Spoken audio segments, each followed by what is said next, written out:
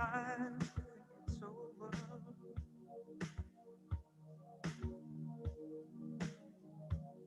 I better read between the lines. Things I need when I'm old.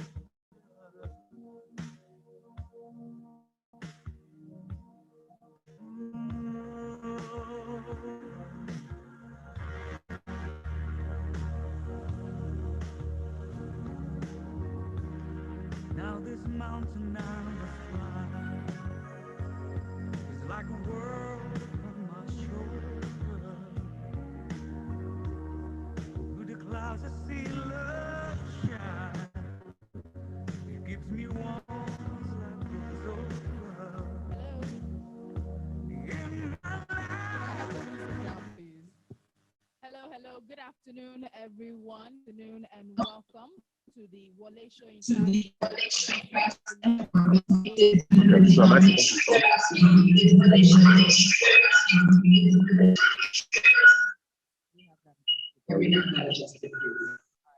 is the 13th Wole Soyinka Media Lecture Series in honor of our very own Professor Laureate Wole Soyinka as he celebrates his 87th birthday. While I know he is not here, I think the fact that we're all here to celebrate him and we start the event does deserve a round of applause. So if Wole Soyinka has ever meant anything to you in your life, if you read his books, gone to see his plays, listened to him espouse his views on Nigeria, this is our way of honoring him as we kick off this lecture series today. Please, a round of applause for Prof.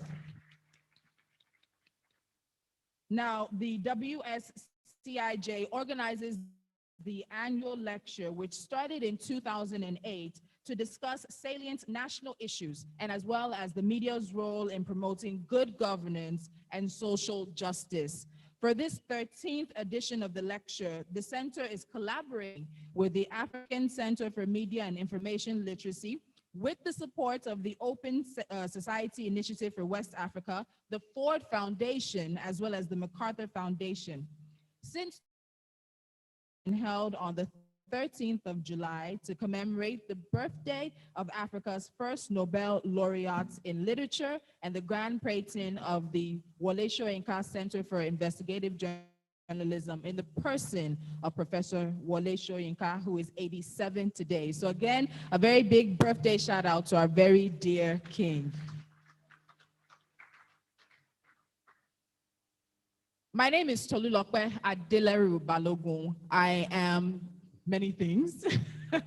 I'm a journalist. I'm also head of programs for News Central, which is a Pan-African news organization based here in Nigeria. Off and on throughout the years, I've worked with the Wole Soyinka Center, particularly through Motunraya Alake, and she's been a fantastic mentor. And it's my pleasure this afternoon. Everything wants to fall on me. It's my pleasure this afternoon to be your moderator. Can I have a minute, please?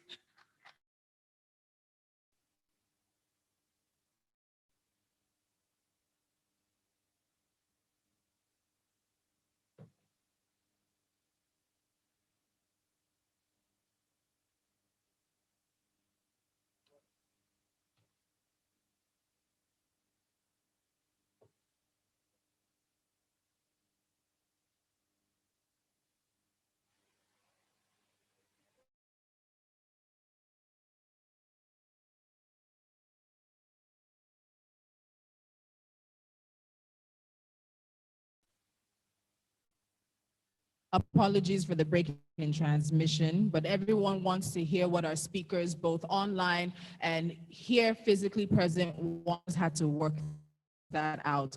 So I will be here to moderate the discussions to make sure that the participation from online and in person is also as lively as possible. Many of us are here because we love Nigeria. We have no other country other than Nigeria.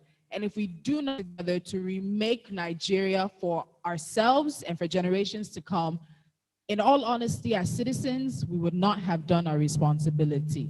So today, I also hope that we leave this place challenged to make a better and a different Nigeria. We will pause here and take the national anthem. I asked Motorayo if I was going to be required to sing, and I know that would have been the fastest way to clear the hall. So thankfully, I do not have to sing, but ladies and gentlemen, I will ask you to be on your feet as we take the national anthem.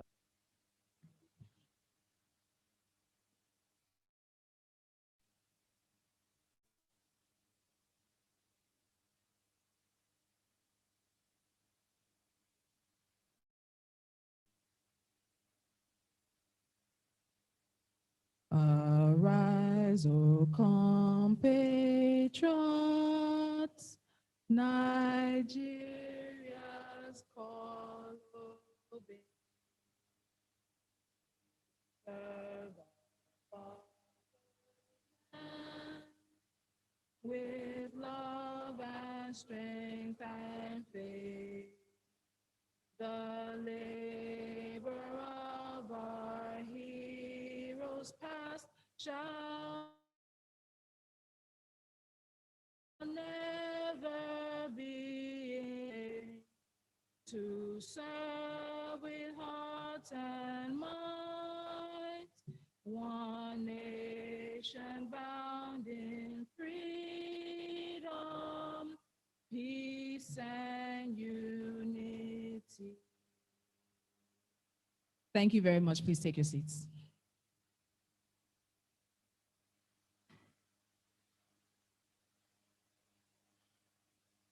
Amid rising ethnic and conflict crisis, food and lives insecurity, banditry, rising oil prices, poverty, exclusion, and poor governance systems, many believe that the unity of Nigeria for quick constitutional reform to avoid further disintegration and national disunity. It is in light of this that the theme of the lecture carefully chose making Nigeria towards a secure and viable union to proffer practical solutions in building a more viable country. A rich blend of panelists will be doing this to different topics for today. And they've all been referenced from the publication, Remaking Nigeria, 60 Years, 60 Voices, edited by Chido Onuma. This is a hybrid event as we will have panelists and participants who are with us physically to together for a number of, actually, they've been online since about, I think 12 o'clock waiting for the event. So we also see you on the Zoom conference call with us. Thank you so much to our panelists who are there, as well as to the participants who will be joining us. I'd like to formally welcome everyone here today. Before introducing the speakers, please permit me to introduce the chairperson of today's event. He is the respected senior advocate of Nigeria, a human rights activist and a lawyer, and we're expecting Mr. Femi Falana to be joining us shortly. Please, a round of applause for him. We do have some panelists who have been logged on virtually, so I will do a roll call of our panelists at this time. First up is Professor Moses Ochonu, who is a Cornelius Vanderbilt Chair in History and a Professor of African History at Vanderbilt University in Nashville, Tennessee. He has authored several books, and he's also a two-time Fellow of the American Council of Learned Societies and a former Fellow of the Harry Frank Guggenheim Foundation. Applause for him. Next, we have Ms. Hafsat Abiola Costello. She is the president of Women in Africa Initiative, which is a platform organizing the continent's leading women into a force for sustainable development. She was a former special advisor to the Ogun State government on trade and investment and later Millennium Development Goals. She is the founder and president of the Kudirat Abiola Initiative for Democracy Kind. A round of applause for her. Also joining us online, we have Ms. Indy Kato. With over 10 years experience as a social and human rights activist, Indy founded the Dinedari Foundation in 2016, deputy spokesperson of the Middle Belt Forum. She has created platforms like Abuja Discourse, Politician, and Women They Vote, all in order to the inclusion of women in the political process. Round of applause for her. I will welcome our panelists to the stage. We kick off the program a little bit more and getting deeper. I do believe that there's anybody way, so we'll hold off his introduction just a bit. But I also have with me today Miss Victoria Bizim Ohairi. She is the founder and director of research and policy at Faces for Change, which is a nonprofit organization based in Nigeria and focused on urban governance, gender inclusion, energy policy, and defending the civic space. She is a lawyer. She is also a South West 2013 honoree, a 2015 Harvard University alumni, and a 2016 Desmond Tutu Fellow. Please, a round of applause for Victoria.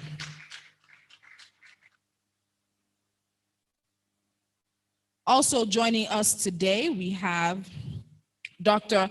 Amadou Shehu. He's currently an assistant professor of English and literature at the American University of Nigeria in Yola, Adamawa State. He is a product of nomadic education and the first nomad in Nigeria to obtain a PhD, with a PhD in linguistics from the University of Warsaw in Poland. He founded two non-governmental organizations that focus on education for underprivileged children and conflict resolution in Nigeria. Please, a round of applause for Dr. Amadou Shehu. We also have with us today Mr. Nubari Sata. I want to be sure I have the right one. Yes, there we go. He is a Niger Delta activist and the acting president of the Niger Delta Congress. He is a data analyst, research consultant, writer, and editor of Freedom Press. His articles and writings have appeared in The Guardian, Punch, The Cable, Premium Times, and Sahara Reporters. He has also been a contributor to CNN, BBC, Al Jazeera, Ozi, and Reuters. Please, a round of applause for Nubari Sata.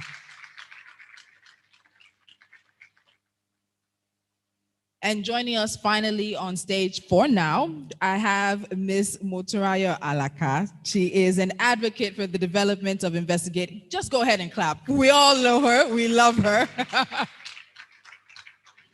She's an advocate for the development of investigative reporting and accountability journalism with over 15 years experience. She is the executive director and the CEO of the Wole Soyinka Center for Investigative Journalism, and she leads collaborative efforts between the media and other key actors. She is a Stanford Draper Hills Fellow and a Stanford John S. Knight Fellow. Please, a round of applause for her. So thank you to all of our panelists who are here physically. Thank you to the panelists who are joining us online as well. We do hope that some more of our notable participants and panelists will be able to join us very shortly. So on behalf of the WSCIJ as well as AfriMil, I once again welcome the participants and the panelists to this year's lecture. We are aware that we have representatives of the media, government, pressure groups, policymakers, the private sector, students, non-governmental organizations, and members of the diplomatic corps in the audience. So a welcome to all of you for making out time today. Thank you very much.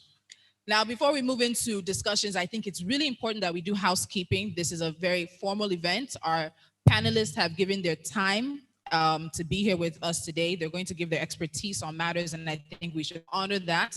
Let's take just 30 seconds for everybody in the audience to first put your phones on silence. Please, let's do that. It's a way of letting the panelists know that you value the time that they're going to spend with us today. And I have a habit. If I hear a phone ring, someone's going to sing. So if you don't want to be the person singing, please put your phones on silent. The lecture is also being recorded for the purposes of documentation by the organizers online and offline, so be aware of that. The hashtags for the lecture across all social media platforms, you have hashtag 13WSC lecture and hashtag remaking Nigeria. So whatever you want to say, whatever sort of feedback, let people know that you're here, let people know that you're participating, let people know what the conversation is. Please use those hashtags. Comment questions are definitely welcome. I will be very picky when we put the microphone to the audience, but please note that we'll do that at the appropriate time. Those of you who are attending virtually, just drop your comments, your questions in the chat, and we will pick it up, myself or some of the organizers, and we'll make sure that those questions are addressed, and we'll direct them to the appropriate panelists when the time comes. So I've done my parts, at least to a certain level, but it does require a bit more for us to make sure that we've kicked off the event fully. So I would like to call on the board secretary of Soyinka Center for Investigative Journalism in the person of Mr. G.T. Ogunye to formally open the event for us. Please, a round of applause for him.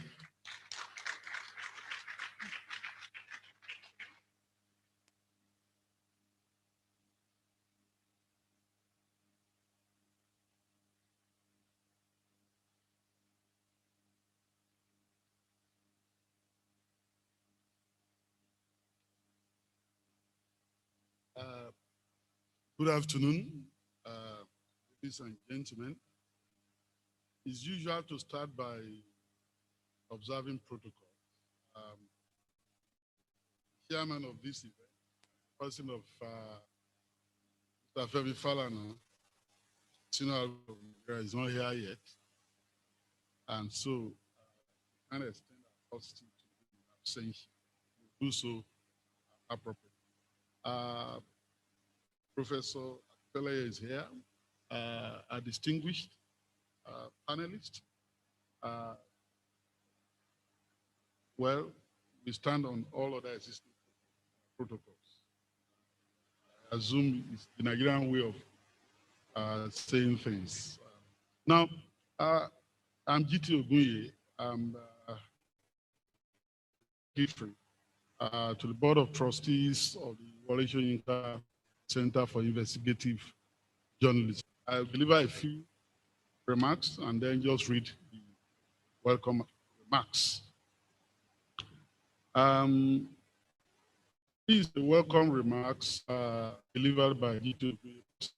Soyinka Center for Investigative Journalism at the 13th Wole Soyinka Center Media Series held on Tuesday, 13th of July, 2021. 13th of July and 13th lecture. That's very significant. Chairperson, panelists, leader of the press, ladies and gentlemen of the media, distinguished guests, ladies and gentlemen, good afternoon. It is my pleasure and privilege to welcome you on behalf of the Board of Trustees of the Wole Soyinka Center for Investigative Journalism, the 13th lecture series. And by the way, Professor Shikoni cannot be here. He usually attends this occasion. This lecture, the Wole Soyinka Media Lecture Series, is an annual program of the Wole Soyinka Center for Investigative Journalism aimed at examining varying topical issues that have a reverberating effect on the perceived performance of the media on the health of Nigeria's democracy and the country at large. The center has since 2009 held the lecture on 13th July to commemorate the birthday of Africa's first Nobel laureate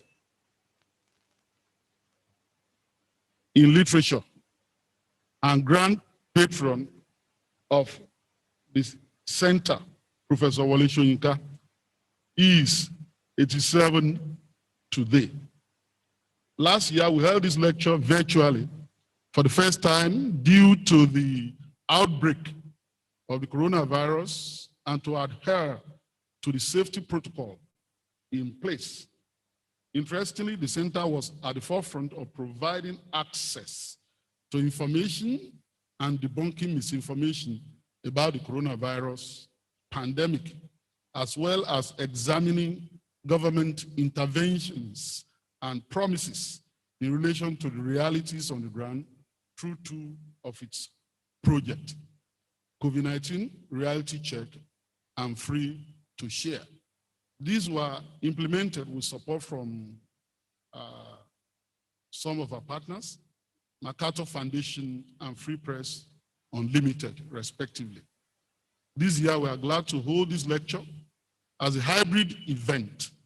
As some of us are participating physically, we have hundreds or perhaps thousands of other people joining us virtually. Equally, a few of the panelists for the day will be contributing to the conversation virtually.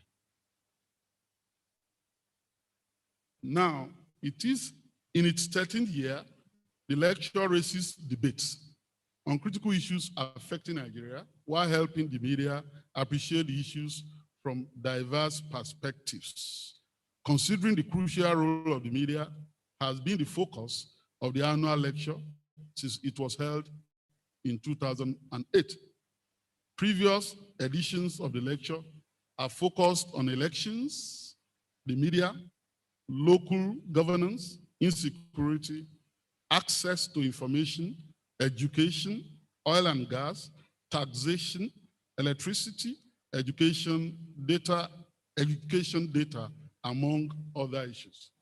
The lecture today is critical to having conversations on the varied issues that challenge our unity, nationhood, and security towards helping us pull through them. There can be no better time to do this in the history of our country than now, when our country is plagued by a number of issues, including security, poverty, and other economic indices, secession threats, and shrinking civic space.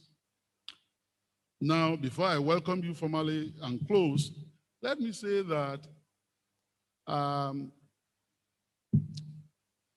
apart from what has been enunciated and declared as the significance of this lecture and interactions and conversation, I think it's important that we must note that this is a critical period in our nation's history. Not so much because of the threat to the survival of Nigeria as a country, because of sweltering injustice, not just because people wanted to go their various ways, because of sweltering injustice. And that's why when people emphasize unity, I say, I emphasize justice. Once there is justice, political, economic, social, unity is guaranteed. Nobody wants to run away from a place that is good. Once our nation can guarantee this, unity should be taken for granted, except there are people who, in spite of those good things of life, who still want to run away from those good things of life. And it's not human nature, by the way. So this is a critical period. And I will want the panelists and all of us to reflect on this, amongst all the other sub-themes that we want to discuss. Which is the coordinated and concerted effort of the Nigerian state to kill the right to freedom of expression. And we may not look at this the way they are. Just 2 days ago, Premium Times had a report of money being voted to the NIA to be monitoring phones, WhatsApp messages, emails, and things like that. And this was in billions, okay? And then you may want to say that, well, we're facing all sorts of challenges and threats, security threats. So government has to do that to be able to nip things in the bud. Oh, the ones we can see physically, the kidnappers that are taken, government is not doing that. So why will you be talking about the rarefied area of, if you think that's the reason why government is doing that? It is not, and that's just a strand. The other ones are there. Even in the civil space, alarmingly now, go through the social media, there are a band of regime agents. Anytime you say something contrarian, they descend on you, again, saying that they are exercising their right to freedom of expression. But it's so coordinated. If you do a survey and then go through all the Facebook pages of these persons, it's the same coordinated attack in hundreds, in thousands, just to muscle and ensure that the contrarian voice is not heard. You could talk about the right to freedom of assembly and association, section 40 of the Constitution. But what is not often discussed is the right to freedom of expression, thereby, because they are intertwined. If somebody is staging a protest, he's expressing himself.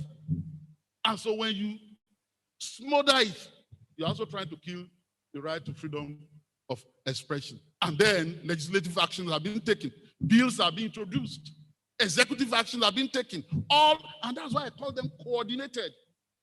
So that before we can begin to reinvent Nigeria and then the other country bring about peace, once the right to freedom of speech is killed, nothing is left, because that would then mean that we can no longer gather and in good conscience and good faith express ourselves and provide solutions to our problem.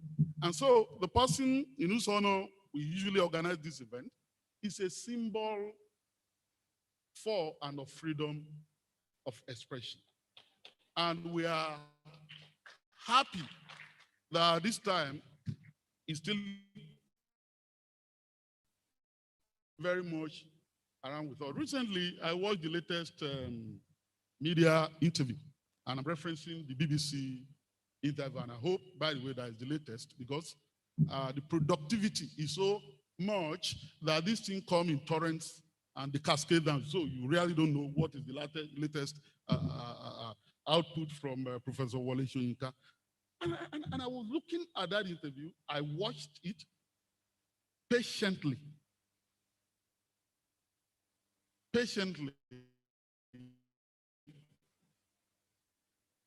for substance and form. Substance for the ideas, for the ideals, for the progressive voice, but also for form. 87-year-old man, will he falter? Will he remain logical? And after that interview, I called a friend and said, you know, serve the life of this man for a long time to come, so that that credible voice can continue to be heard in our country, nudging people to the ideal, so that our society will continue to be the beneficiary. So we're thankful that it's very much around, and that years after he got the Nobel Prize for Literature in 1986, about 35 years ago, and a lot of people were thinking that that's the acme, the very zenith of his literary prowess. One would wonder whether between that time and now, he has not written more, he has not said more, he has not produced more work and all that for the benefit of mankind as a humanitarian. And I want to welcome you warmly to this lecture and enjoin you to relax and follow the conversations towards remaking Nigeria as our panelists, to the very eminent ones who have traveled from far and wide, and those who join us on cyber. As our panelists today are carefully selected to contribute their thoughts and experiences to the burning issues before us. Welcome again, and do enjoy the discussion. Thank you all very much. Please, I think we can do better than that. Once again, a round of applause for the board secretary, Mr. Jite Ogunye. So as I mentioned earlier, this is happening in collaboration with a number of partners that the center has, and we'd like to hear from them before we continue with the program.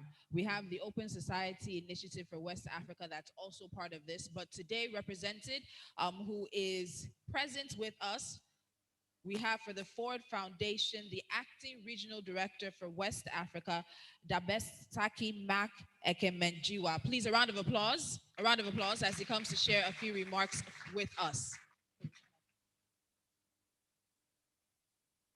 I do believe he's online, so if we can get him up online so that we can hear his remarks.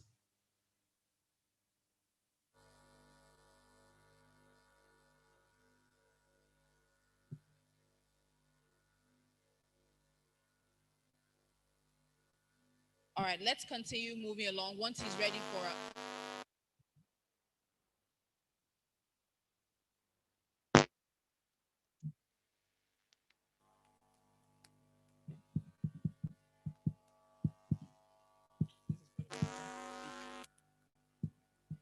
And this is part of what we want to remake. All right, so let's move on. Once he's ready for us, we'll come back to him. Online also, we have Dr. Kole Shetima. He's the Africa Director for the MacArthur Foundation. They are also supporting the center in this. Dr. Shetima, please, over to you. Please, a round of applause for him.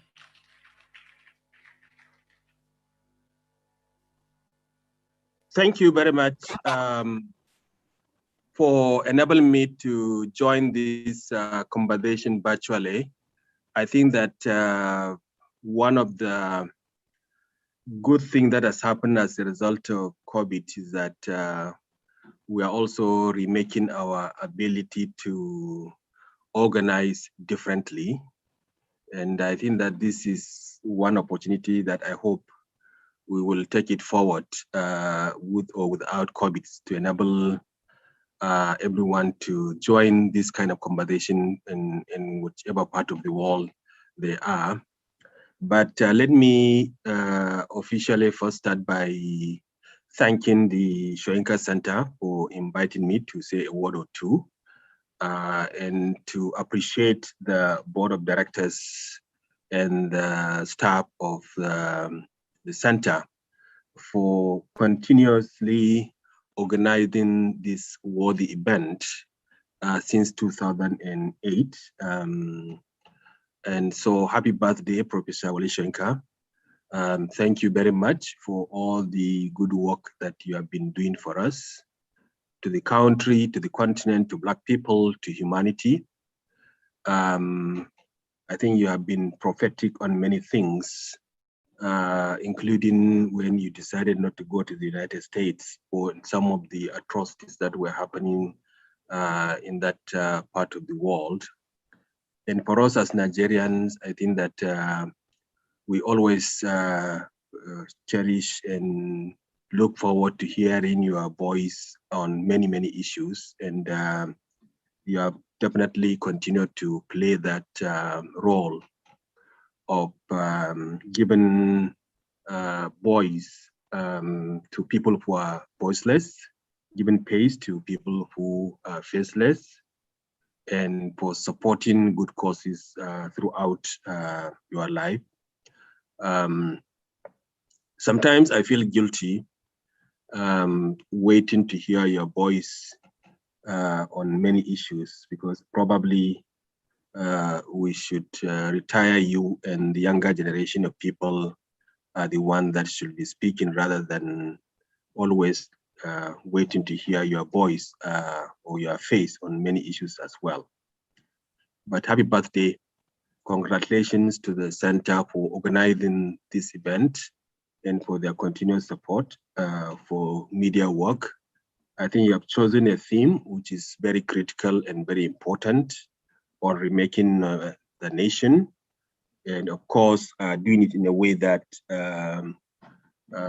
as the welcome address says, has to be based on justice, fairness, and equity. And I think that is the basis upon which we can have a secure and a bearable nation. So happy birthday, Professor Wole Soyinka. Thank you very much for inviting me to say a word and two. And I look forward to what I'm sure will be a very vigorous conversation from this distinguished set of panelists that have been together. Thank you, moderator, and wish you the best. All right. Thank you very much, Dr. Shetima, the Africa Director for the MacArthur Foundation.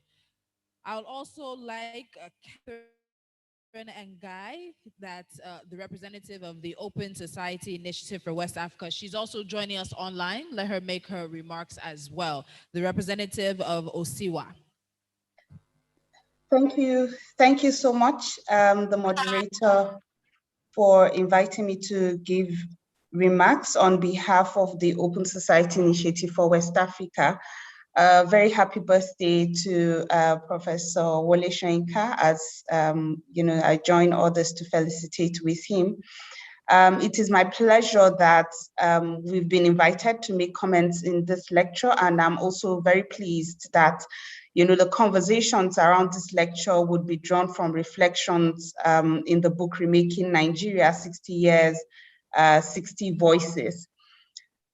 I believe that the key issue that we're facing right now is the fact that Nigeria is not working for Nigerians. And, you know, this is something that we're all agreed on. We have perfected the art of conducting elections. Arguably, they are not perfect, but at least we have regular elections. And so we've managed to call ourselves a democracy. We are, however, struggling with the process of democratization, the functioning of democratic institutions that regulate government, that elevates the principles of the rule of law and justice, as previous speakers have said, and importantly, the dignity of every Nigerian. We're still struggling, you know, on these fronts. And this book that was put together and edited by Chido brings Nigerians who have taken time to reflect on progressive ideas and how we can build a better society. We have always said that there are very key moments in Nigeria's history, and you know, this is one of those key moments, again, that we're staring at another decade in the face. We're 60 years now after independence, 50 years after a civil war, and a new decade, a new generation of citizens facing us, and they're asking questions, and those questions must be answered. And so this book seeks to chart a pathway for citizens to reflect on where we have come as a country and where we're going to. Most importantly, it asks the questions of nation building. How have we fared 6 decades ago? How have we fared now? And what are the lessons that we can carry for the future? I am glad that it's being discussed at this media forum because we believe that narrative is important. Narrative is important for any nation building. And so it is our pleasure, and we congratulate Prof on his birthday. Congratulations to Chido for putting together this book, 60 Years, 60 Voices. I salute all the contributors to the book who are also panelists at this conversation, who have brought their hearts and reflections to bear. And I actually really recommend this book to everyone interested in reimagining a Nigeria that works for the good of all. I thank you very much, and I wish us a great lecture today. Thank you.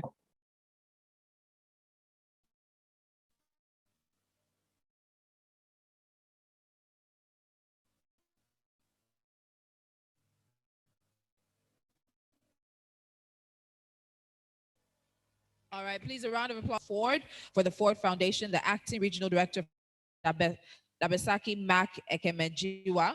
Please, are you online?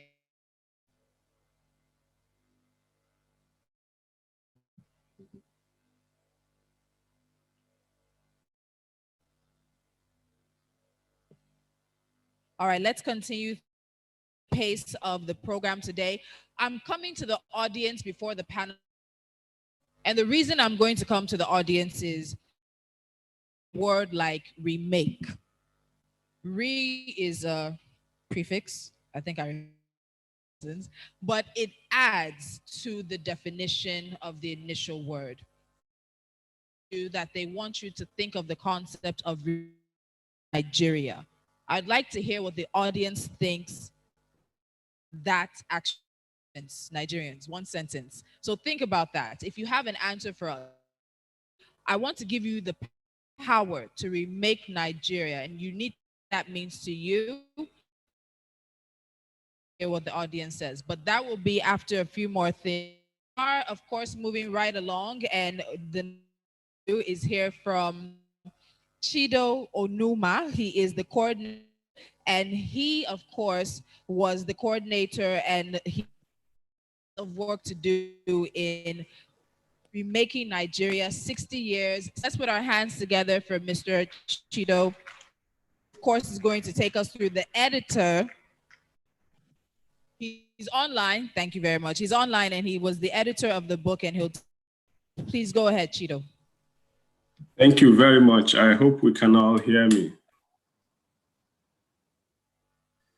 Yes, we can. All right. Thank you, the moderator for a wonderful session so far. Good morning, good afternoon, good evening, depending on where you're joining us today. I'm joining you from Richmond, British Columbia, Canada. The chairman of today's event, our good friend, Mr. Femi Falana, Senior Advocate of Nigeria, distinguished guest, all protocols observed. My name is Chido Onuma, and I'm the editor of Remaking Nigeria, 60 Years, 60 Voices. Remaking Nigeria is a book of 60 essays by 60 young Nigerians to commemorate the 60th anniversary of Nigeria's independence. Regrettably, 60 years after independence, Nigeria has remained an underdeveloped country despite being projected at independence in 1960 as the great African hope. Instead of competing favorably as expected, Nigeria has largely disappointed not only its citizens, but also the rest of the world.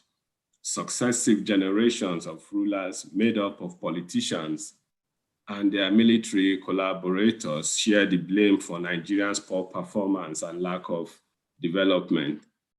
The failure of these rulers means we have to look elsewhere in finding answers to the problems of Nigeria. It was with this in mind that the African Center for Media and Information Literacy, AFRICMIL, set out in 2020 to bring young Nigerians from different walks of life to lend their voices to the urgent quest for national redemption.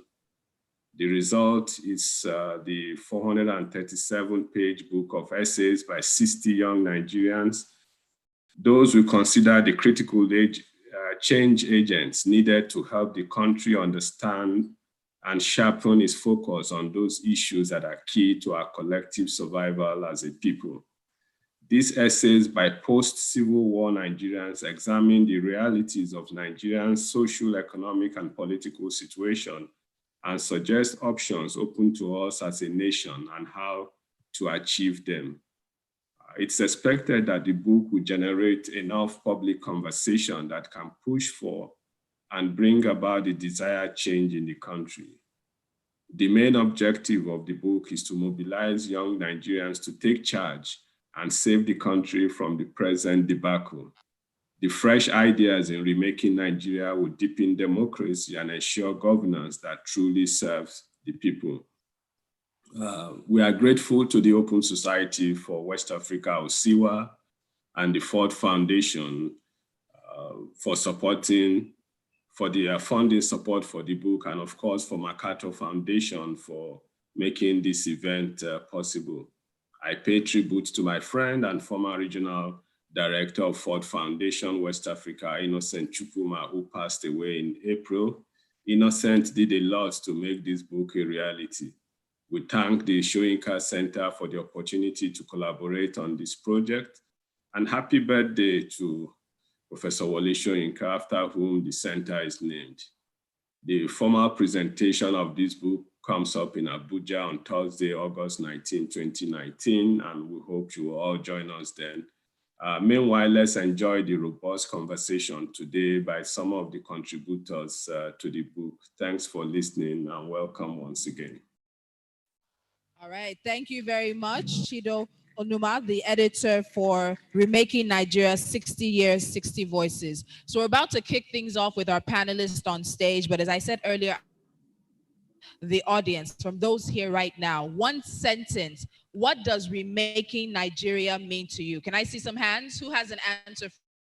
Gentleman in front here.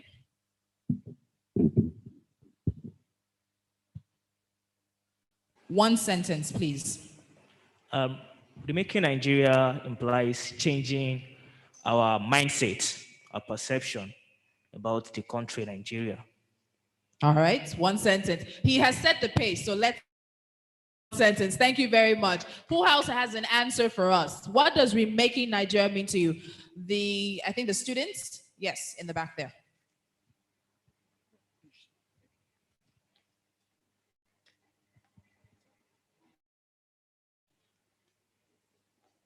Remaking Nigeria means to transform or to rebuild. To transform or to review. We've also had changing mindsets as well. We have a lady on this side over here, please. Just two more, and then we'll come.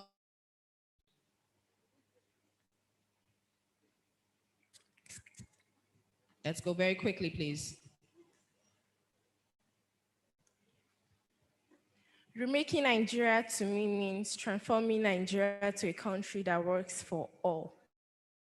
Transforming Nigeria to a country that works for all. Is there anyone else who wants to share their thoughts? Anyone? Okay, two more. My last two over here, and then we'll move to the stage. But one thing we can see is it's one word that we're all focusing on, but people are giving us different answers. And with people, what does a Nigeria that works, that is remade, look like for each of us? All right, please go ahead. Remaking Nigeria means solution. Solutions. All right. All right, one more person.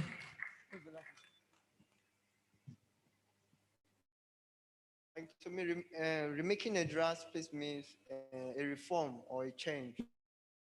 Reform or change. So we've heard transformation, we've heard changing mindset, we've heard solutions, we've heard reform. Those are the things that Nigerians are looking for when we talk about having a country that works for everyone. Panelists, and they're going to take specific areas that lend themselves from the book as we look at remaking Nigeria.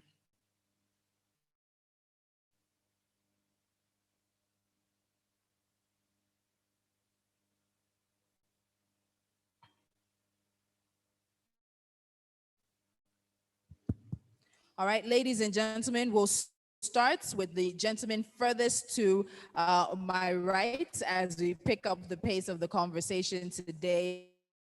Making Nigeria, Mr. Nubari Sata is in the middle. So I'm going to the next person. There we go. I want to start from that far end there. Dr. Amadou Shehu, there we go. And he's going to be looking at the issue of really interested that he was the first nomad in Nigeria to have a PhD. And that means for us, system in Nigeria in a way that works. And I'm going to let him touch on education, which has been a front burner topic. He works with the American University of Nigeria, and he's going to discuss community-based model for basic education. The mic is yours. Yeah, hello everyone, our chairman and distinguished ladies and gentlemen. As a nomad and a headsman, on behalf of everyone in Nigeria, our only Nobel laureate, our happy 87th birthday. And we tell him that we receive the objective opinions he has been put solutions for Nigeria. And we are all on the same project. Now, it is no brainer, in my opinion, that there is no human development without education. And I am a living example. And it is no longer a big topic of education. There won't be any quality, productive, and useful education without sufficient quality and up-to-date basic education, for the simple reason that every secondary school people, tertiary institution students, and university graduates must have had their foundation from basic education. And what is basic education entirely? By duration, we define basic education as the first 6 primary school years and the first 3 junior secondary school years of schooling in Nigeria. And that is what basic education means. And what is the goal? The general goal of basic education is to prepare the citizen with the right apparatus to live within his immediate environment and achieve his most basic needs of life operation. And if that is the case, we should now check that the most important tool to remake Nigeria in any way, economically, politically, whatever way you see it, is solely dependent on the quality of basic education for all Nigerians, because that is the stage where we are armed with the mindset. We've had the definition here, the thinking, we've had another girl suggesting, the patriotism, the ability to harness our immediate environment and to access the secondary environment, and which the two will make us useful citizens that will build the country. And if we are to in any way improve Nigeria, it means we have to look back at the foundation and make it solid for the building of the nation. And the foundation actually is the basic education. If at all, education is at the center of development. Now, we all know how our basic education looks like. I won't delve into that because I don't have that much time. But across the country, the story is the same. Common Nigerians no longer have access to quality basic education. Most of our kids on the floor, on the ground, under the shade of trees, called school. And worse to that, in every out of 5 out of school children in the world, one of them lives in Nigeria. That is UNICEF projections.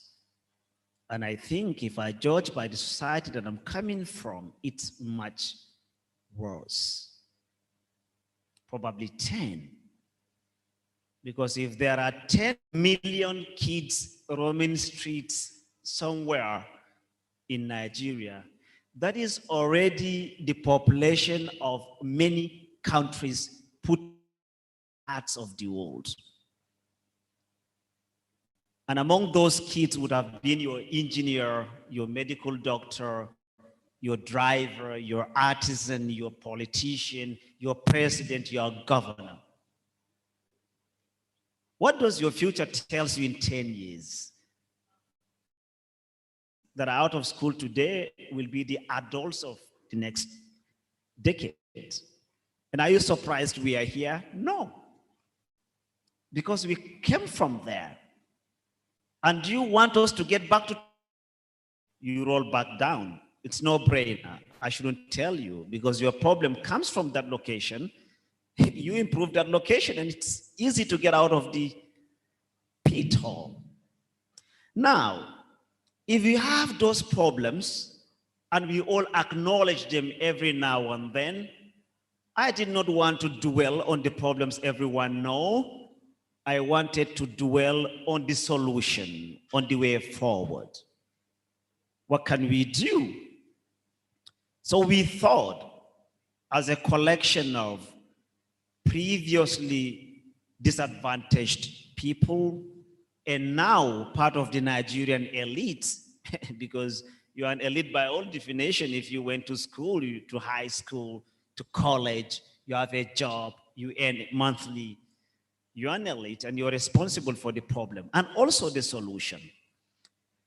Now we advocate for a community-based model of basic education that has the capacity to bypass the administrative, structural, budgetary, financial, and curricular bottlenecks that have held the Nigerian basic education at ransom for all the decades that we have lived as an independent nation, particularly the current arrangement that the country has been running from 1999 to date as a structural change to delivering the very soul of nation building, which is self-conscience as first a human and second and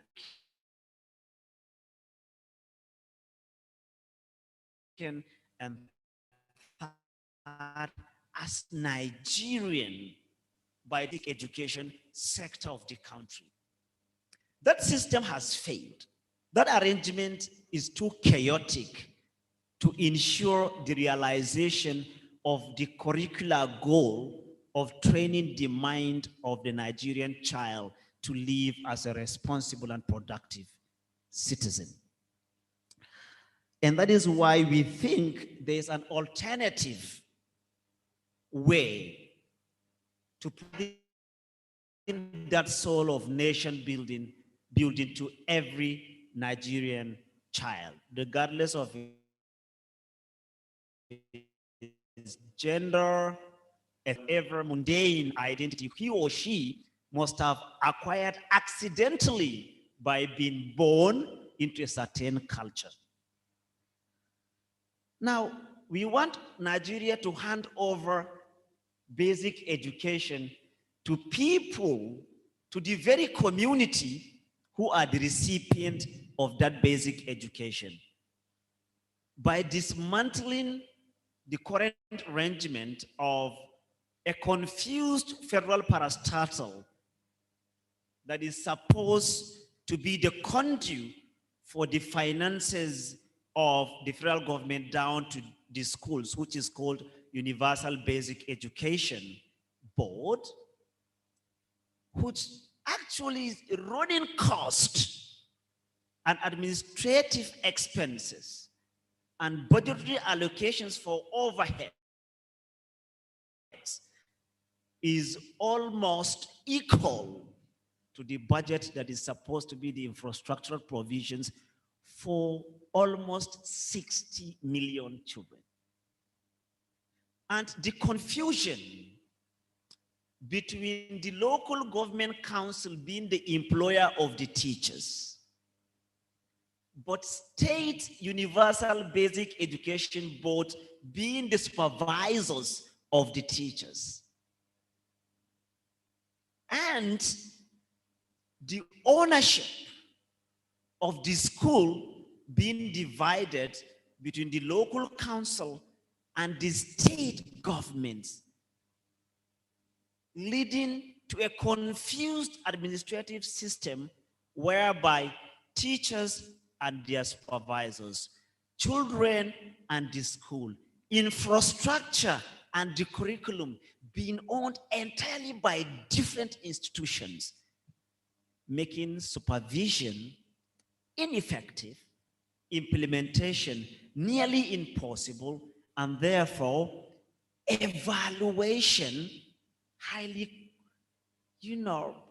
chaotic, that a teacher is being evaluated by a different institution, and then his own superior, the executive secretary of the local education authority, being appointed by the state government, who at the end is not his employer.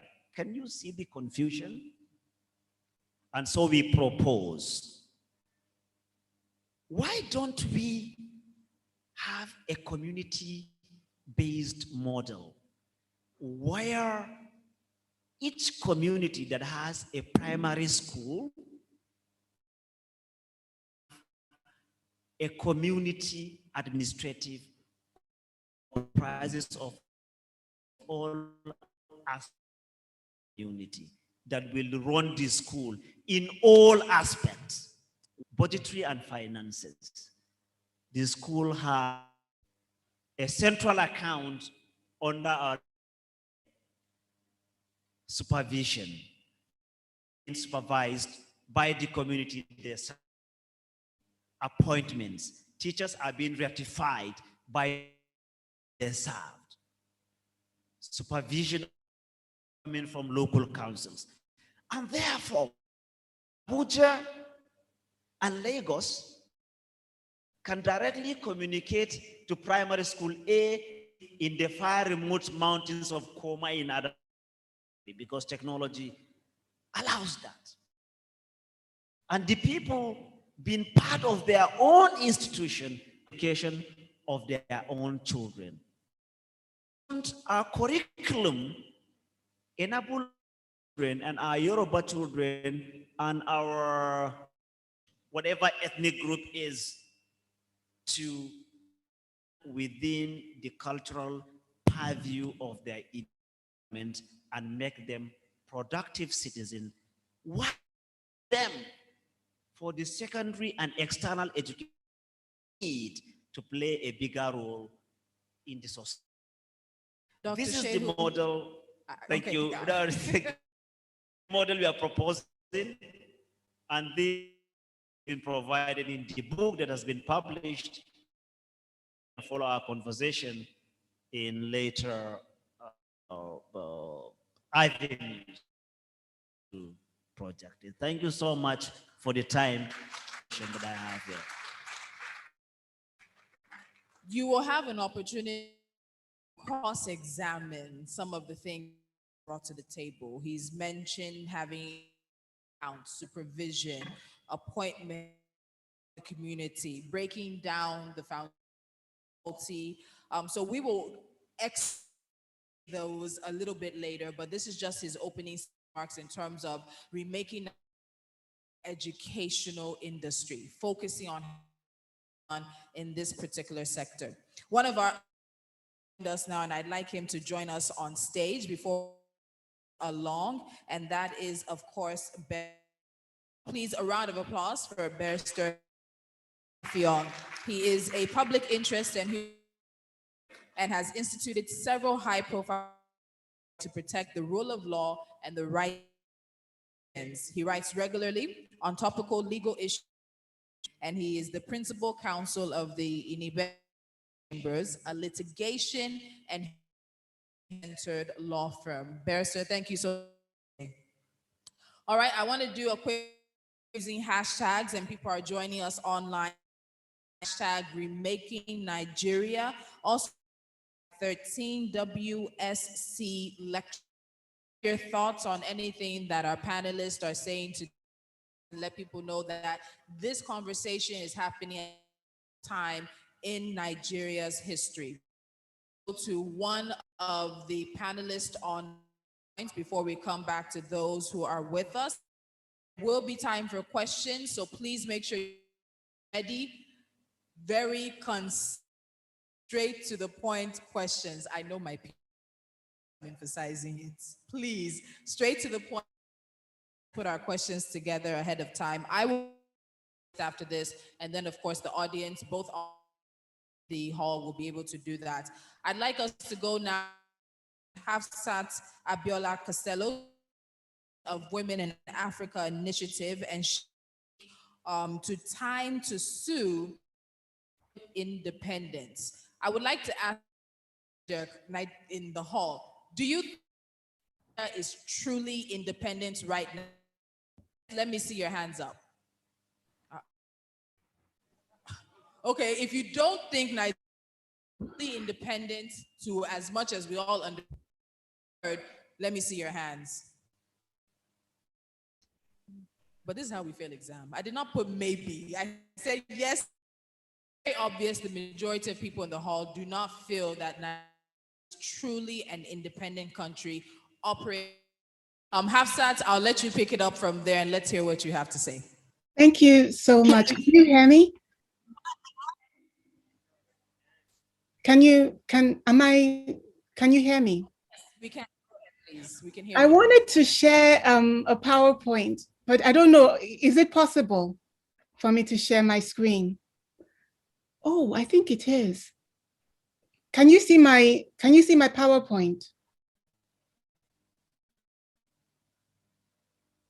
So what I want to talk about today, first of all, let me say how honored I am to be part of this program, and that I've known Chido maybe over 20, I know definitely over 20 years, maybe even 25 years, because there was a time that my organization was giving support to young journalists. And Chido got the first and the only award that we gave, because we changed the program after that.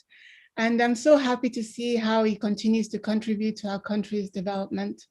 It's also an honor for me because today is the day and the birthday of one of my big heroes, Professor Wole Soyinka, and that we're doing the celebration under the auspices of the Wole Soyinka Center, which was created by one of my closest friends, the journalist Dapo Loriyomi, and so many people that I love and respect, like Professor Shikoni, and so many people. And I'm happy to see all of you in the hall. I wish I could be with you. Unfortunately, I come home in 2 weeks after this program would have taken place. So I just want to quickly go to my remarks so I don't waste your time. You know, and to give you the context for my remarks, I travel around Africa a lot. In May, I was in Mali to receive an award. And as I flew out of Mali, there was a coup d'etat in Mali. It was incredible. And I think it was about 18 months ago now, I was in South Africa for a conference. And as we landed at the conference in Cape Town, there was a huge, massive protest like what is happening now, because a young girl had been raped when she went to the post office and killed by one of the postmen there. So, you know, I've been traveling around Africa and working on Africa because of my job with Women in Africa, because we actually have ambassadors in about 48 countries, and we're active in all 54 African countries. So I think, you know, the question that we're asking that about Nigeria and Nigeria not working for Nigerians, I think it would be important to pay attention to more data points which show that we can actually ask the question, is Africa even working for Africans in general? And if we ask that question, then we see that, you know, a lot of the solutions that we come up with in Nigeria may not be sufficient. So I want to offer additional solutions to the general conversation that we can keep in mind when we are defining our strategies to go forward. So I have a 3-step program for reclaiming the quest for a prosperous country. And the first step is to identify the source of the problem. The second is to understand how the system is currently working. And the third is to create an alternative. So if we look at the first step, you see I have a drawing here. And in this drawing, you see in the downstream, you have, usually when they show this drawing, they show children drowning in the water in the downstream, and people are jumping in to rescue the children. And I think because it's such an emergency, it makes sense that we should focus on where the children are drowning. But whenever this is the story of children drowning is told, they say that then somebody runs upstream. You see that person running upstream, and others are saying, come and help us to save these drowning children. And the person says, no, I have to run upstream to see how the children are getting into the water in the first place. Because really the real problem, the source of the problem is upstream.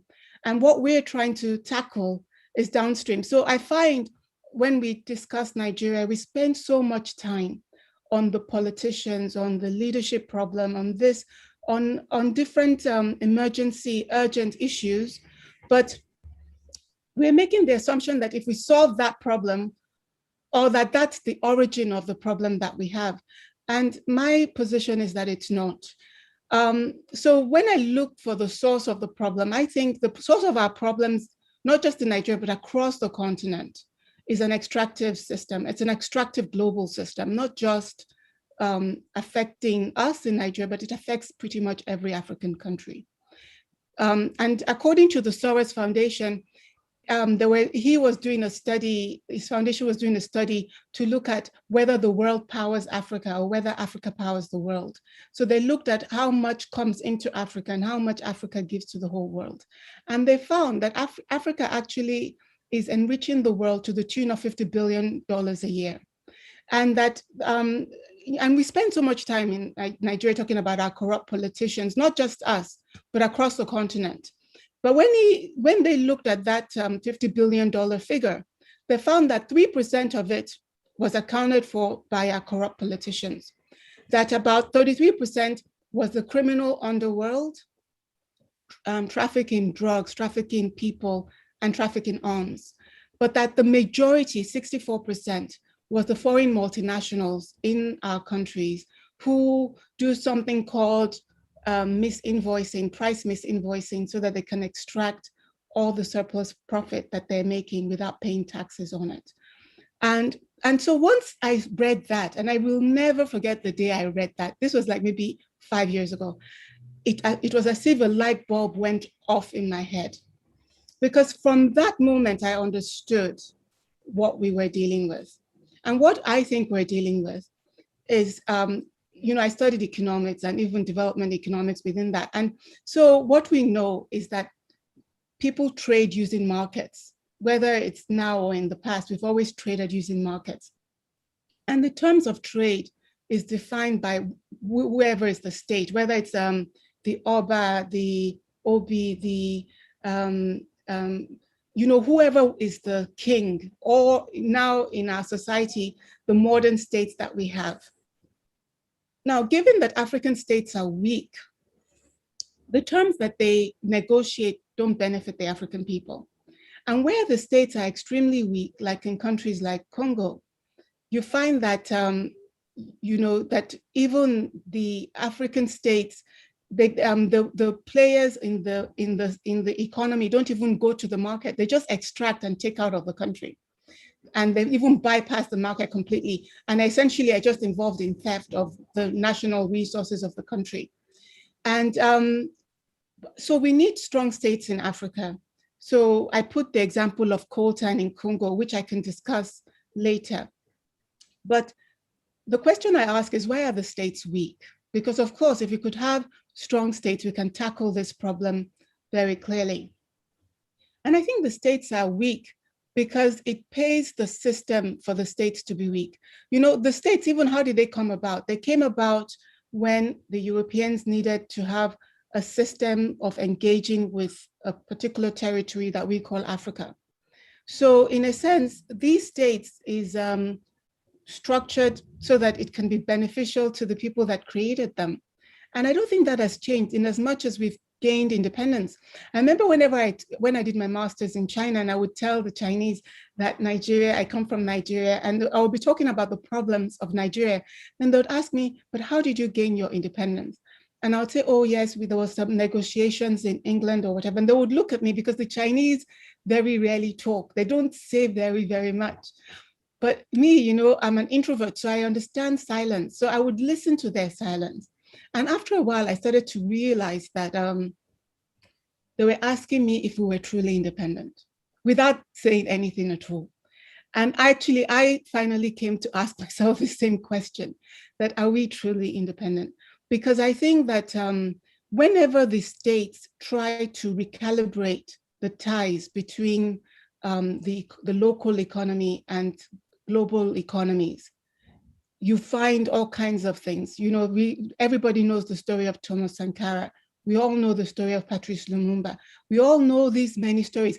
Actually, there's a document I have that just talks about one European country, power in Africa, and its replacement of 22 heads of state in Africa, 22, which it felt were too independent-minded or something.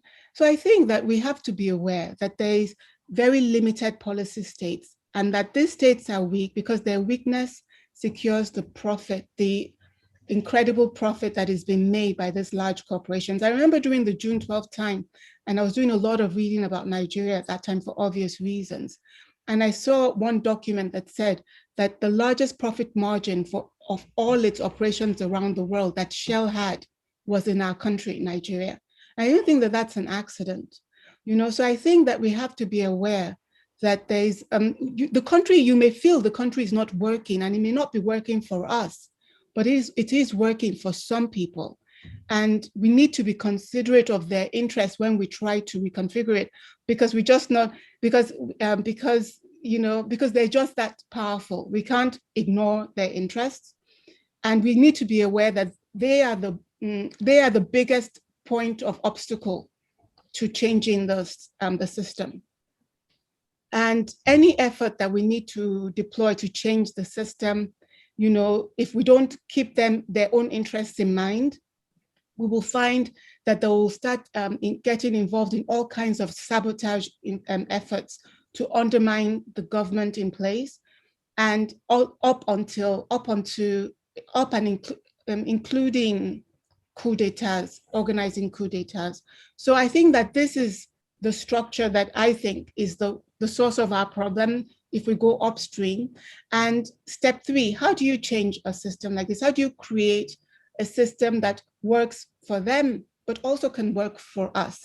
I think this is the key. And I think of it as creating a functional system. My 4 main ideas along these lines. The gentleman that spoke about education, I completely agree with what he said about the need for us to strengthen communities and let communities take responsibility.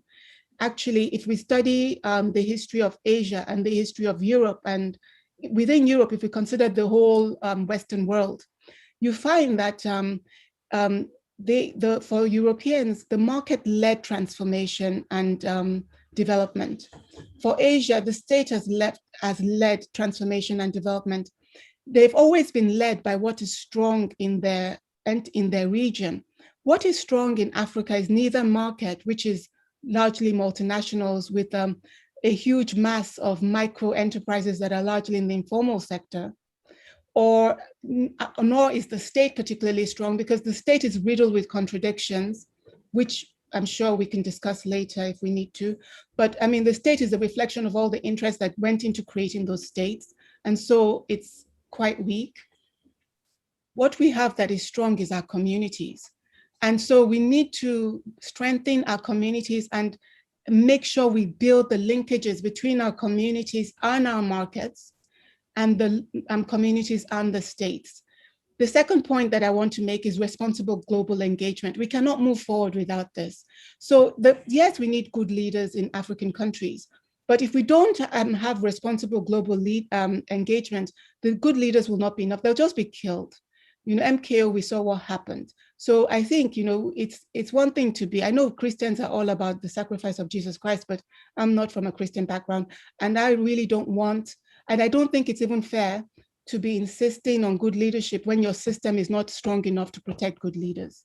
So I think we need to be looking to engage globally around having good leadership. And I have some ideas for how we do that. And Africa needs to unite. Oh, I've run out of time. Okay, wait, okay, let me just give you the last 2 points. Africa needs to unite. Right. You know, we have African Union, we have the Africa Continental Free Trade Area. It's a key opportunity for us. We have Africa Development Bank. All these institutions are key because the problem is not just in Nigeria, so the solution will not just be in Nigeria. And if Nigeria generated the solution on its own without the others, it will be actually vulnerable. So it has to federate the solutions and engage with allies, and we can use technology to enable. So thank you very much. I'm sorry I've run out of time, but I hope maybe in the question and answer we can engage further. Thank you. Thank you very much, Hafsat Abiola Costello. We'll take you up on some points. I have interest in one. You have Africa Unite there. And when you look at some of the work the AU has done or not done in terms of helping to entrench democracy on the continent, you really have to wonder if it's not turned into an old boys club rather than the original origins of the OAU that then became the African Union. So we can get into that, some of the conversation later on. We'll keep things moving. My next panelist is going to be someone here on the stage with me. I'll hand it over to Barrister Effiong, and he's going to take us on the rule of law and the survival of Nigeria. Barrister, let me ask you a question before you start. Are we surviving? Are we one leg in the grave, one leg out? Are we on life support? Is there the potential to resuscitate the country we call Nigeria? Over to you.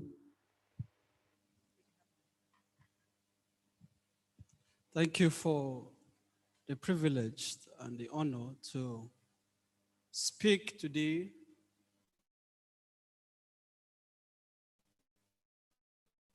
in honor of one of the gatekeepers of our nation. You can see from my attire, I'm coming from court, where I had to appear in a matter that I challenged the imposition of fines on broadcast stations in Nigeria for so-called hate speech, which came up today for hearing, and judgment has now been fixed for the 8th of October 2021. Seated here, I can see my mentor Femi Falana is saying. Some people say I speak like him. I don't know whether it is true or not. I had since adopted him as my father, whether he agrees or not. Now, speaking about rule of law, for me, Nigeria is at a very difficult period. By my collection, and I speak in the language of my generation, I have never seen a regime, I have never seen a time in our national history where the fundamentals of nationhood, where what keeps a nation and what keeps the soul of a nation alive, has ever been challenged more than this period. Now, rule of law simplified is basically a theory which was popularized in the 19th century by Professor A.V. Dicey, a British and English jurist. And of course, there are various components to the rule of law. But primarily, the rule of law must be anchored on respect for human rights, equality before the law, and supremacy of the law. Now, these three key elements, three fundamental ingredients of the rule of law have been totally annihilated under the current regime. And for me, it will only beg the question if we speak to these issues without giving a human face to them. So if we have to mention names, we must mention names. For me, what is more tragic about the assault on the rule of law under the Buhari regime, whether in terms of the flagrant disobedience to court orders, the reckless violation of the rights of Nigerians on a daily basis, the intrusion, the audacious intrusion into our civic space, the continuous and sustained attack on free press, it is most shameful that this is coming under a government that pretends to be progressive, under a party that promised Nigerians change. But I think we must have misunderstood the message.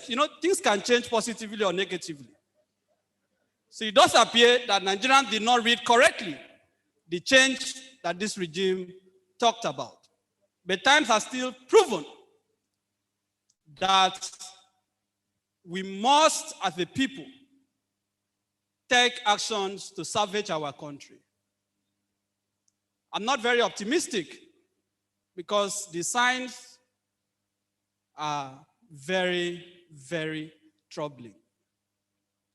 Today, in Lagos State, where all of us are seated, and I want to give specific examples, as I said, within the few minutes I have, I want to put human face to these issues.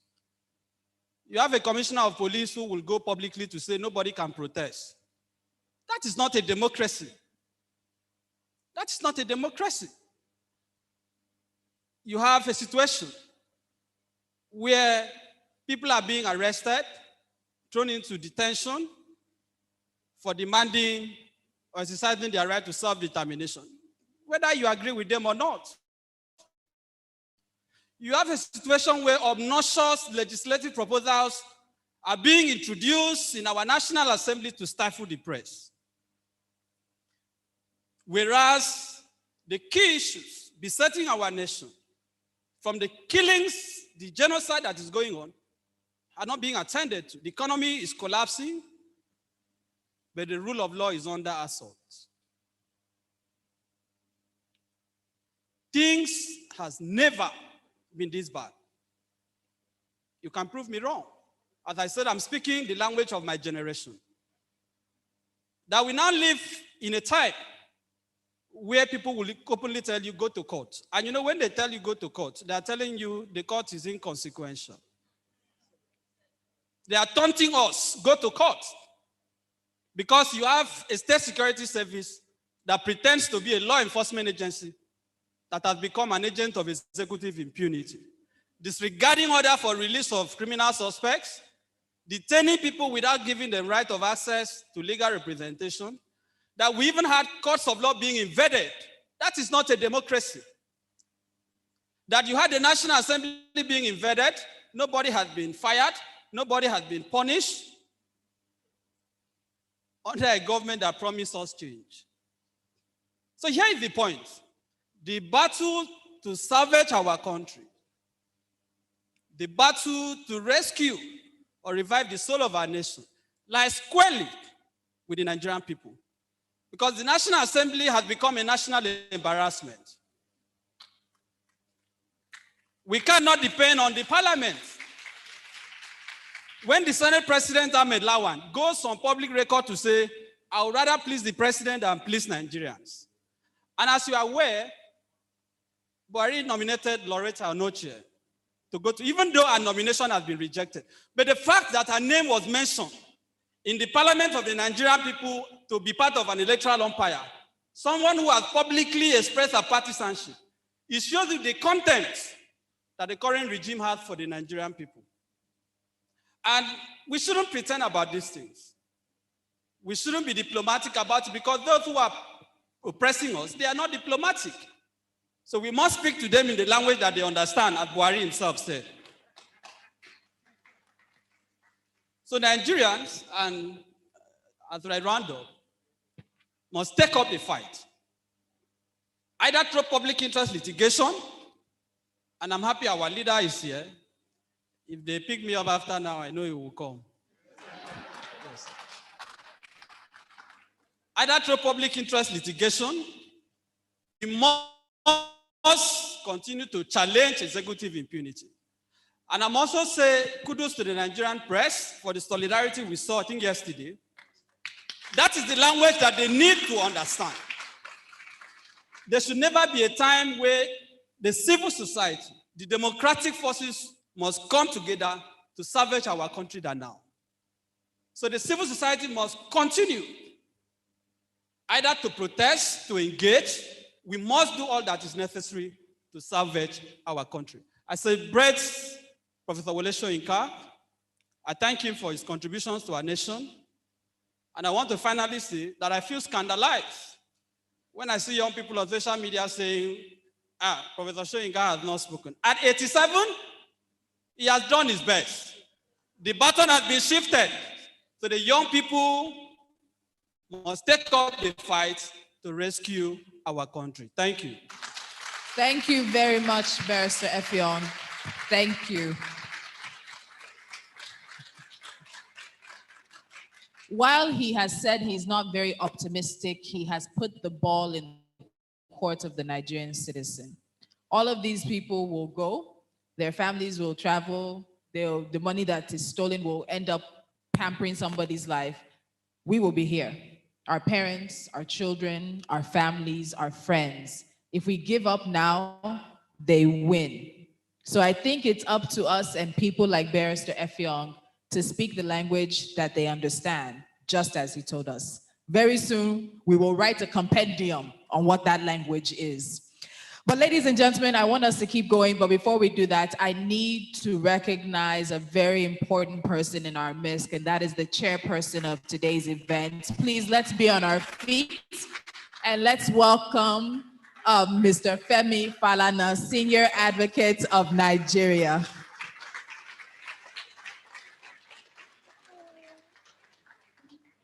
Thank you very much, sir, for being with us today. All right, so we're going to keep things moving, and we are moving on to our next speaker, who is sitting right beside me. I'm going back to following my program now, so that we can be online and on time. I already anticipate that the Q&A is going to get very hot.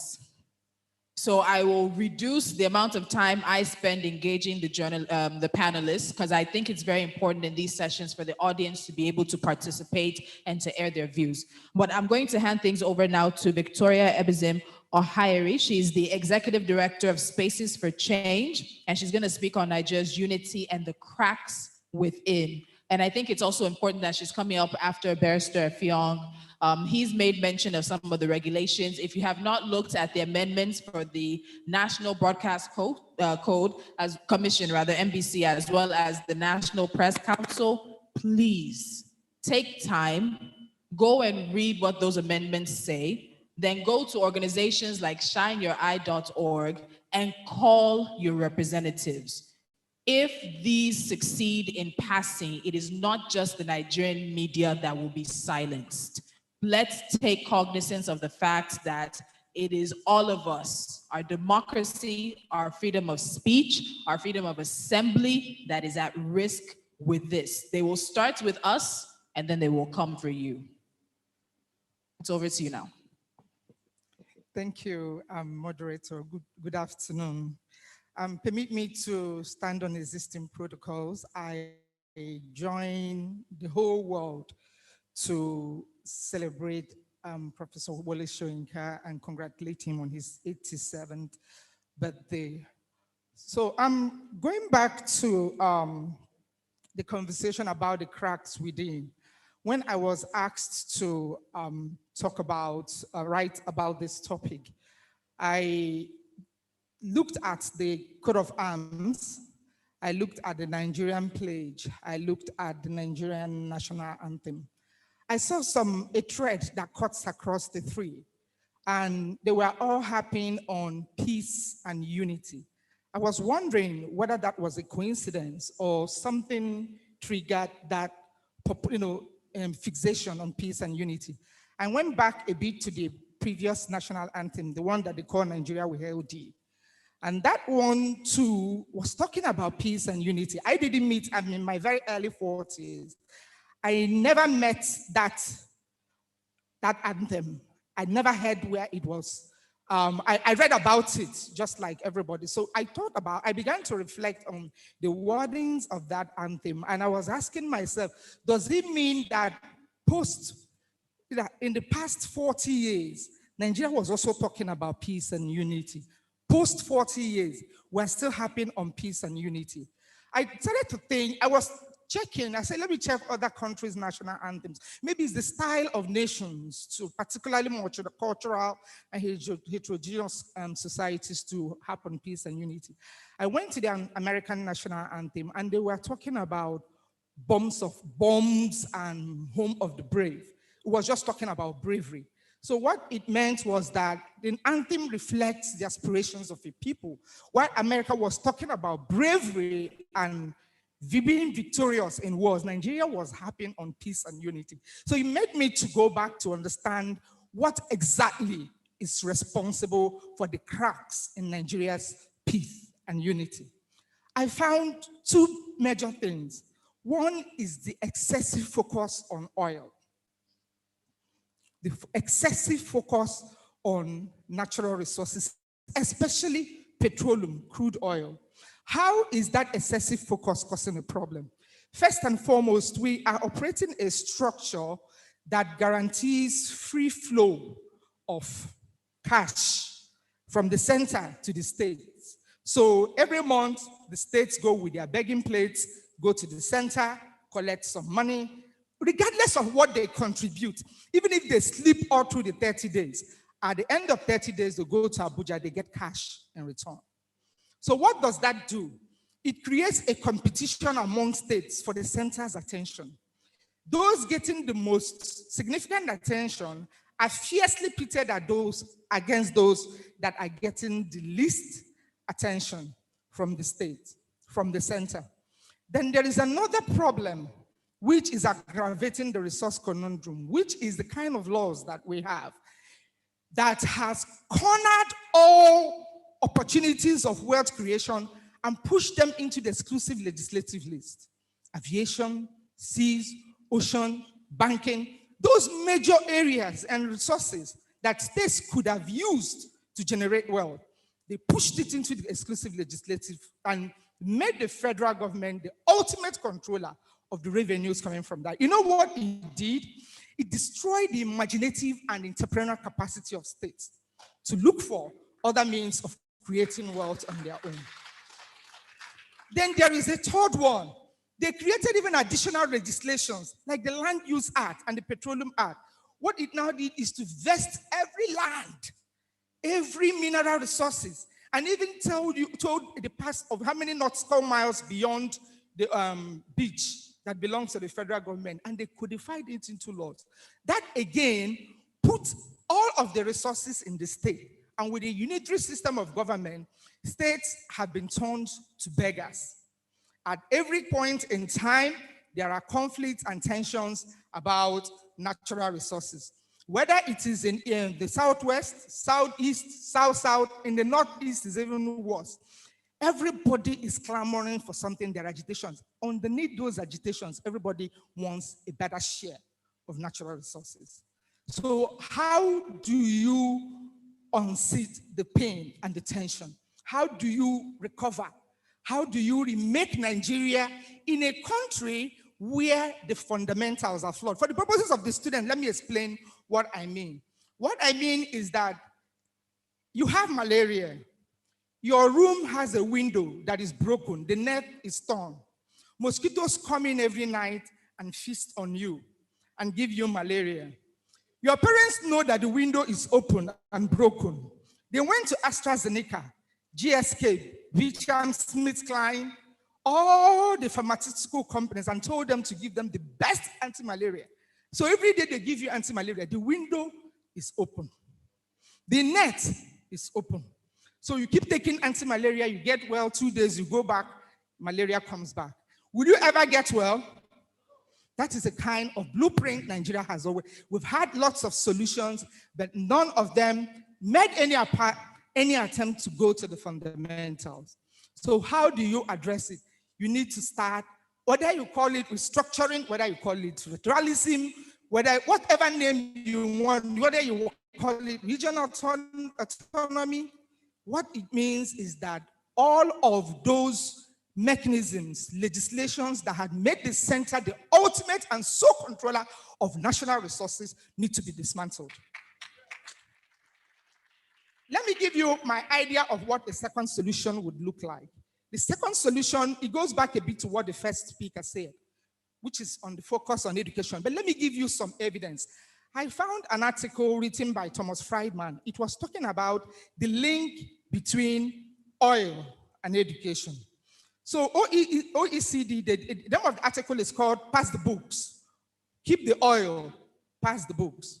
So the OECD, they introduced what they call the PISA exam. The PISA means Program for International Student Assessment. What it does is that it tests the capacity of 15-year-olds in the participating country, their capacity to know maths, science, and reading comprehension.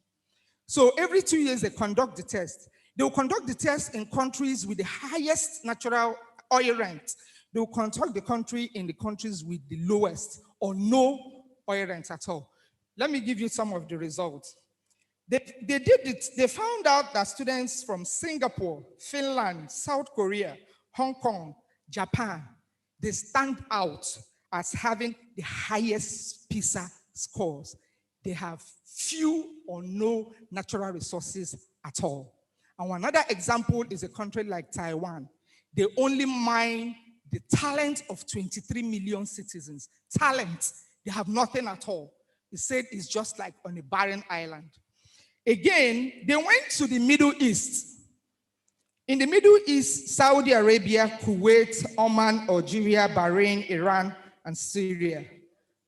High oil rents. Do you know what the scores said? They went to another region to check. They went to Latin America. They checked countries like Brazil, Mexico, Argentina. The thing went like this. They went to some European countries. They went to the Middle East, the countries in the Middle East that didn't have oil, like Jordan, Turkey, and went up. So they began to realize that there is a negative relationship between oil wealth and education. They didn't test Africa. You know the result. If they had tested Africa, this year's JAMB alone is enough indicator of what the results will look like. So that is to tell you that as long as our educational institutions are neglected, Nigeria will never get it right. That is why I agree with Effiong. Effiong and I went to UNIO. We are both, we are very proud each time I come across Effiong because UNIO gave us one of the best standards of education. I don't know what it is like now. I don't even know whether I want my children to go to you. But why I'm talking to the young people now is that an average middle-class family in Nigeria, their children are all studying abroad. So if all of you fail JAMB, they don't care because their children are abroad. So that is why every student, the younger generation, everybody will begin to join the clamor. All the money you are spending or saving on subsidies, you are subsidizing this, subsidize education. Make education the highest, all our budgetary allocations, the highest should go to educational sector. You should make sure, you should demand that the same standards that their children are getting over there is the same standard that you are also getting there. That is the only way Nigeria can be remade and extricate states from poverty. Thank you very much. All right, thank you very much, Victoria. Thank you. And we're starting to sort of come full circle in the conversation. We're seeing how the dots are starting to connect. When Dr. Shehu was talking about education, he talked about it at the very base level, the fundamental aspects, primary school education.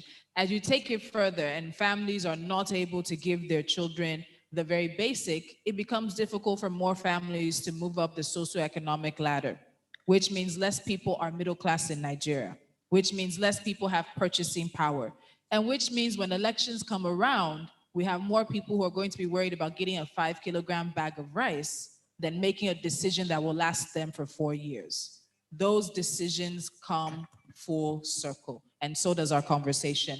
We're going to go back to our online panelists now. We do have a few more conversations to get to, but I promise that I will keep my questions to a minimum because I know the audience does want to engage. Online, we're going to be hearing from Professor Moses Ochonu now. He's a professor of African history at Vanderbilt University. I want to say I'm proud too. My father graduated there too, from Vanderbilt University. I understand the pride. He, of course, is going to elaborate on the case of constitutional restructuring. Victoria touched on it a little bit. She said, call it whatever you want to. Regional, reformation, constitution, restructuring, whatever it is, but we can only work within the ambits of the constitution that Nigeria has. And as long as they keep telling Barrister Effiong that go to court, we're meeting them in courts. We will meet them with the same constitution that they've given us. Professor Moses, I'm handing things over to you. You have about 6 minutes for this. Please go ahead. Yes, thank you. Can you all hear me? Can you hear me? Okay, I don't get a response. I think you're muted, Prof. Can you please check your audio? Telling Barrister Effiong.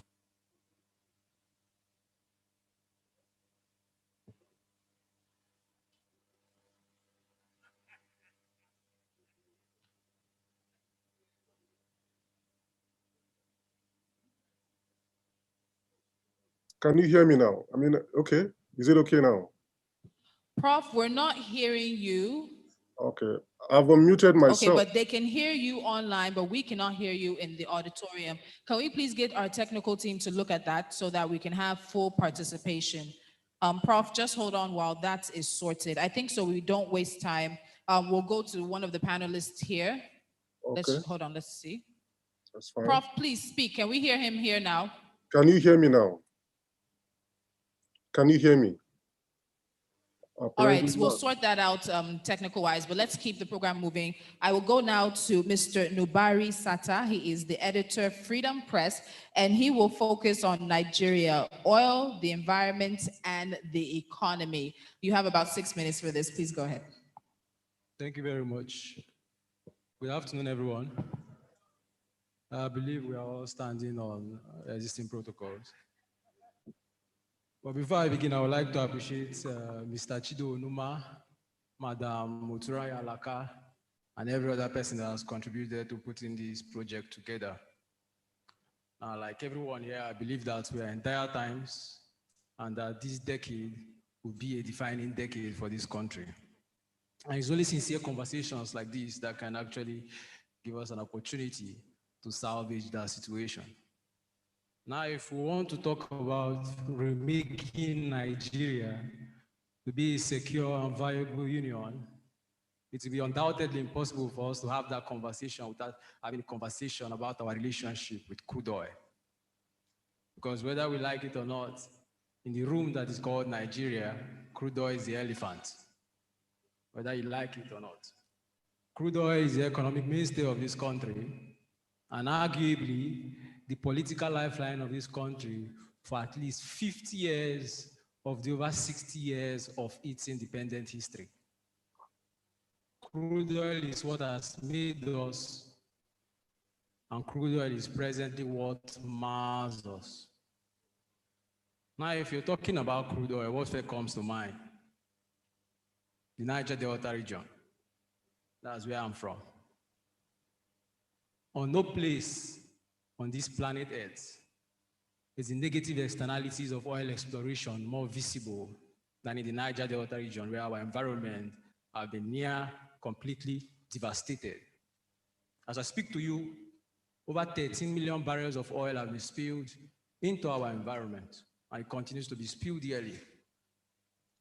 Billions of cubic feet of gas is flared yearly into the Niger Delta environment.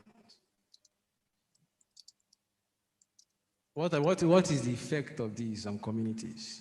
You have fishing and farming communities, which entire economies are built around farming, around fishing. You have lands that have been so degraded that the agricultural output is low or contaminated. You have our rivers that are basically unfishable. How have we responded to this issue that has come about because we have decided to build an economic system that revolves around monthly meetings where commissioners of finance go to Abuja and get allocation from crude oil? How have we managed this system? We have failed to manage it perfectly. I'll give you an example. For the over 6 decades that we've been mining for oil in Nigeria, we have not taught it smart to audit the Niger Delta environment. Do any of you care what we go through in the Niger Delta? It shows from the actions of the government that nobody cares. The only report we can point to today and say, okay, this is a report of that, or this is the Niger Delta, is the INEP report on Ogoniland. That report studied barely 120 kilometers pipeline rights of way. There are over 110,000 kilometers pipeline rights of way in the Niger Delta. What did that report say? It, amongst other things, noted that our groundwater is completely polluted with benzene 900 times above the WHO level. Benzene is a carcinogen. You are basically drinking cancer. The report went on to add that it's going to take at least 3 decades, 30 years, for the Ogoni environment to return to its natural state. We can extrapolate from that to get an idea of what we are going to see if we're to actually have an audit of the entire Niger Delta environment. We have built an economic system where, apart from the host state, Lagos, no other state in this country can boast of being able to economically sustain its people without crude rents. None, not even the Nigerian government. By focusing on a system that is based on just extracting natural resources, extracting crude, not only have we devastated our environment, we have stifled private enterprise. We have disincentivized production, innovation. Recently, I saw in the news that the Katsina state governor was proposing to Islamic schools. Katsina. Why do we think that idea was brought up in the first place? Our state governors, they have not been put in a system that encourages them to think. So there is no economic, he can't see any economic implication for that. Because whether or not we like it or not, at the end of the month, like Madam Victoria said, he's going to get to Abuja and he's going to get allocation. And he can decide to marry off, pay dowry for everybody in Katsina State, if that's what he wants to do. This system is not sustainable. Whether we like it or not, systems that are built solely on the plundering of natural resources, which we know is not really, is not it doesn't restore or it doesn't grow over time. It takes time for that to happen. It means that the system will collapse in due time. Going back to the Niger Delta,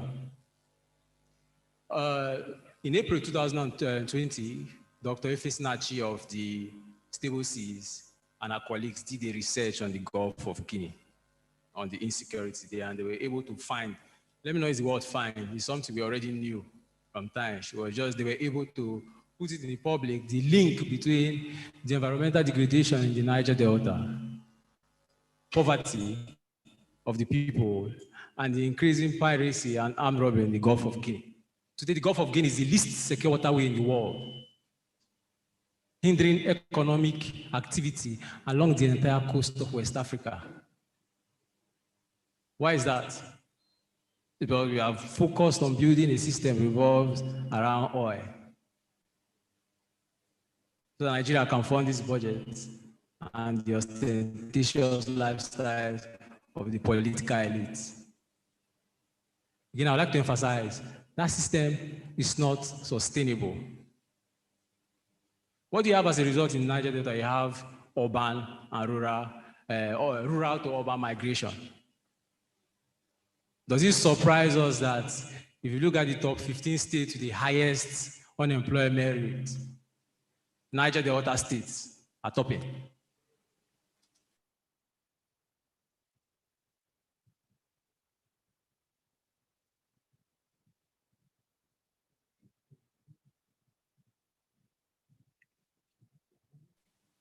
Without much challenges, both environmentally and economically. We are supposed to have learned from this, right?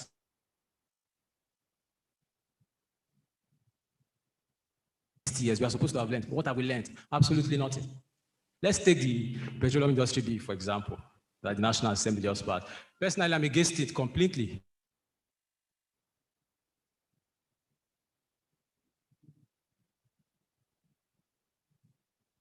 That document says all natural resources belong with that. We want resource control. Now, going back to that bill, if you look at that bill from the point of view of the Niger Delta, the injustice is glaring. There's no argument there.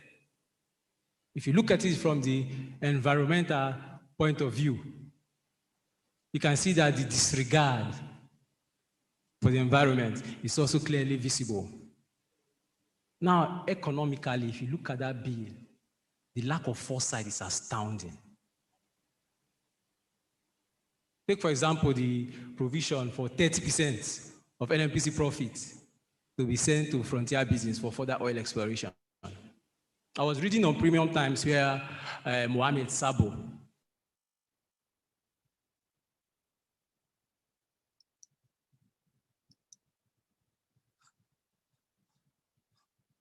he was giving his reasons. The reason they were doing that was because the world was gradually moving away from crude oil, and they are no longer interested in funding crude oil. So it is better for us to now use the resources from crude oil to search for more crude oil.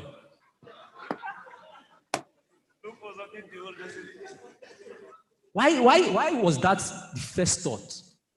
We have created a system that entrenches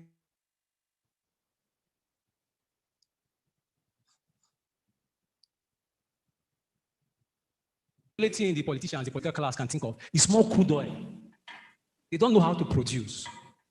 They don't know how to encourage production. And we have simply built and codified laws around all this. There's something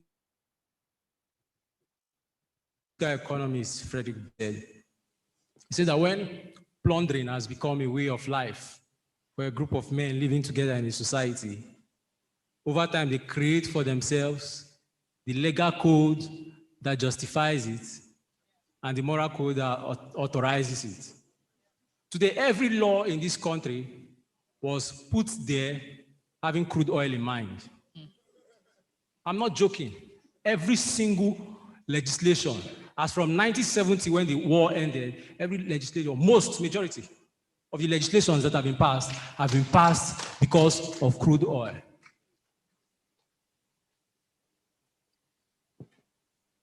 One more thing we must understand as we are focusing on this. If we don't address it, there will be a problem in the not so distant future. Why do I say that? How much longer do we feel that the Niger Delta people are going to continue to bend their backs to carry the economic burden of this country, considering that we've benefited absolutely nothing but a devastated environment? How much longer? 2 years? 3, 4? I can tell you for sure that it's very short. It is very, very short. When I talk about environment, it abstracts it. It completely abstracts it. I don't know how many persons here are from oil producing areas. I know my brother here is from one. But it abstracts it. These are communities inhabited by individuals. My people. Goi community in Ogoni, I'm from Ogoni, was completely sacked, completely, because of oil exploration. Today, they are internally displaced persons in their own land. Nubari. Yeah? Time. The truth is, as we have this conversation today, these are some of the points I want us to pay attention to and address. Because the chances of us having this opportunity to continue to share these ideas are slim. We must take this into consideration and ensure that we have a robust conversation. Thank you very much. Thank you very much.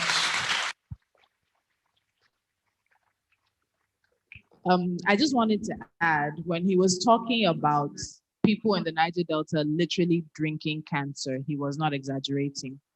I did an environmental show for many years, and we focused on that issue. They have one of the highest rates of birth anomalies. There's an English word for it. I'm trying to, anomalies, there we go. They have the highest rates of birth anomalies in Nigeria, have one of the highest rates of child respiratory diseases in Nigeria. When people farm or when they fish and they bring out the fish, what you find inside the fish is crude oil. Is it crude oil that people are going to eat? So I think he asked a very valid question. We are a country that's making the most revenue, unfortunately, from crude oil. But how many of us care about what's happening in the Niger Delta? Because when they can't live there, they'll go up somewhere else. Then we'll complain in Lagos that Lagos is crowded. Abuja will complain that there's too much rural urban migration, but are you doing anything to allow people to stay in their communities? I think we need to take this as a challenge and think about what else is happening outside of our locality. People in Nigeria are facing challenges. We'll complain about Lagos traffic, about the armed robbery. I've seen it and I've experienced it in recent time. But there are more issues happening to the average Nigerian beyond what we see in Lagos. And I think it's a challenge for us to recognize that a lack of leadership, and as he said, mediocrity in leadership affects every single one of us. Thank you very much. much. We're going to try to go back to our online panelists again. This time I want to hand it over to Indy Kato.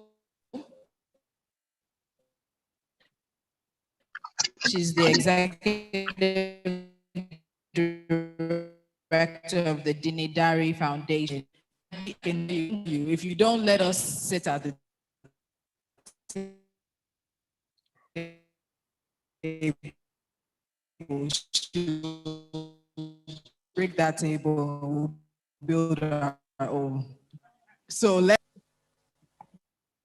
hello, Indy, are you with us? Yes, I am. Can you hear me, please?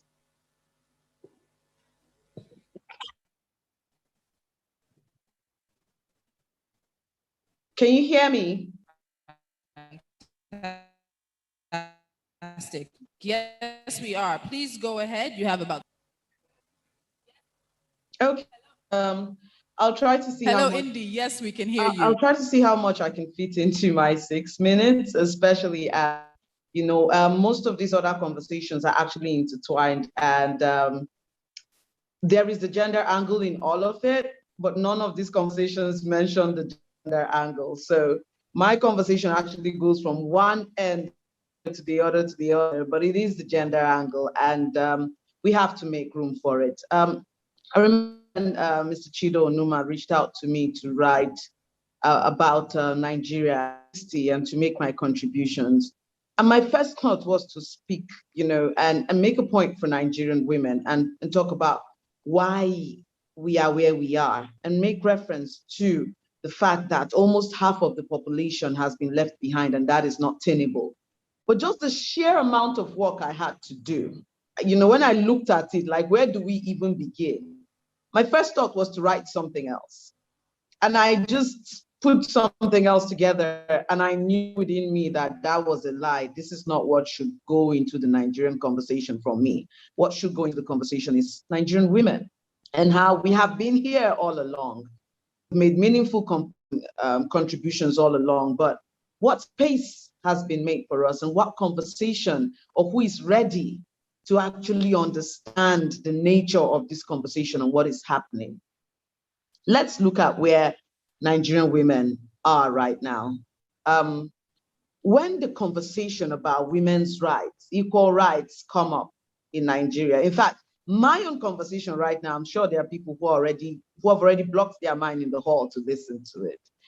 But let's go to formal settings, the CSO setting, the National Assembly. These are very formal places. These are high-level places of decision-making.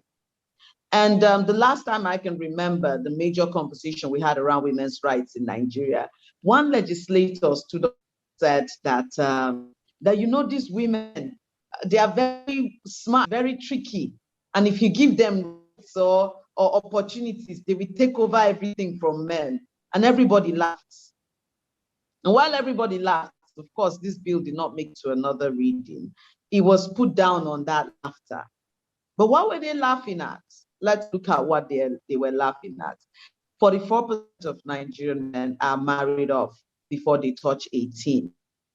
When you go to the polls and they say women are most of the voters and women do not support women, that's not true. The issues on ground is that women do not have the autonomy to make independent decisions, even at the polls. So many of the women who are going to vote in Nigeria, many of them don't even step outside for normal reasons. Their husbands tell them, okay, come out now. And they tell them to press their hand somewhere, and they press and they go back inside. What is the education, the literacy rate for women? Men have it at, Wikipedia says that it's 59.4%. And for us, 74.4%. Too many Nigerian women do not go to school. Let's look at teen pregnancy, in which I personally was a victim of teen pregnancy. I became a mom at 15 years old, from pregnancy, 15. And at age 31, my son is already looking at the center of my head, and I have been a mother for more than half my life. I have survived these experiences. I have survived rape, sexual and gender-based violence, every form of brutality you can imagine that women can be exposed to as a young woman from Kaduna State. But the truth is, I am still considered upper echelon. I can survive this. How many other women cannot survive this? And are we having this conversation? Growing up, I can remember the women I knew, the Nigerian women I knew, for example, Fumilayo Ransom Kuti. I knew that Fumilayo Ransom Kuti was the first woman to drive a car, and she was a socialite. And that was it. From book to book, historical text to historical text, Fumilayo Ransom Kuti belongs there, not as a suffragette who fought for women's rights, not as an equal part of the people who kept traveling and being part of the negotiations for Nigerian independence, but as the woman who was the first to drive a car. Even when she died, I knew her with proximity to a man, Fela Anikulapo Kuti, not for her own person. And so when she died as a child, I could not relate that this person was a bona fide troublemaker to dictatorship. I thought she died simply because her son was this popular person who was himself a pain in the neck of dictators. And so they went after his mom. I did not know who this woman was. The story remains for the rest of us. In terms of conflict, what happens to the Nigerian woman? And let's look at her place in this conflict. How much planning, how much involvement do Nigerian women have in actually causing the trouble that we are in today? Where can you point and say, this is the leader of this? She started this, she kickstarted something that has sent the nation down this line in which death and destruction has become normalcy. No, we're not there. But what are we in the scheme of things? Women are now spoils of war. When terrorists come around, if they're not killing us, they're raping and killing in the most brutal manner. And when we are alive, we're taken as sex slaves. Several stories across southern Kaduna, where I come from. Women's stomachs, pregnant women are split open, their children removed and slaughtered. There is a woman from Katsina State. Her story came from the Mabai area, in which Jamil, my good friend, who is a journalist in that area, spoke to her mother. She was raped by bandits with a knife till she died. These are the stories of Nigerian women. Let's look at employment. When young women are on social media talking about cooking, it's very easy to dismiss. And it's quite strange and dangerous to hear it, especially from young men. And we should be a generation that should know better for Nigerian women, but we don't. So when women bring up things about choice and autonomy, we reduce it to, you people are always talking about cooking. Is it cooking that is your problem? But let's look at what this does to women when their choices are taken away. And that is the conversation around issues like that, around domestic work.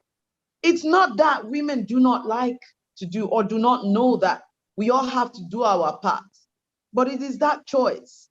And on that choice, as an employer of labor, I'll tell you, many a time, especially the women who are on the lower end of things, and there are many of them because Nigeria is not a wealthy country.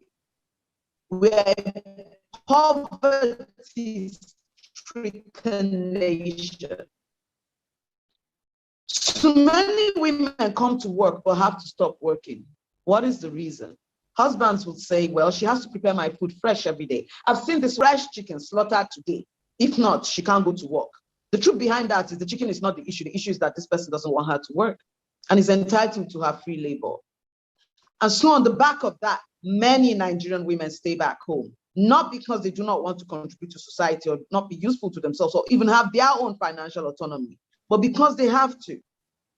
Let's look at menstrual hygiene. Look at the price of pads daily. I'll speak for myself. You know, we are no longer in the days when women cannot talk about menstrual hygiene. We've pushed past that, past the shame of that, because that was also an issue.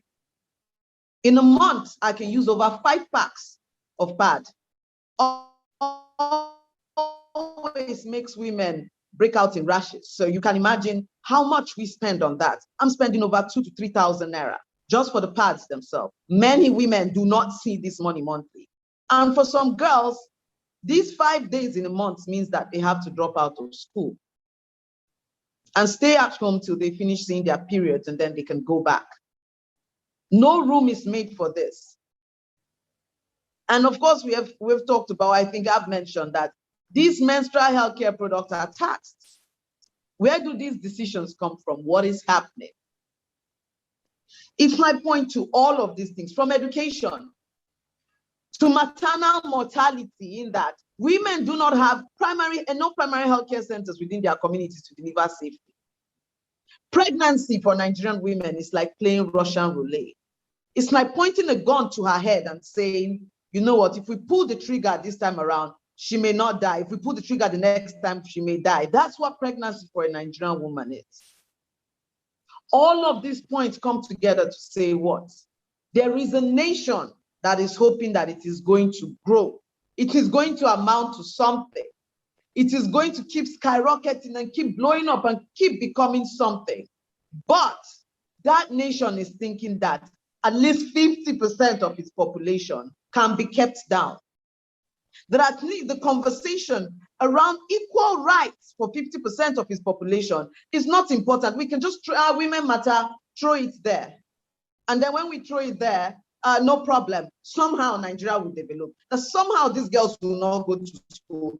Somehow they do not have autonomy over their bodies. Somehow they can make some of these right decisions. They will be put in there to keep giving birth, not understanding the realities behind these decisions.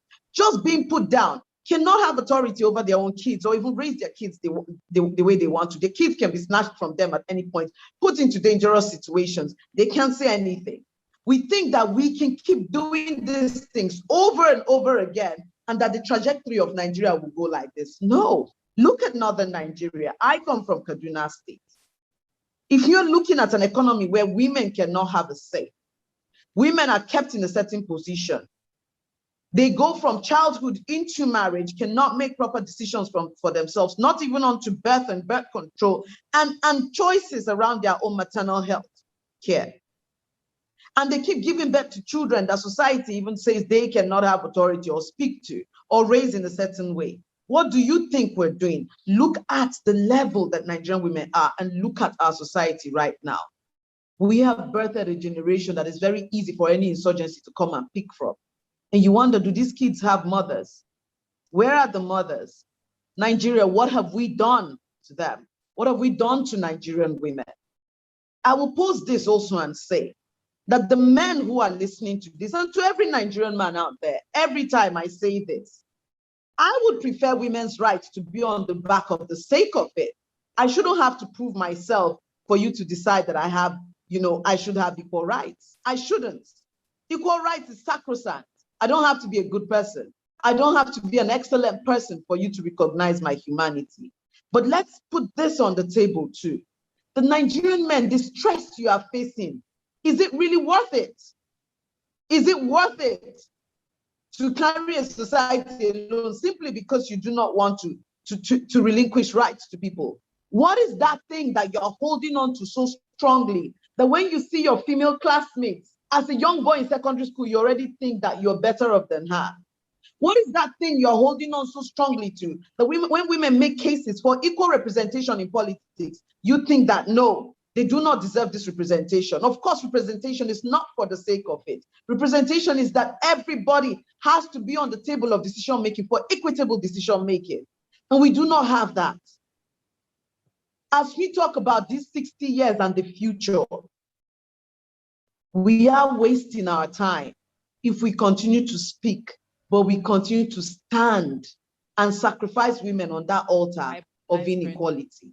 In view of that, I would also like to plug the fact that on the 20th, we're actually having a conference for women in politics on AIT by 11 o'clock that day. But still, I will pose this to us to say that, please, it's not just for my sake. If women don't have rights in Nigeria, specifically equal rights in Nigeria, we will not get to where we want to get to.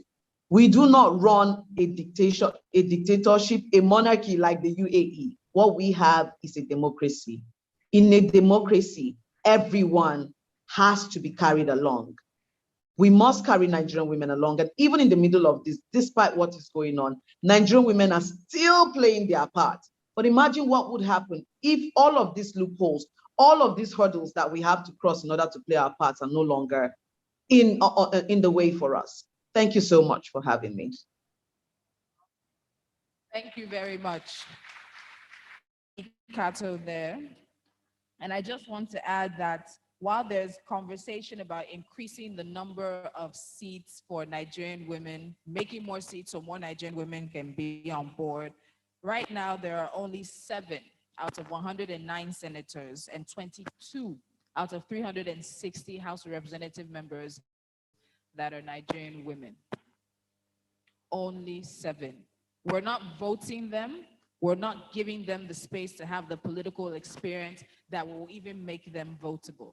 And until we bring Nigerian women to the table as full participants, the country will not be able to move forward. Half of your population cannot be kept outside the room and you think that you can make progress. It doesn't work like that. We cannot be in the other room and the country make progress. Let me restate it. My guy is saying it. He said it, not me. All right, we have one more panelist or 2 more, but very quickly, we're going to try to touch base with Professor Moses Ochonu once again. Prof, you can hear us. I hope this time we can hear you here in Lagos. Let's try again.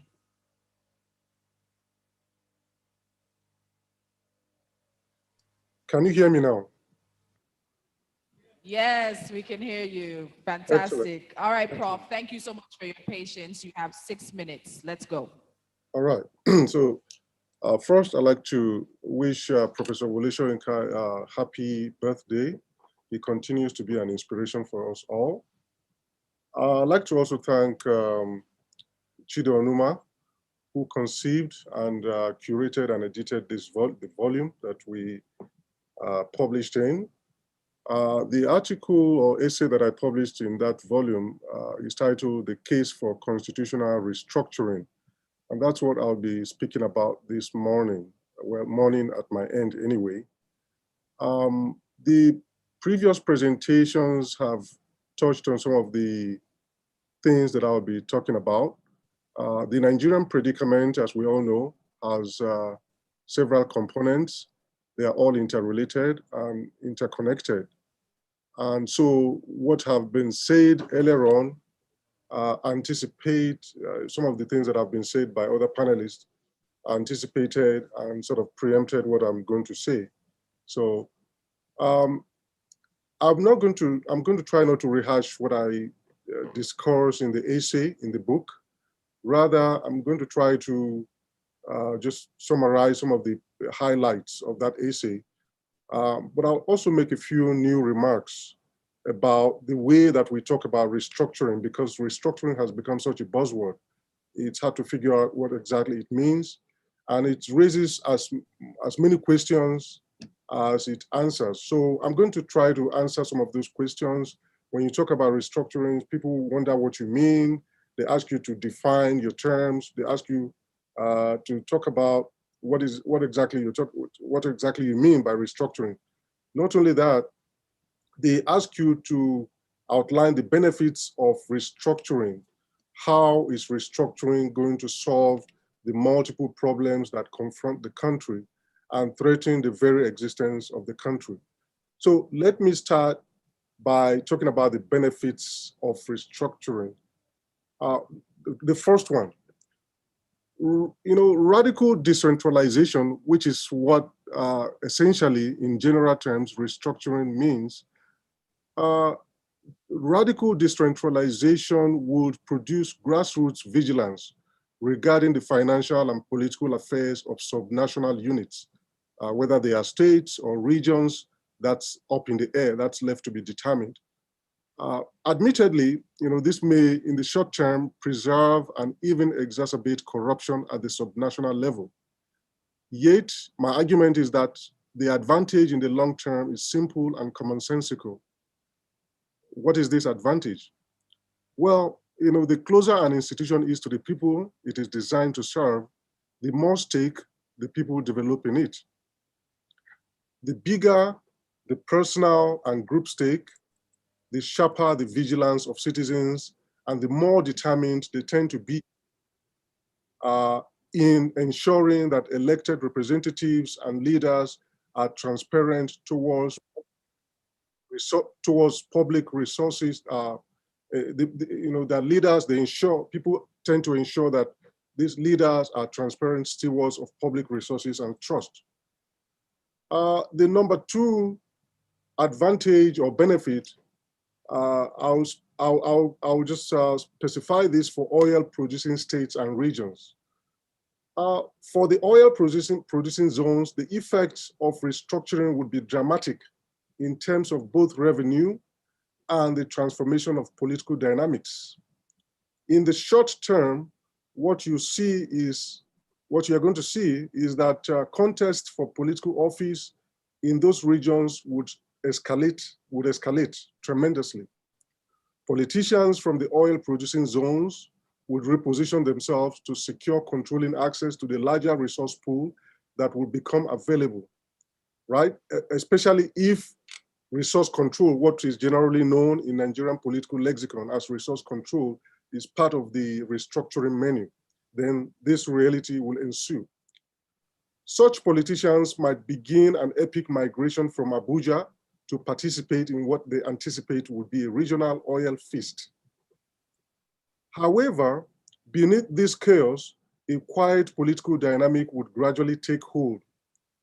With restructuring, citizens of these oil-producing states would realize that their politicians can no longer rely on coercive instruments mobilized from Abuja to protect themselves against popular agitation for accountability and responsible governance.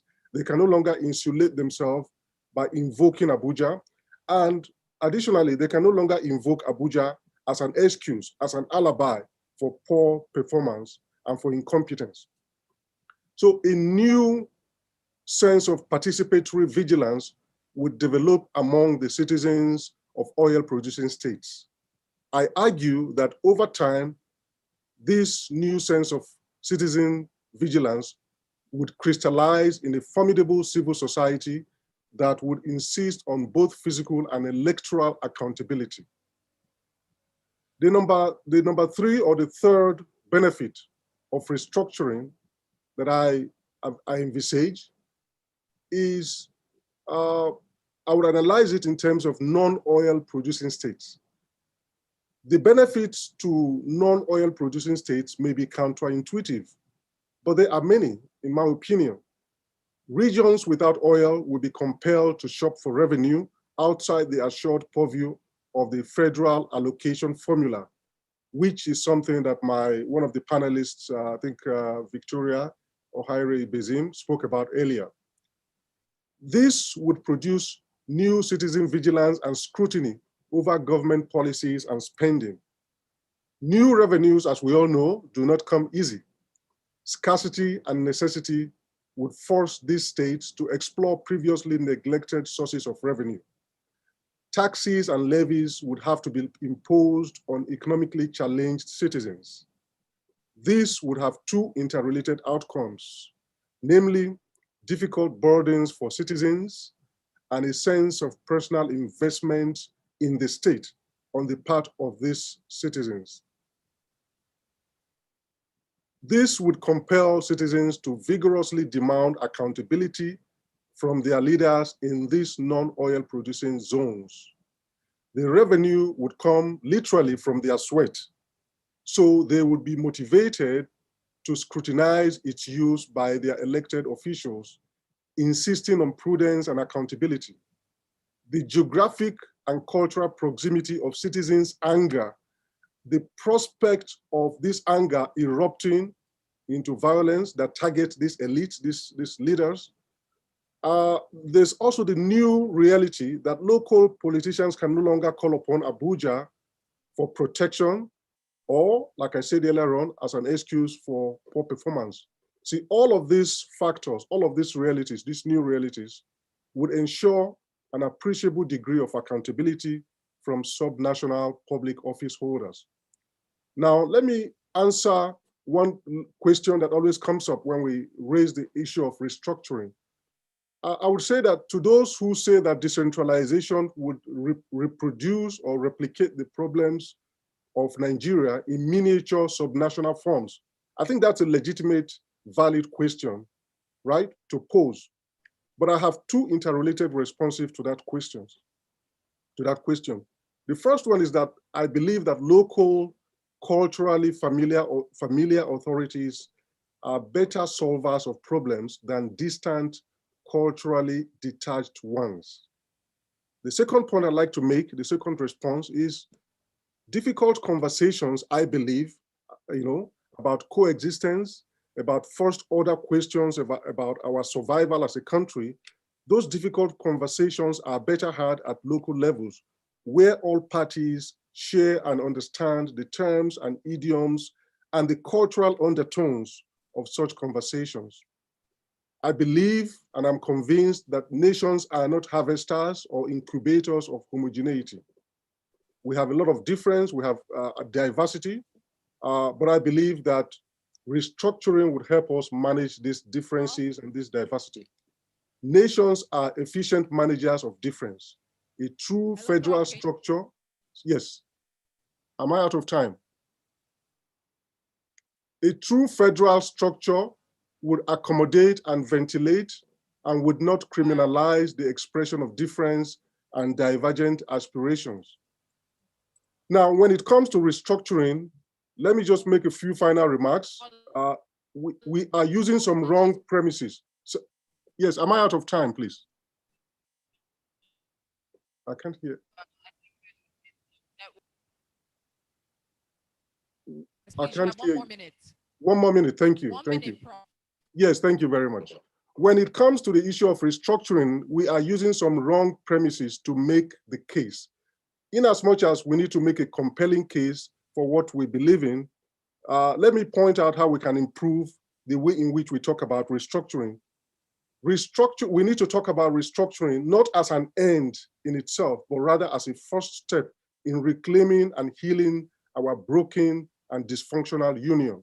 Whenever we talk about it as an end in itself, as a cure-all, as a set of reforms that will cure all the nation's ills, we create more skeptics. We make Nigerians more skeptical because we exaggerate the capacity of restructuring, what restructuring can do. Because certainly there are certain problems that restructuring cannot solve. And we must be modest in our expectations in the way that we tout and promote restructuring. Number two, we need to talk about restructuring in precise terms. What does it include? What does it exclude? Definitions, meanings, and semiotics matter because they structure conversations and debates. We need to be more precise about what we mean when we say we want to restructure Nigeria. And finally, another wrong way in which we have talked about restructuring and thereby have hurt the case we're making for constitutional restructuring is in using the language of devaluation and antagonism towards the northern part of our country. We alienate the North, which is arguably the region to gain the most from restructuring. We do not bother to engage Northerners. We construct a simplistic and offensive binary of a parasitic and lazy North and a productive and resourceful South. I believe that this is wrong. Instead of adopting the inclusive idiom of complementarity, mutuality, and reciprocity, we advance restructuring as a way to free the progressive South from the unprogressive North. And this is wrong. I'm just going to close by saying that all of this is to say that we need to change our language. Language and rhetoric matter. It can make or mar our case, no matter how sound and meritorious and substantive the case may actually be. Thank you for listening. Thank you very much. I apologize. I have to interrupt. We do have one more speaker. So need to get to the conversations from the audience. Thank you once again. A very big round of applause for Professor Ochonu, please. He waited out to be with us. So last but definitely not least, Ms. Moturayo Alaka, the Executive Director and CEO of the Wole Investigative Journalism, is going to talk about the type of media that a new Nigeria needs. Please, a round of applause. Thank you very much. Thank you, everyone. Good afternoon. Of organizing 12 out of the 13 lectures, and it's my first time as a panelist. I always prefer to be down there organizing. But duty calls, and it's an honor to be here. Happy birthday to Prof. It's an honor to have an organization that is named after somebody that has been so consistent in character and in integrity. Integrity is scarce. So happy birthday to about the media that a new Nigeria needs. First to re-echo importance of everything that we're saying here. So this is the lecture where we think on the table. Normally we'll pick one issue because it was really difficult to think, because of course the book Remaking Nigeria speaks very importantly to all of us. I am not one of the contributors to the book, so I consider it a privilege to also be here speaking the book. So the importance of the media, we all know, inform us, to educate us, to entertain. But I believe that all of these should get towards ensuring that we have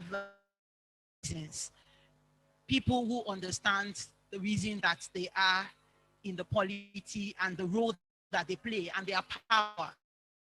The Constitution gives the media the power to do.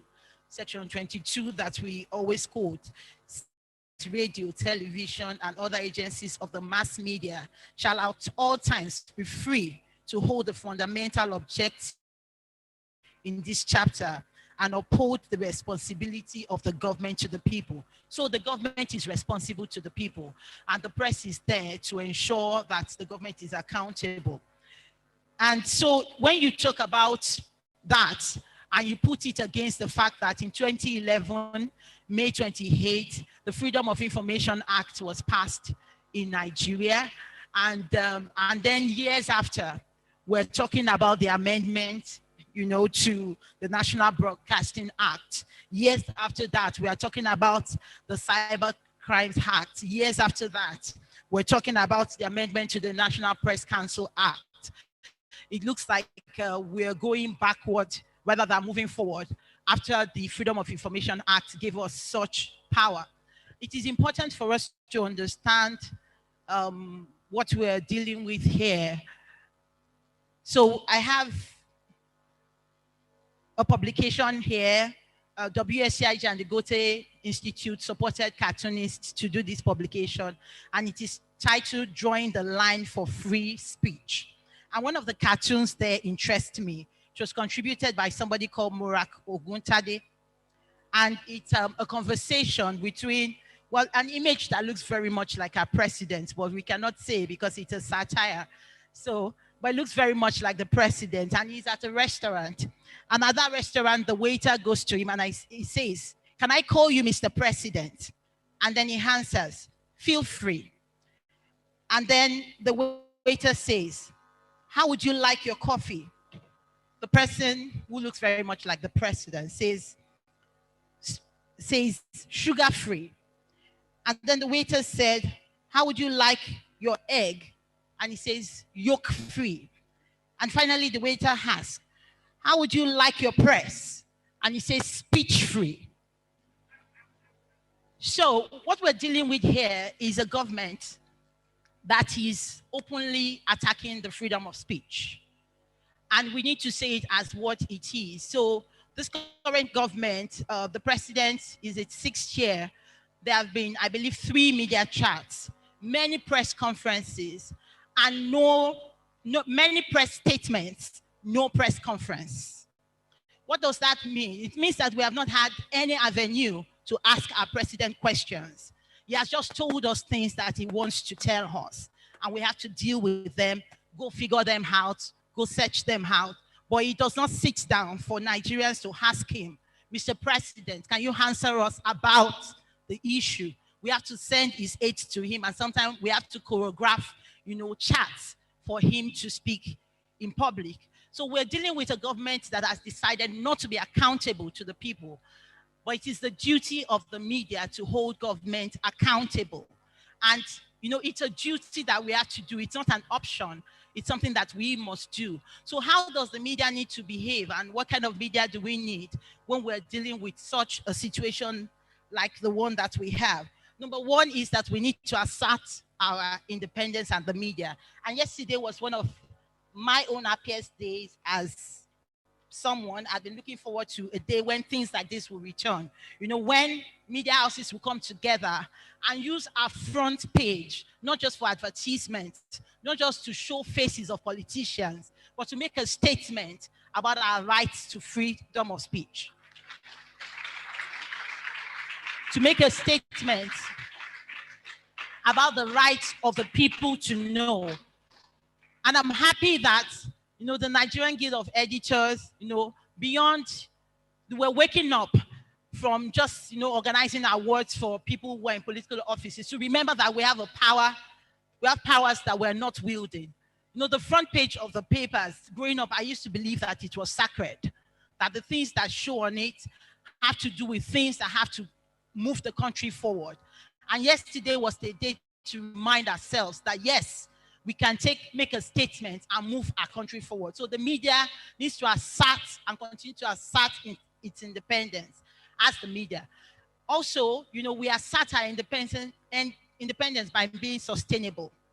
Now, COVID told us that the media in Nigeria is not sustainable as it is presently designed. So many layoffs, media houses were shaking. Some media houses are yet to recover. They are still publishing 32 rather than 48 pages. So how do we deal? We do need to sit down as the media. And I always say, as somebody who organizes a lot of meetings for the media, that the media always hijacks other people's meetings to talk about its problems. The media does need to fix a meeting that is solely about discussing its own problems and finding solutions to it, rather than, you know, take opportunities of other people's meeting and then we talk about the fact that we have not been paid salaries. Don't you know that press paper has become very expensive? We do need to have meetings that are dedicated to discussing our own problems, because we need to be sustainable. We need to be able to pay our bills so that we do not have to go cap in hand to politicians, so that we can actually speak. Then we do need to be more professional in the work that we're doing. We need to stick to our profession. But while we're doing that on sustainability, we need to be upfront about, you know, the fact that we are a business as well as a social service. I see that a lot of times media wants to hide, to say that it's a business. It's a business. And so it's okay to have adverts. Just don't put up, you know, adverts as news to the audience. Write on it, it is paid for, so that the people understand the content that they are reading. But it is important for the media to be able to charge and to be able to be paid for the services that it renders. It is important for the Nigerian journalists to be able to walk into a room and sit side by side a governor and not need to, you know, kowtow and just retweet what the person is saying, because the person has been robbed of his or her dignity. So these are some of the things. One of the very important things I think that the new media needs to do is to decentralize. How do I mean decentralized? Most of the major publications and most of the major televisions and radio are focused on the federal government. Now, what would it look like if we had a Punch newspaper that was focused just on Ogun State, for instance? It has its national arm, but it has one arm that is focused just government, because the government mother and what federalism is. And so we just report everything and say everything is happening at the center and it is the center that is responsible. The media needs to turn it on the units. If we have a daily trust that is focused on Kwara, you know, a Premium Times Ham that is focused on Anambra, the governors are going to feel the heat and things will be happening. Everyone who has spoken here talked about community. We do need to take media closer to the people so that the people know what is happening. And I've done a lot of studies on Nigerian media and the way it is constituted. In states, the government owns the media more than happens in the federal, because privatization is clear in the federal. So in states, the state government wields whatever happens on radio and television. There are not so many private stations in the units. So we do need to have private stations move to the unit and turn up the heat on the governors and the local government that is almost non-existent at the moment. Finally, I'll say two things, no three. One is that we need to self-reflect as media. We need time to read our own stories, look at our own trajectory, and learn from what we do need to change. Of course, we need to collaborate. And what happened yesterday is a huge collaboration. Huge collaboration. And it tells us, somebody heard what we said yesterday clearly. It was clear. And we need to collaborate more to say clear things. Lastly, we need to use technology as a tool for truth telling. How many editors are active online? How many editors? We treat online like it's something that we cannot touch, something that came to take our jobs. But we need to treat it as a tool for truth telling. Because the power of clicks is that we can go farther online. So we need the people who know the truth to speak online and to speak to the truth. Thank you. Thank you. Sorry. Thank you very much, Moturayo. Thank you very much. So what was supposed to come next was a panel discussion with the panelists, but I know our time is far gone and we still need to hear from our chairperson of the day. So what I would like to get to is questions from the audience, both online and in the hall. So please, if you have a question, there are rules to this. Raise your hand, state your name, whatever organization you're from, and please let's go straight to our questions. You don't need to thank the panelists for being here. We've thanked them. Nothing else. The questions so that we can have a lively, engaging conversation with our panelists, and we can keep things moving very quickly. I need two ushers, one on and another usher on this side to take the microphone so that we can make it quite speedy. Please don't forget to use the hashtag Nigeria and hashtag 13WSC lecture. Those hashtags will let people know what is going on and what that is happening is as well. So let's get the ushers in here so we can get started. I see some,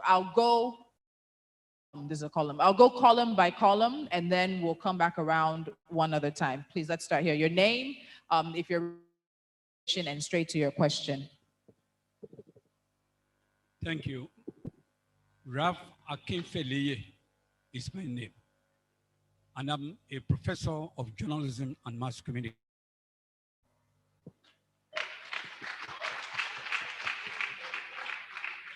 Currently, I am on the Council of the World Journalism Education Congress, representing Africa for the next 3 years.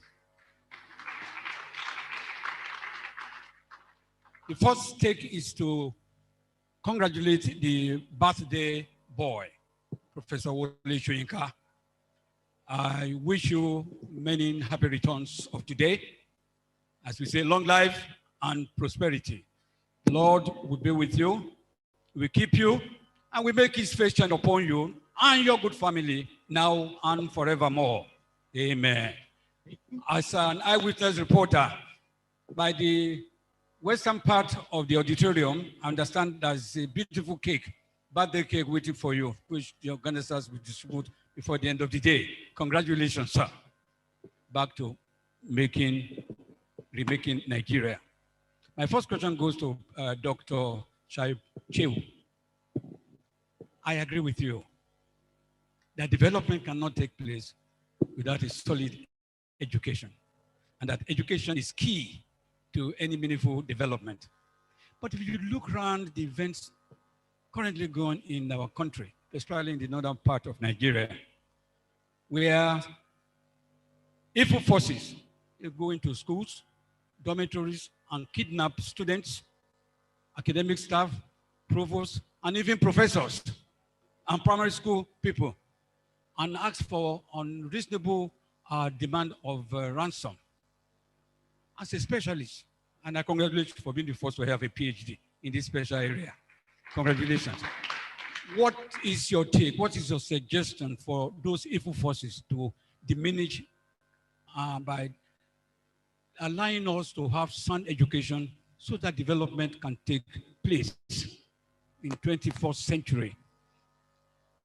Effiong, I want you to speak your generation language, Barrister Effiong. You said you talk about rule of law. I'm not a lawyer, but I was sitting with a barrister here. I was discussing with him that what's the opposite of rule of law? He said, whatever you want to. So I said to him, I said the opposite of rule of law should be law of the rule.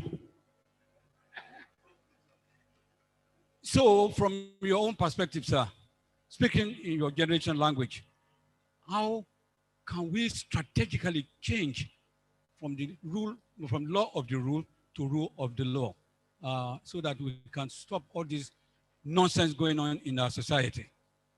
Finally, to the media and the judiciary, in my own research, these are the last hope of Nigeria, whether you like it or not.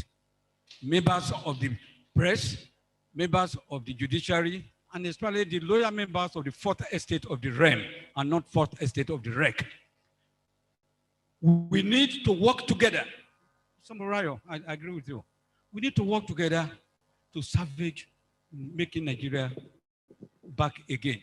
There's a need. I call on the judiciary and the media people to please come together in remaking of Nigeria to fight these evil forces in our society, especially those who are trying to padlock the air and padlock the newsroom, padlock the studio.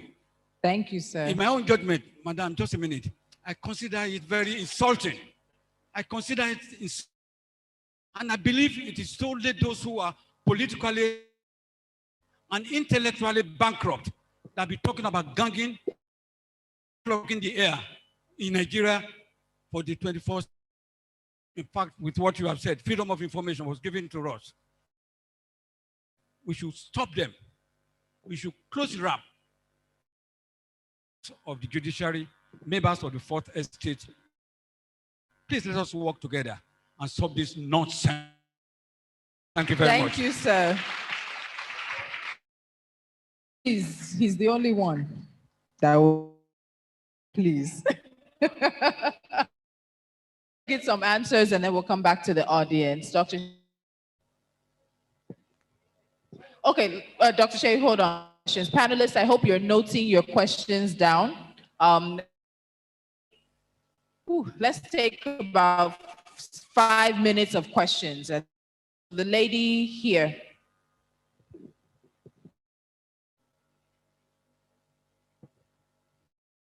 Hello, everyone. Good afternoon. Good I'm afternoon. happy to be here. And goes this. Of what significance is this banning of Twitter a solution to the current insecurity in the country? What's the way forward, actually? And we notice protests is not anywhere, it's not as for the youth. So we want to see how far we out and not get harmed or turn the country into genocide. Thank you. Is that question directed at anyone in particular? To Okay, all right, thank you very much. Let's come to this next row here. Please, the gentleman in front, please. No, right in front of me.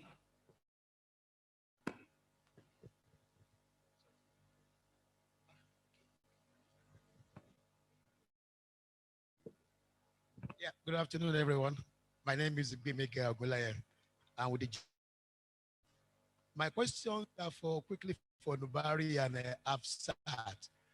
For Nubari, I mean, I understand all the things that you talked about, and you are correct. But then, people have wondered that the Niger Delta youths, including yourself, whether we ever bothered to take your politicians to account. I mean, we talk of NCDC. So why can't charity begin from home? How far have you gone in trying to hold them to account? Afsa talked about, basically, she talked about neocolonialism. In other words, we should leave the politicians who are corrupt alone, because what they are doing is not as much as what the neocolonialists are doing. But then, Where do we have the concept of the low-hanging fruits are far away? Can't we charity begin from home? Can't we begin to hold our politicians, our leaders act before we start to go abroad and look for those who are far away stealing our resources? Thank you very much. All right, the gentleman behind him.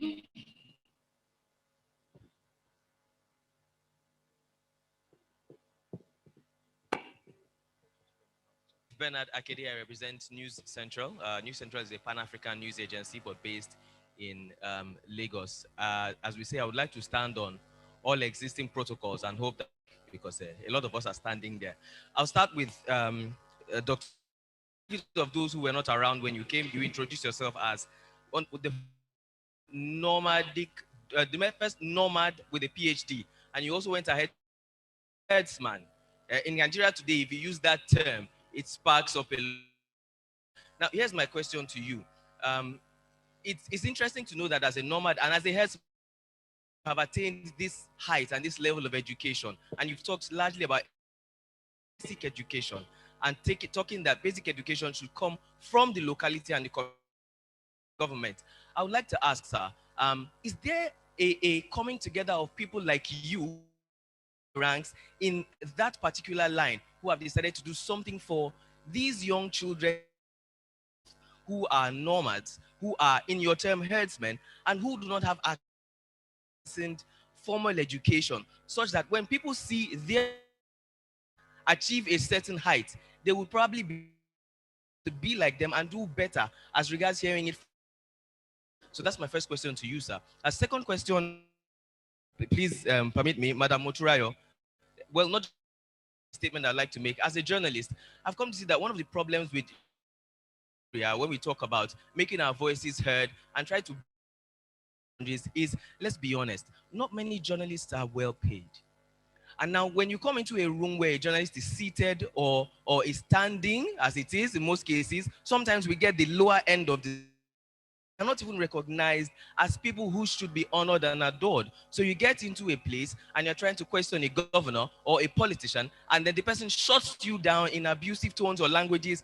And people outside say, oh, he's a journalist, he couldn't talk or she couldn't talk. Don't forget that the journalist has an editor or a superior who he or she has to report to. And then if you do wrong, the editor can easily fire you or subject you to punishment. Again, remembering that some of these journalists don't earn so much. In those kind of cases, what do you want them to do? They are family heads. They feed families, they feed younger ones. And finally, to security. I think Barrister Effiong will answer this maybe. Sadly, we don't have a security operative here. I have been, okay, we do, maybe they are here, exactly. Now, I was privileged to be at the June 12th protest, and I was one of the journalists who had tear gas shot at. If possible, if you recognize me, I was the young man in blue who went viral that day. Now, my question is this: we need a parley where journalists and security operatives can sit together and meet and know what we can do and what we cannot do in terms of crisis and in terms of protests and riots. Like you rightly mentioned, we have a CP or we have police now that can imprison people, including journalists, unduly without us having the opportunity to speak. So what can be done? What are the ways to go about protests, riots, peacefully or non-peacefully in the country that we are right now, such that our voices can be heard and true representation can go out? Thank you. Thank you very much. And I just need to plug that we both work at News Central, Nigeria's first Pan-African, fully Pan-African, please now.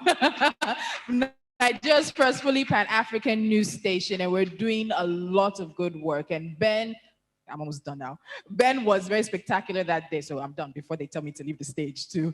Please, is there anyone behind in this row who has a question? Very quickly. And I'm learning on my feet, no more than 2 questions. You're teaching me. Thank you very much. No, we've left this row for now. I'm sorry. Let's go to the back. We'll take 2 more at the back then come to the next row. My name is Shodayo Etinoluwanimi. I'm from Unilag.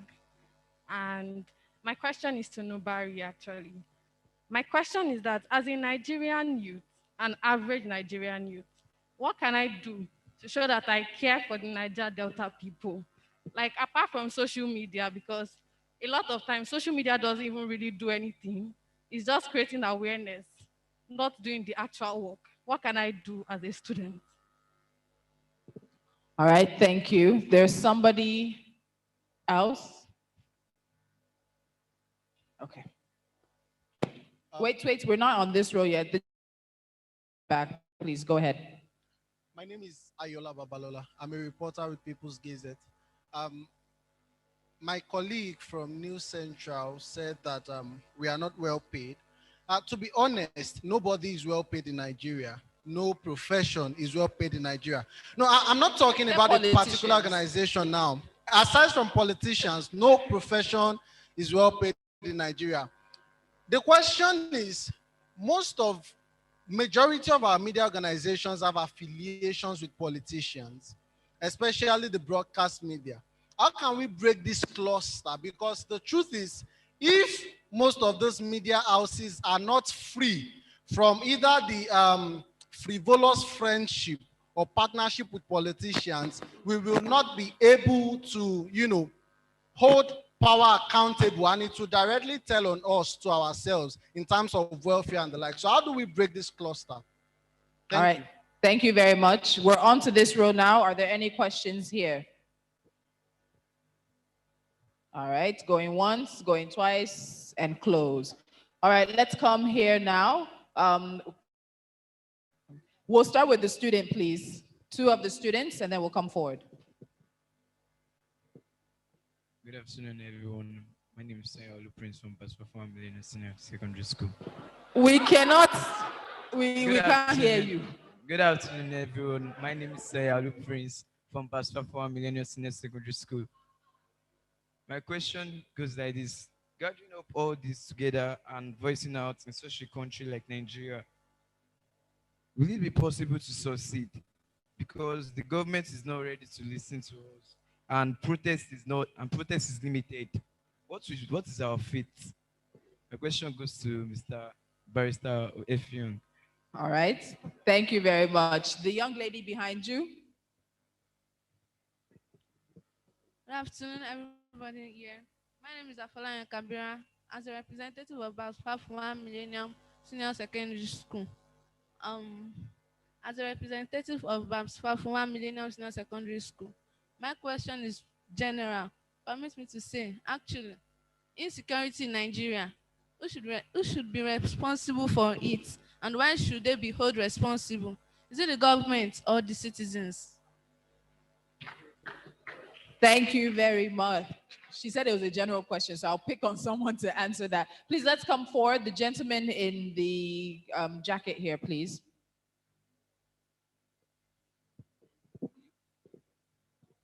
Good afternoon, everyone. My name is Safio Kende from Lagos State Polytechnic. My first question is directed to Barrister F. Young. Before we talk about press freedom, I want to know, what is the state of press integrity? And are they not the ones selling their liberty? Now, the second question is directed to Dr. Shew. And why did Fulanis live in isolation?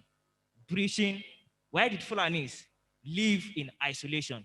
Breaching socialization that affects their education. The next question is directed to No, we're only doing 2 questions now. I apologize. If we have time for more questions, we'll come back. Effiong, did you get the first part?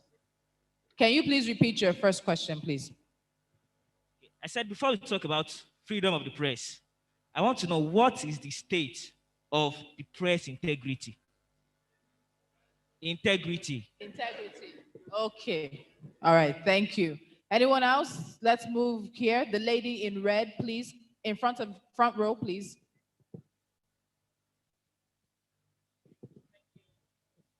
Good afternoon, everyone. My name is Olufunke Shotunde, and an educator. I'd like to direct this question to Nubari. As a young girl in the 80s, I schooled in Port Harcourt, River State, one of the federal government colleges. And I remember going on an excursion to Okrika.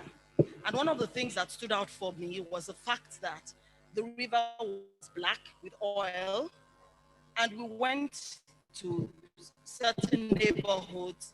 You could see the fish float on the river. There were actually pipelines through people's bed. So the question is, how united are the youths and the people of the Niger Delta to fight this battle? Because what I've seen happening or happen for a very, very long time is that the oil companies, play on your intelligence with, unfortunately, a lot of your elders who are also complicit in this as well. And the money is shared, and then there's a problem. And so at the end of the day, the problem just continues to resurface, continues to go on, over and over again. So the question is, how educated really are the people, especially the youth, about this problem? And what is that common ground that will bring them together to fight this injustice, and of course with other parts of the country? Thank you very much. Thank you very much. Anyone else on this row before we move over? All right, let's start moving towards the back. The gentleman with the orange pencil. Yeah, good day, everyone. My name is Adibisi Testament from Lagos State University. Yeah, my question is directed to Barrister Ifeong.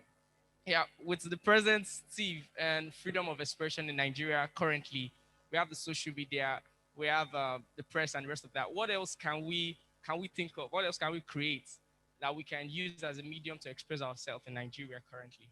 Thank you. All right, thank you. Going further back, the gentleman with the cap on, please.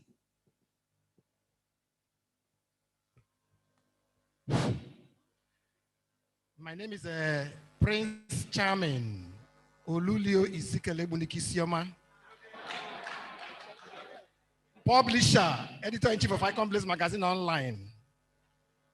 My question is, why is it that some editors hate online publishers?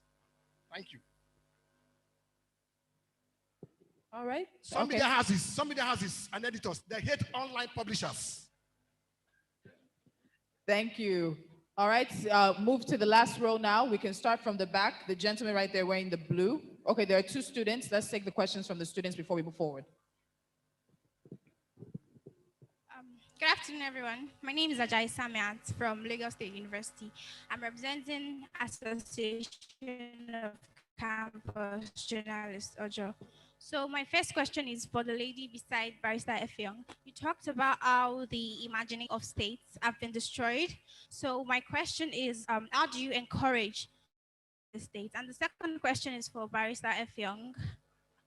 How do you suggest we young people take up this fight on the attack on free press? Thank you. All right, thank you very much. I think one of your colleagues had a hand up. Okay. Good afternoon. Abdulatif Alamliko from Ikeja Senior School.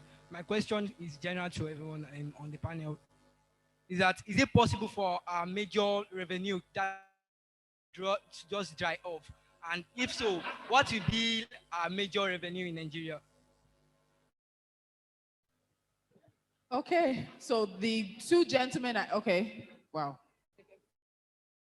Hello, the gentleman beside her, the gentleman in white cap, and then the gentleman in glasses.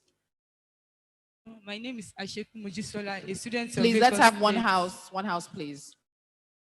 Polytechnic. So my question is for Victoria. You said that government should move from crude oil to education. So I want to give you three alternatives. Like you should have preference. Should government focus? Like which one should government focus on? Is it basic education or informal education? That's the vocational. And the third one, job opportunities. Okay, the gentleman beside her. Good afternoon. My name is Moses, and I'm a member of Lagos State Polytechnic. With what Dr. Amadou laid emphasis on communities coming up to take charge of basic education, important aspect of basic education. Then ASFAT also did the same thing. She said, to be successful with this, then the citizens need to stand for its right. Now, my question is going to all, how can we sensitize on how to take up this battle in Nigeria, because in Nigeria we know that the company tell you that since I have food to eat, go out there and stress myself. So they are, most of them, what is actually going on. So how can we sensitize them with these issues? Thank you. All right, thank you very much. White cap. Good afternoon, everyone. My name is Fatah Ismail Olalekan, Lagos State Polytechnic. Here is my question. My question goes to Barrister Effiong. You mentioned something that the National Assembly has turned to national of embarrassment. The rule of law is under assault. Please, can you please or illustrate your thought very well for us? Thanks. And our final question, the gentleman with the glasses. Standing on all existing. Greatest Nigerian students, articulate Nigerian students, greatest Gogo, greatest Bagba. I am Right Honorable Biola Victor, the Speaker of Lagos State Police. I am a communicator and also a member of the press club. I'm sorry the questions are directed. You've really helped a part of the students, and I know that every student here is concerned. Now, as a member of the union, we face certain issues. You mentioned, and I'm going to say exactly, you said speaking the language the government understand. Now, it is not only Nigeria that has a problem. Schools has a problem. Lagos State Polytechnic, LASU, and every other school has peculiar programs.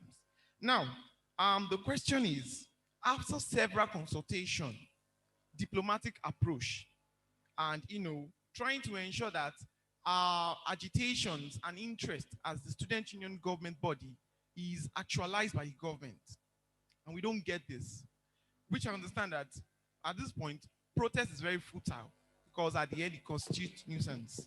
Now, what do? What is the best way we can speak to our government? What is the best way we can speak to the management of the institutions so that the students can be heard? We face issues of underfunding a lot. The second question goes to Dr. Amadou Shehu. There is this dichotomy in the educational standard, and I'm coming to the issue of HND and BSc, Polytechnic graduates and university graduates. I stand to say it here that Polytechnic graduates stand out very well. Polytechnic graduates stand out. Why is it that we are given, this segregation that if you don't graduate with BSc, you can't find a place to work in the organization, you can't earn well. And most of, the camera operators here, I believe that some of them got this information or idea from technical skills, and you can learn this from Polytechnic, not even university. Else you have, else from. All right. All right, thank you. So why do we have that way? Thank you. All right, thank you very much. I know there are more questions, but we are trying to be very conscious of your time here. We appreciate the patience that you've had with us today, as well as giving your attention to the panelists. We'll start with our panelists online, and we'll also use this opportunity to have closing remarks. Please don't forget that we have not heard from our chairperson, Mr. Femi Falana, SAN, so he will be wrapping things up for us as we start wrapping up the program. But let's start with our panelists online first. Hafsat Abiola Castello, there was a question that was directed towards you, and you can also use that opportunity to make your closing remark. 1 minute for the closing remark, and let's be circumspect with our time, please. Could you remind me of the question?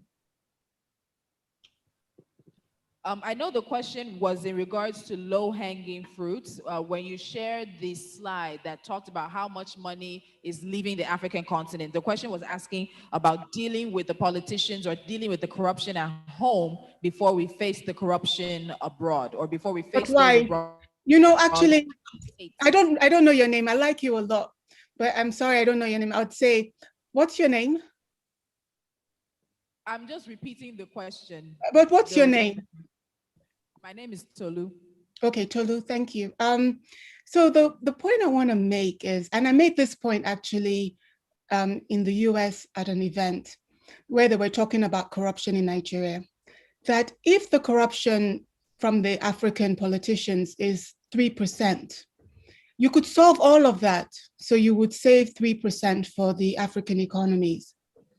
And you would be happy that you've solved all the local corruption. But if you even solve just 10% of the global corruption, which is 64% of the loss, right? You've solved 10% of it. You've already overwhelmed, you've doubled what you've solved at the local level. So I'm not saying you don't solve the local, but I'm saying that I find it so deeply disturbing to be in a country with highly intelligent people where they always focus on the local when the local is such a small fraction of the large picture. And I'm wondering if I'm dealing with people that are educated or people that are colonized in their minds. And you know, talking about all the different problems in Nigeria, to me is like going to the plantation south of the United States during the period of slavery and talking about the problems in the different plantations. Completely irrelevant. We need to change that system. And that's what I would like us to focus on. And the last point I would make is from Frederick Douglass. And Frederick Douglass said, he said, power never concedes anything without a struggle. It never has, and it never will.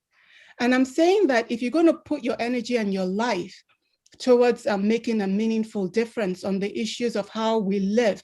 And, you know, all the questions and all the problems, whether it's the journalist's salary or the problems for funding education or all of that, is because we are being squeezed of resources, not just in Nigeria, but across the continent. That's the same reason why there's looting in South Africa and why professionals in Nigeria are so grossly underpaid. We need to address all of those things by looking at the global economic system and where we fit and trying to negotiate better terms or a better fit that honors the fact that we're 1.2 billion people and not 20,000. We cannot afford to be a banana republic, which is how it's structured currently. So I would like us to apply our brilliance, apply our courage, and they are low hanging fruits. Actually, the G7 just came out of a meeting with President Biden with a new tax deal that is going to tax the global multinationals 15%. But the African countries are saying that even with that, it's a question whether Africa's economies will get their fair share. We should look at the kind of arguments being made by Africa Development Bank's Dr. Akinwumi Adesina, who is trying to push Africa's agenda, even on the special drawing rights from the IMF. You know, we have champions fighting this battle for us, but I don't want us to be so local and looking at our navel while the whole house is burning.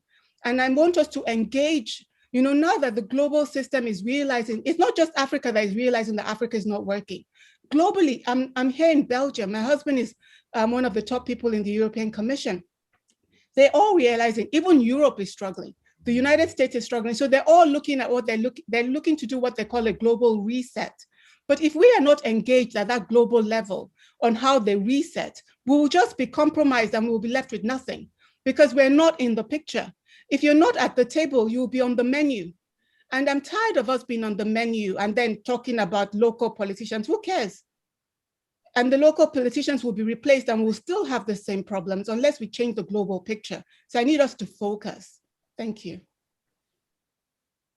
All right, thank you very much. And the global tax agreement that she mentioned, out of the African continent, 2 countries did not sign. Guess who? Nigeria and Kenya.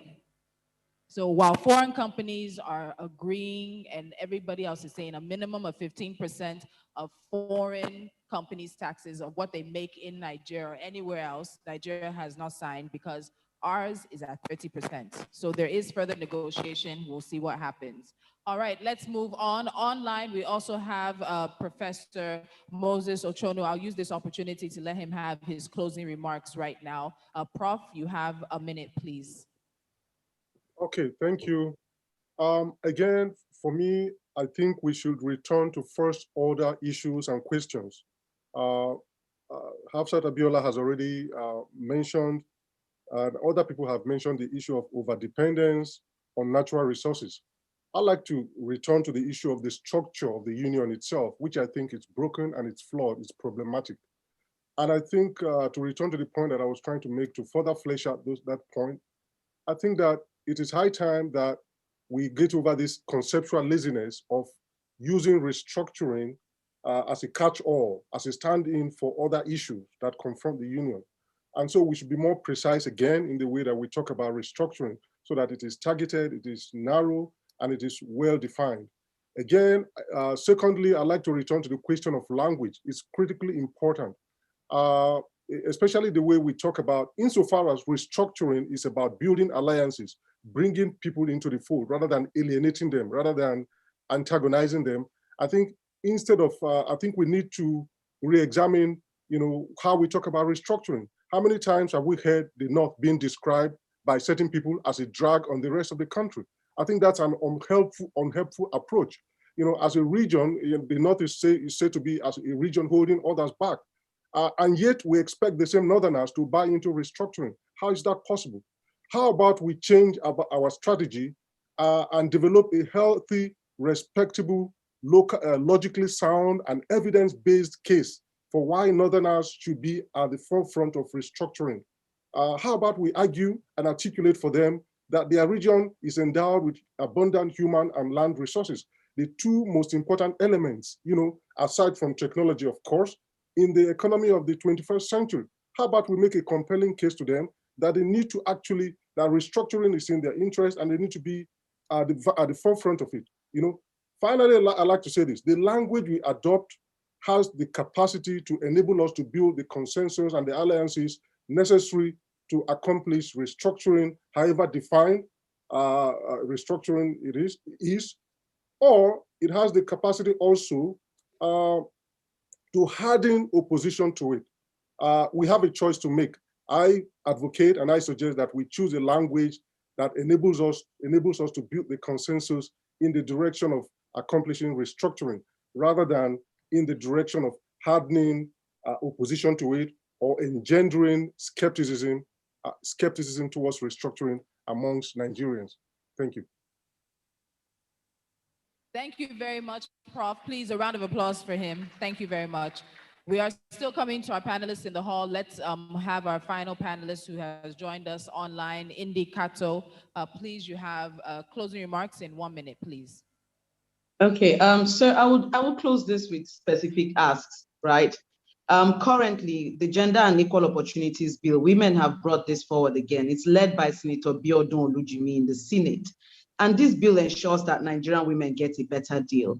And we can't be paying attention to so many other things and just refuse to pay attention to these ones. And every time it comes up in the it is put down. The Gender and Equal Opportunities Bill is for everybody. Let's look at the Electoral Reforms Bill. Please, right now, we are fighting for better elections, but Nigerian politicians, specifically in the National Assembly, are fighting to worsen the state of our politics. And for women, this is a very gendered issue. Kogi state elections, the last one had Mrs. Salome Abu burnt to death. Nobody has been brought to book for that. Again, I do mention that we are not a part of this violence, but we are victims of it.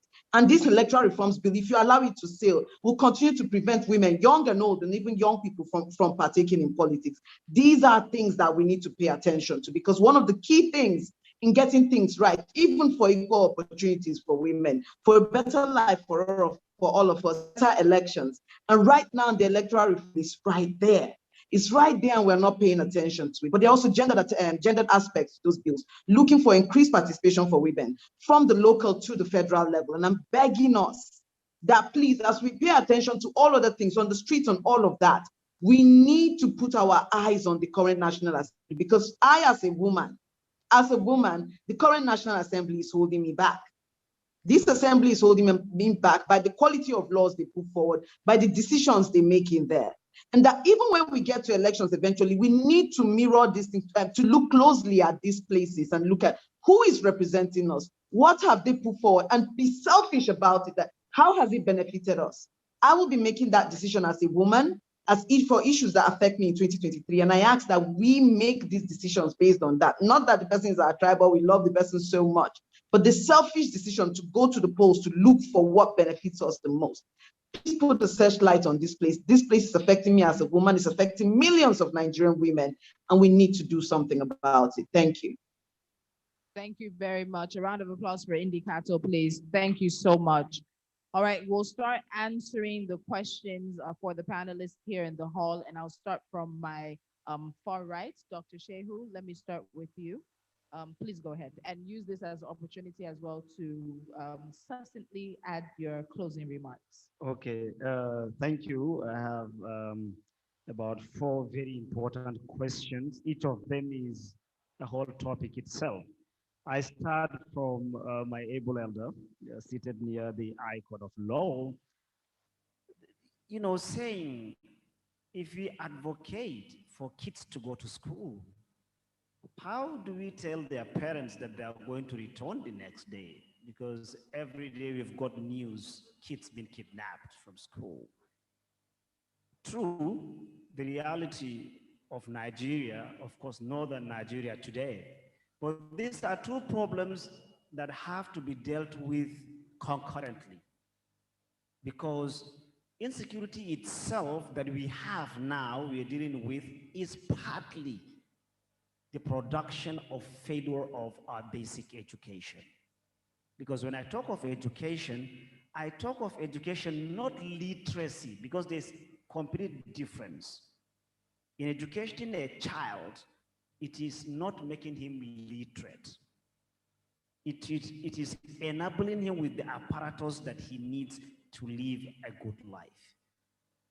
So it is failure, or in fact, lack of education that has led us to this very deep, dark, dangerous hole.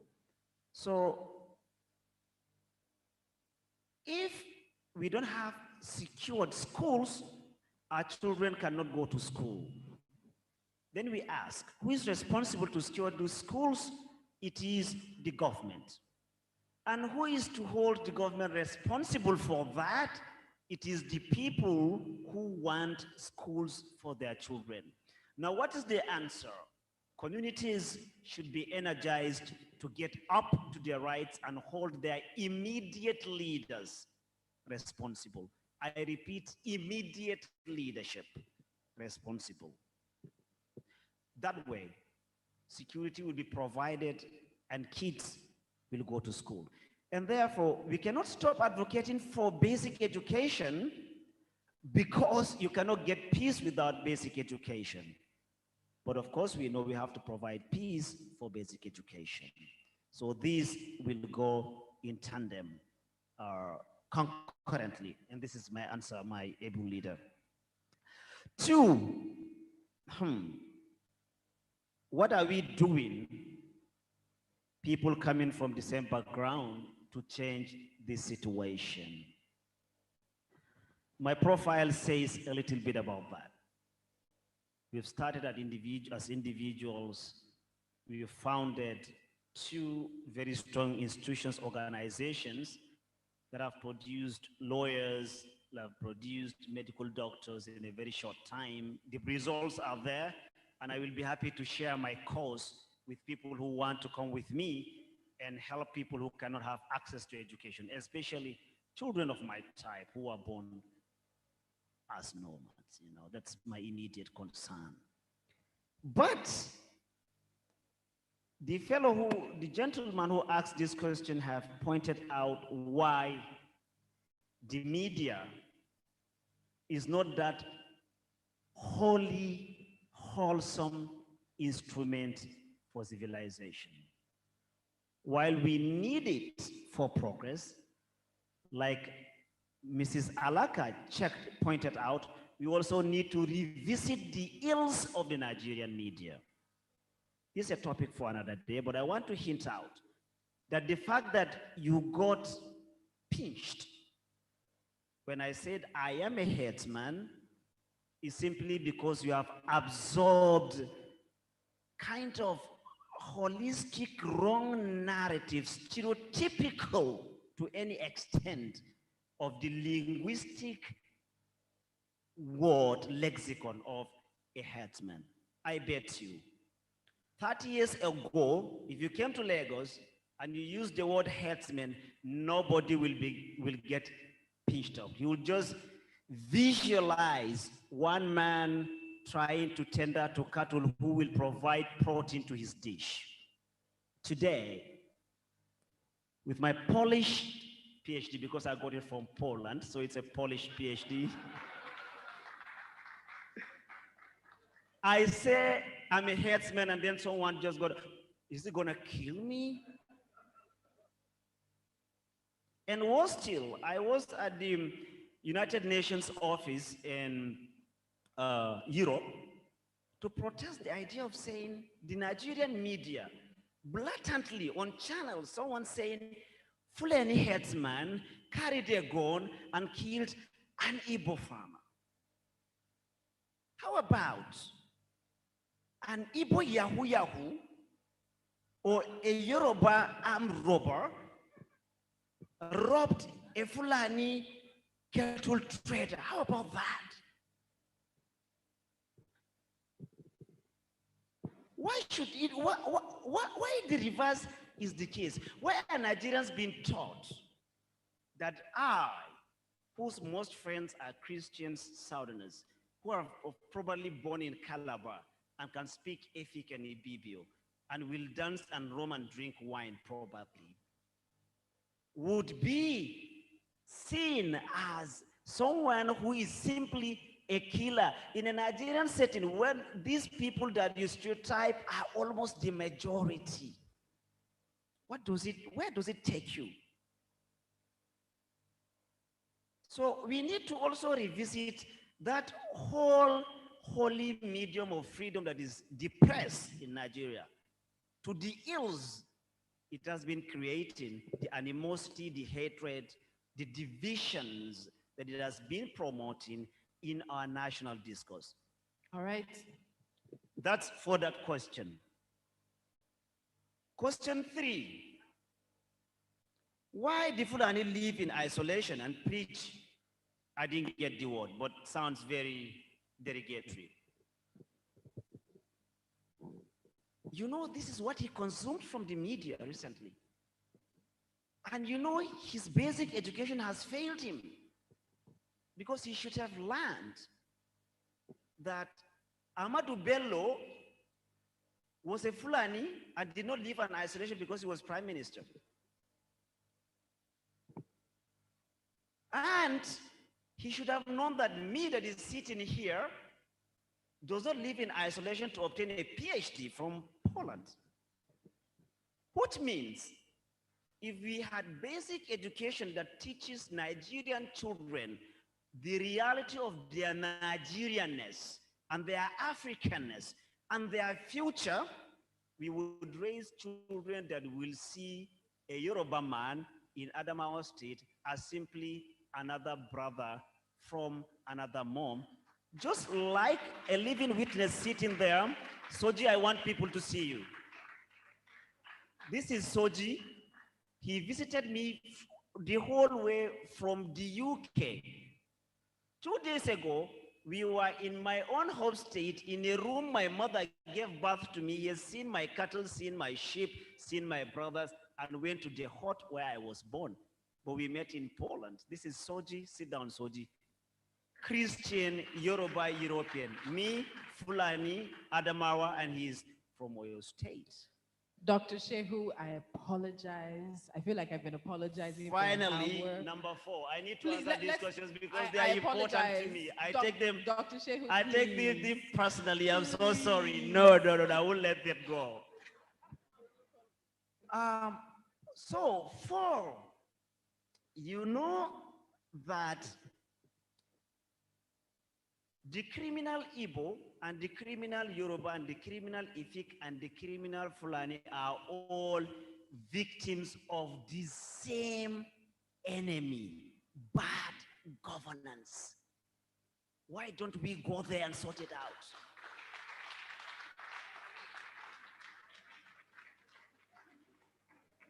Degree polytechnic dichotomy. I'm really not an expert. I am a linguist by training, but my passion is helping children of my own background to get to where I am.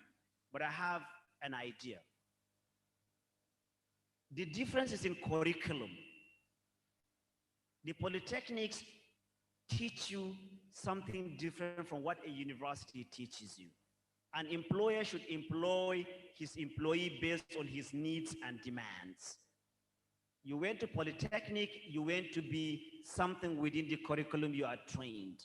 You went to be in the university, you went to acquire something you are being trained. You ought to have been employed based on your skills, leading me to the Nigerian idea of excellence. We should focus on merit and employ people based on what they can do, but not based on their primordial identities, accidents that can never make them professionals. Thank you so much for all the time you have given me. Thank you.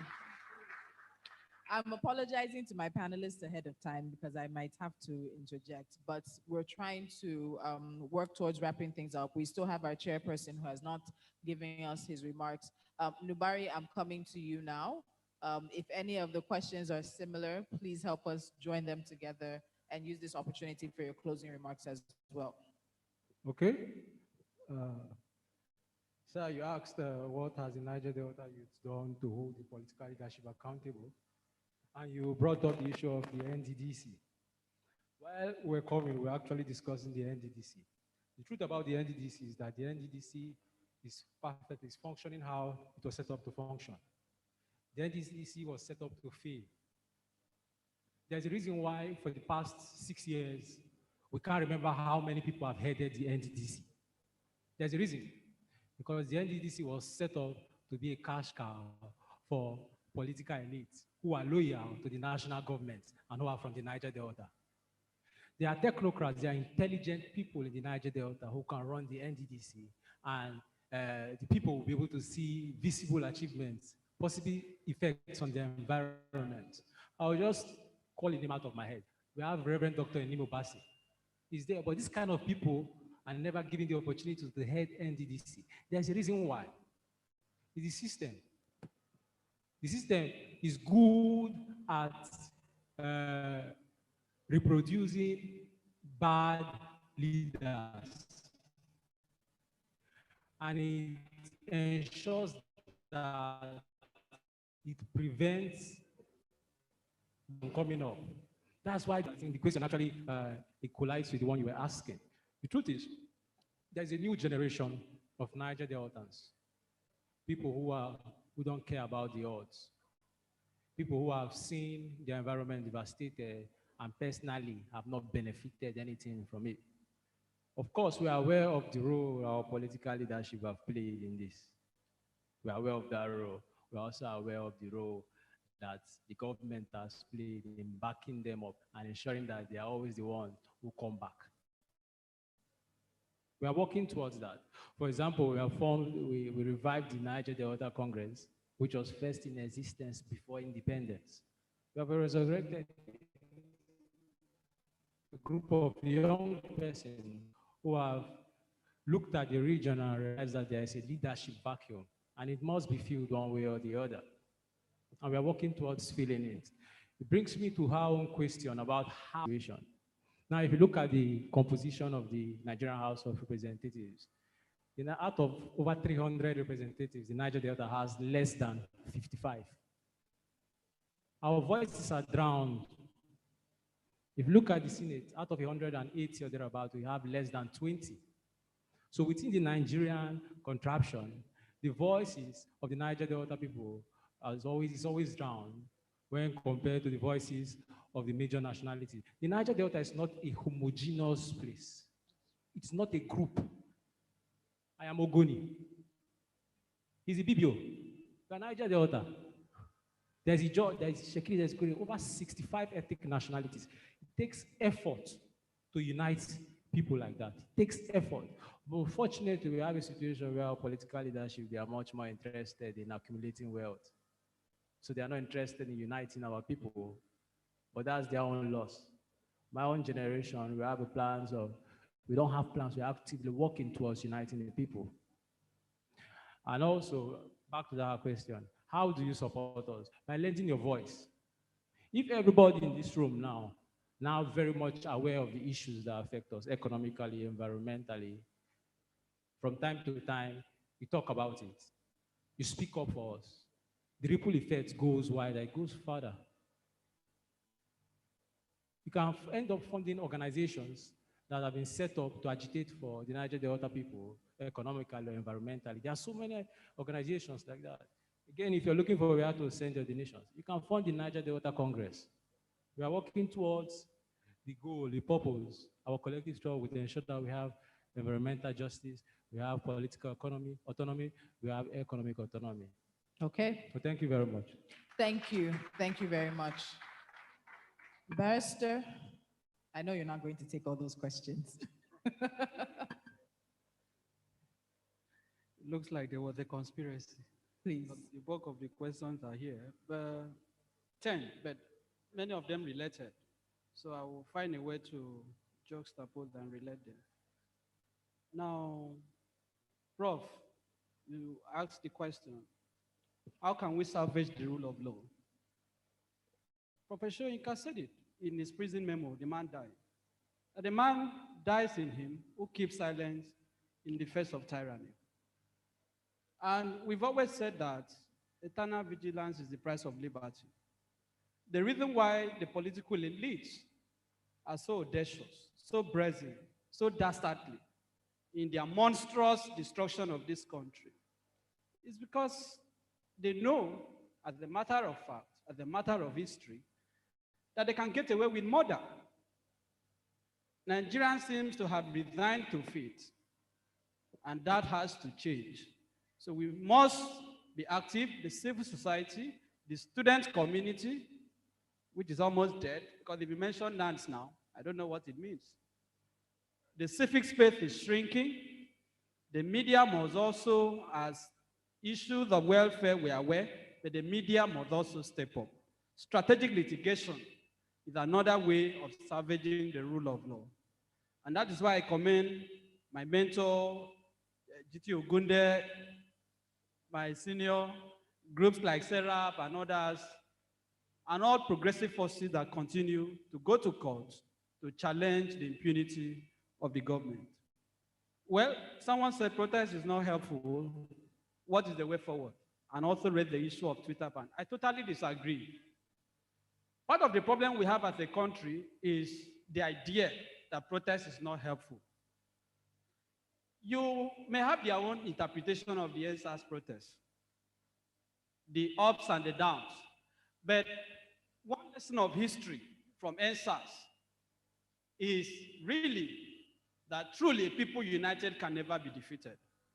The day the Nigerian people say they have had it enough, there is no military deployment, there is no crocodile smile, there is no dancing python that will be able to suppress the determination of our people. We are talking about the Electoral Act. If tomorrow 5,000 people come in the National Assembly and say we will be here except and until you restore electronic transmission of results in the Electoral Act. We will be here until so and so issues are attended to. Do you think there will be no difference? We are not fighting enough. So protest is effective. Now the question, what can journalists do during protest? And of course, the right to protest. Don't be discouraged. And part of the problem I have with the media, like Ganefa Wemi said, the pen is the closest to the weak and gown. I've also seen, for those of us who are into public interest litigation, part of the problem we have with the media and journalists in Nigeria is that they are not taking steps to also enforce their rights. For example, when you were assaulted, did you go to court? Did you get a lawyer to file an action for you? We had NBC impose fines on media organizations in Nigeria. Not even one Nigerian organization had the boldness to go to court. Even when I undertook as a private citizen, I reached out to some of them to help me with some documents. They all shy away. That is part of the problem. journalists must also be at the forefront of defending press freedom, beyond editorials, beyond news reports. So I need to make that point very clearly. Now, Twitter ban, I don't want to comment on it because I'm among those who have sued the federal government. Now, what is the fate since, okay, the student are, since government is not listening and protest is not working? I disagree that protest is not working. If protest is not working, what you need is more protest. It's not less protest. Protest is working. And I was a student activist. I can give you examples of some of the things I did during that led to changes being effected. One person led to the Arab Spring. So Nigerians must never say, because the moment we are saying that protest is not working, the ruling elite have won. Because that is our most potent instrument of challenging impunity. Now, the state of the press is about the press integrity. Are they not responsible for why their liberty has been taken away? Well, it's neither here nor there. Some of these things, I may not say it publicly, but I agree with you that responsible journalism is very, very vital. And sometimes I don't really blame the journalists. You know, I know what it costs to call a press conference. It is not an easy thing. So I understand the issues.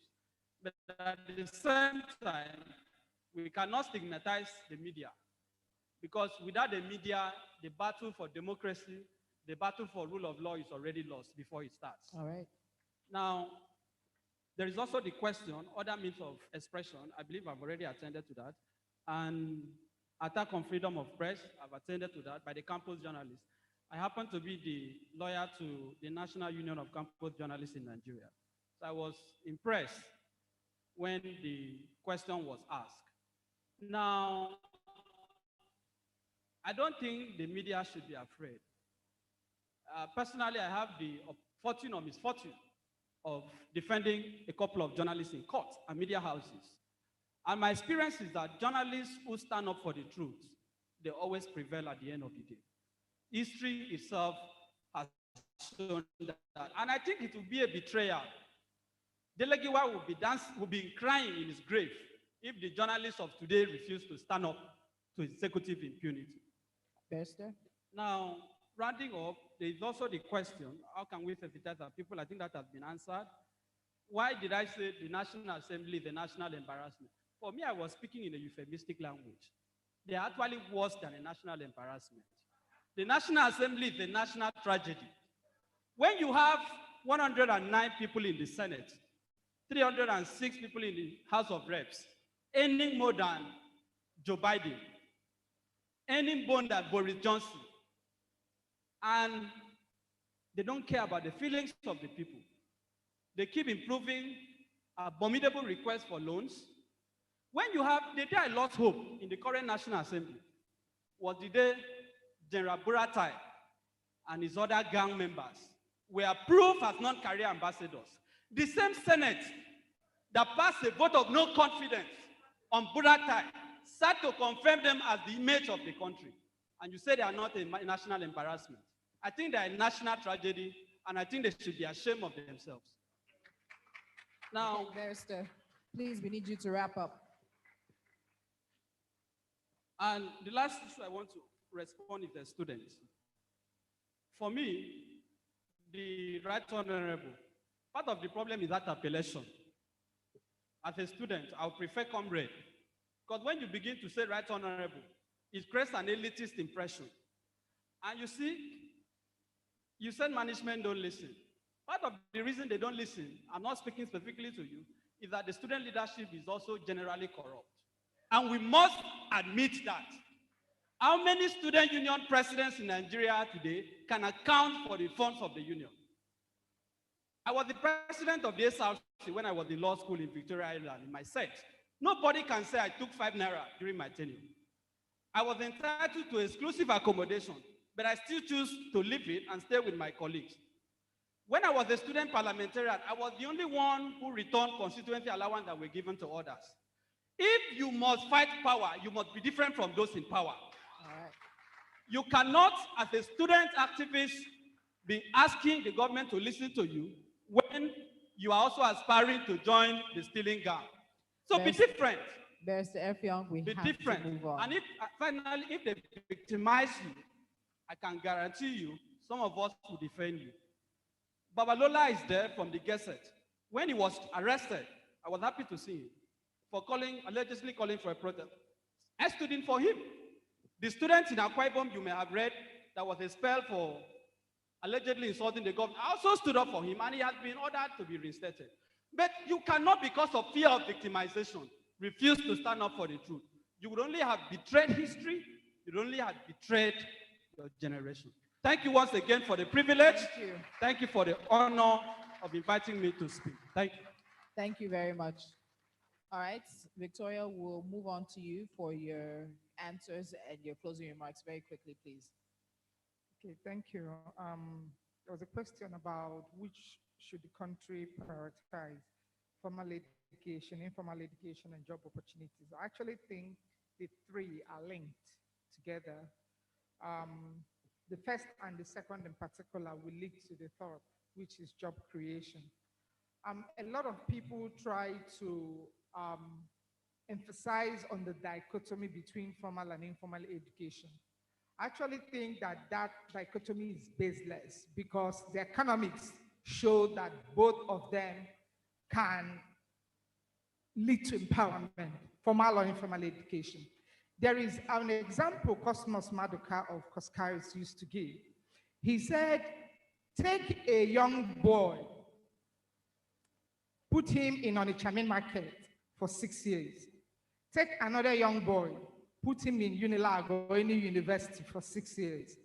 When they both come out, give two of them 1 million naira. The one that has been in on a Chamin market in 2 years can give you 10 million. The one that has been in the university for 6 years will still be applying for a job. So that is to tell you, if you follow me on Facebook, I always say, get a skill.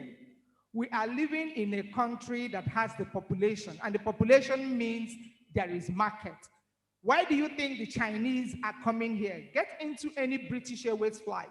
You find out that a lot of people in the business class are white men. Get into Qatar Airways or Emirates Airline. A lot of white men are coming here. Why do you think they are coming? Always ask yourself. Because a lot of us say people want to go abroad. We want to go abroad. Always ask yourself, why are the whites coming here? It means that they find the market for their goods. They find the resources that they need. They find the opportunities in Nigeria that they can't even find in their country. So they make the money here and repatriate the profit to their country. So the question for us is, how do we harness both formal and informal education to create wealth for our country? And the final point I want to make on that issue is there is a positive relationship between education, formal or informal education, and prosperity.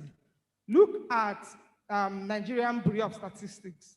Look at their literacy index of states, the 36 states. Then look at their poverty index of the same Nigerian Bureau of Statistics. You find out that the states at the top, on the top of the ladder of literacy, are always on the top of the ladder on prosperity. The ones at the bottom of the ladder on literacy are still the same states at the bottom of the ladder on poverty. So there is a positive relationship. As a young person, your emphasis should not be just go to school because everybody's going to school. If you find out that you are skilled in carpentry, I don't know whether you hear about bedmates and a lot of furniture companies. If you see the amount of money they sell furniture, you will be shocked.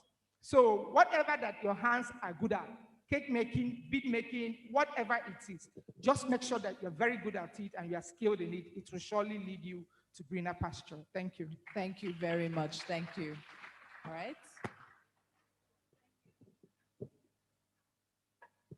Thank you very much. I'll do this quickly because we do need our chairperson to speak before we close. I want the media to, so there was a question around the ownership of the media. Well, it's not a problem we can solve in this room. it already exists. But what I always advise is that the owners globally, ownership affects the media and what it does.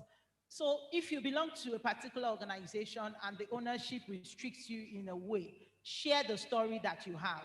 Share it with the other opposition organization whose ownership does not restrict them for getting that information out.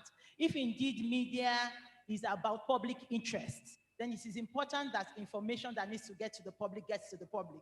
So share the story with a partner organization whose ownership allows the publication of that story, while we fight the long-term issue of really getting people who understand the reason for the media to own media and to run it properly.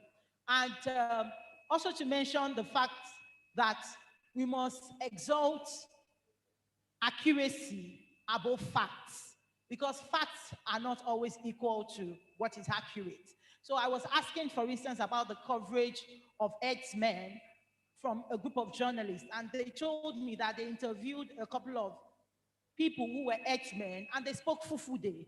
And I said, the fact that somebody speaks a language does not establish that the person comes from a particular place thoroughly, number one. Number two, the fact that you spoke to 4 or 5 people does not establish that this issue is what a whole group of people, this is what a whole group of people do. Because we do not have, the concrete facts that this particular group of people have decided to use their profession, to kill people. And we've not had even stories where people say, oh, see the cows right here and see the dead bodies right here.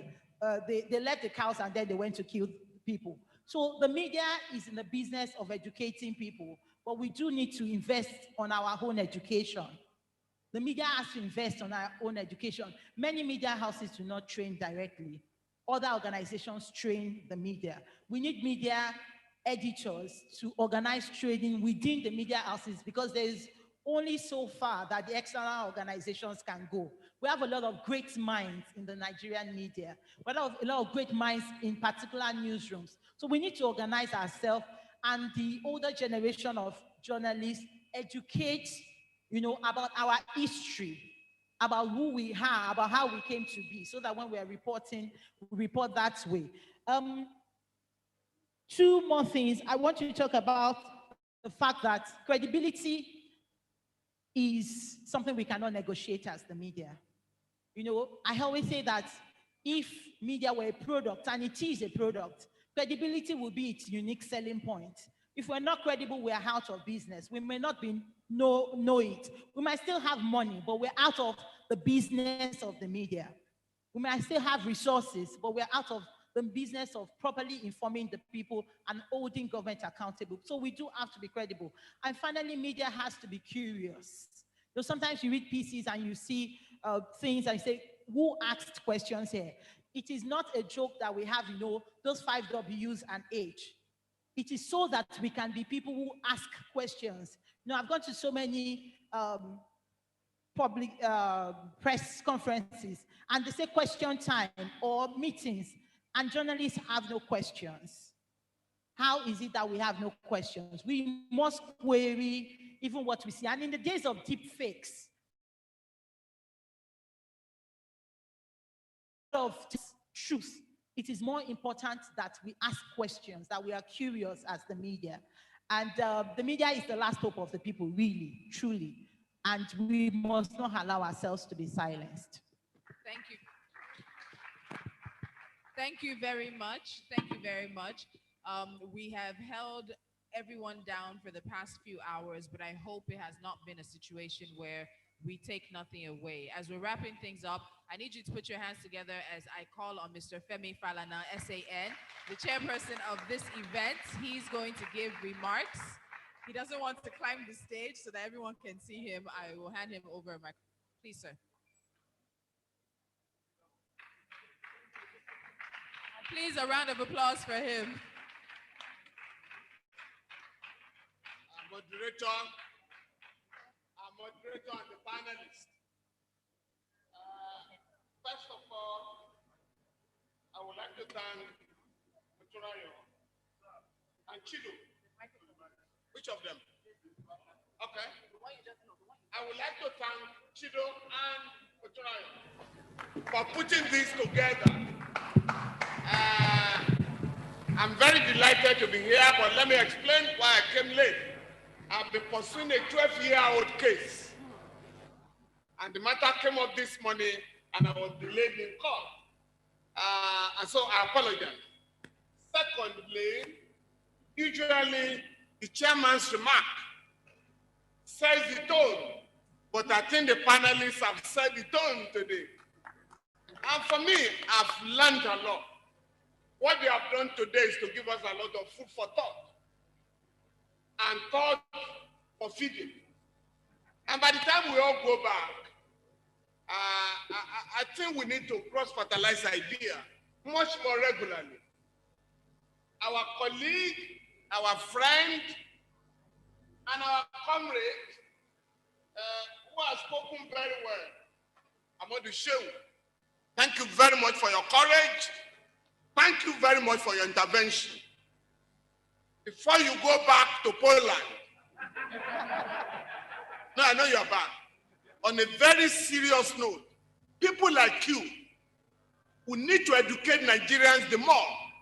Because like you have said, and many of us here are opposed to ethnic profiling of criminals. A criminal is a criminal.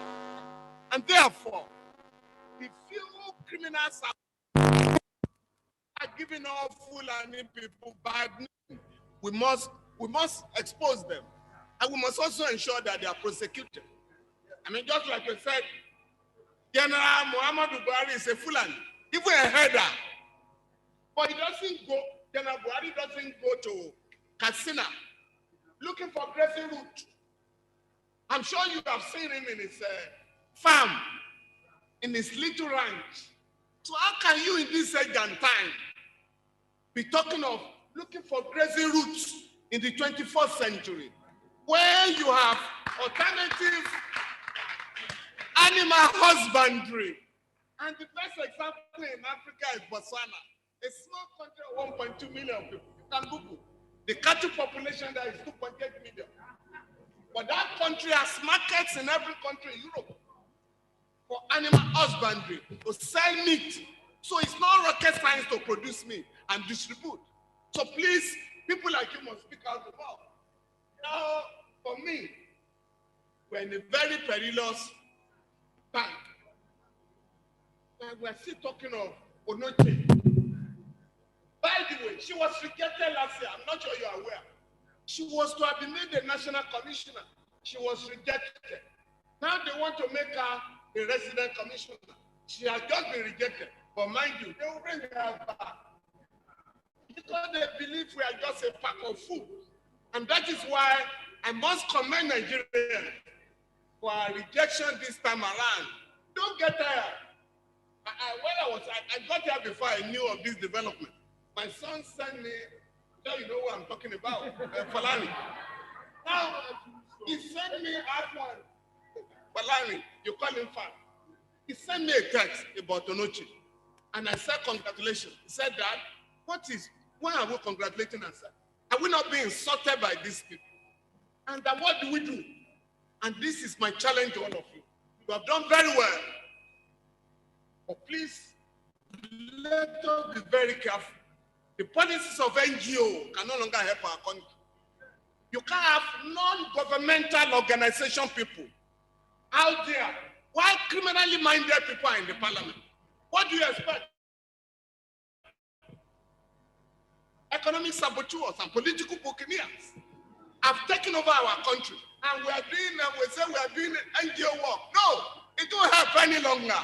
You guys here, I mean, if you have a parliament, 6 of you in the National Assembly, the difference will be clear.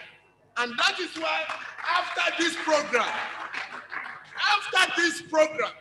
and that will be to the delight of Professor Soyinka, that we can resolve here today, that we are going to make maximum intervention in the politics of our country. Yeah.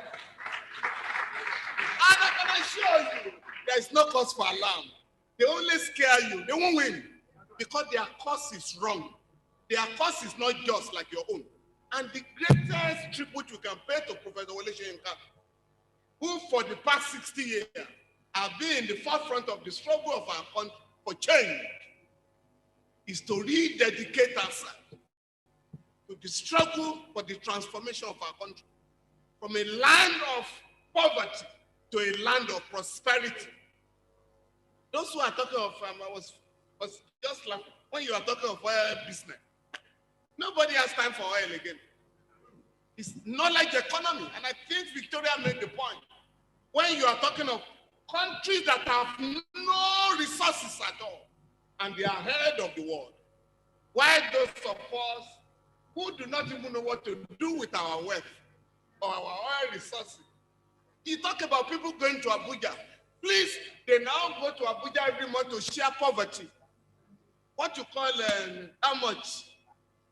The whole money is about $30 billion a year now. In fact, we made only $15 billion last year from oil. The budget of Nigeria last year was $30 billion. The budget of Brazil was $650 billion. Brazil, 208 million people. Nigeria, 206 million people. Now, for the immediate, I beg you, for the immediate, whoever says we are not going to demonstrate in Nigeria, please tell media you are here. Please, for me, it is the most agonizing thing. Under the military, under the most murderous military junta, Buhari, Babangida, and Abacha, were demonstrating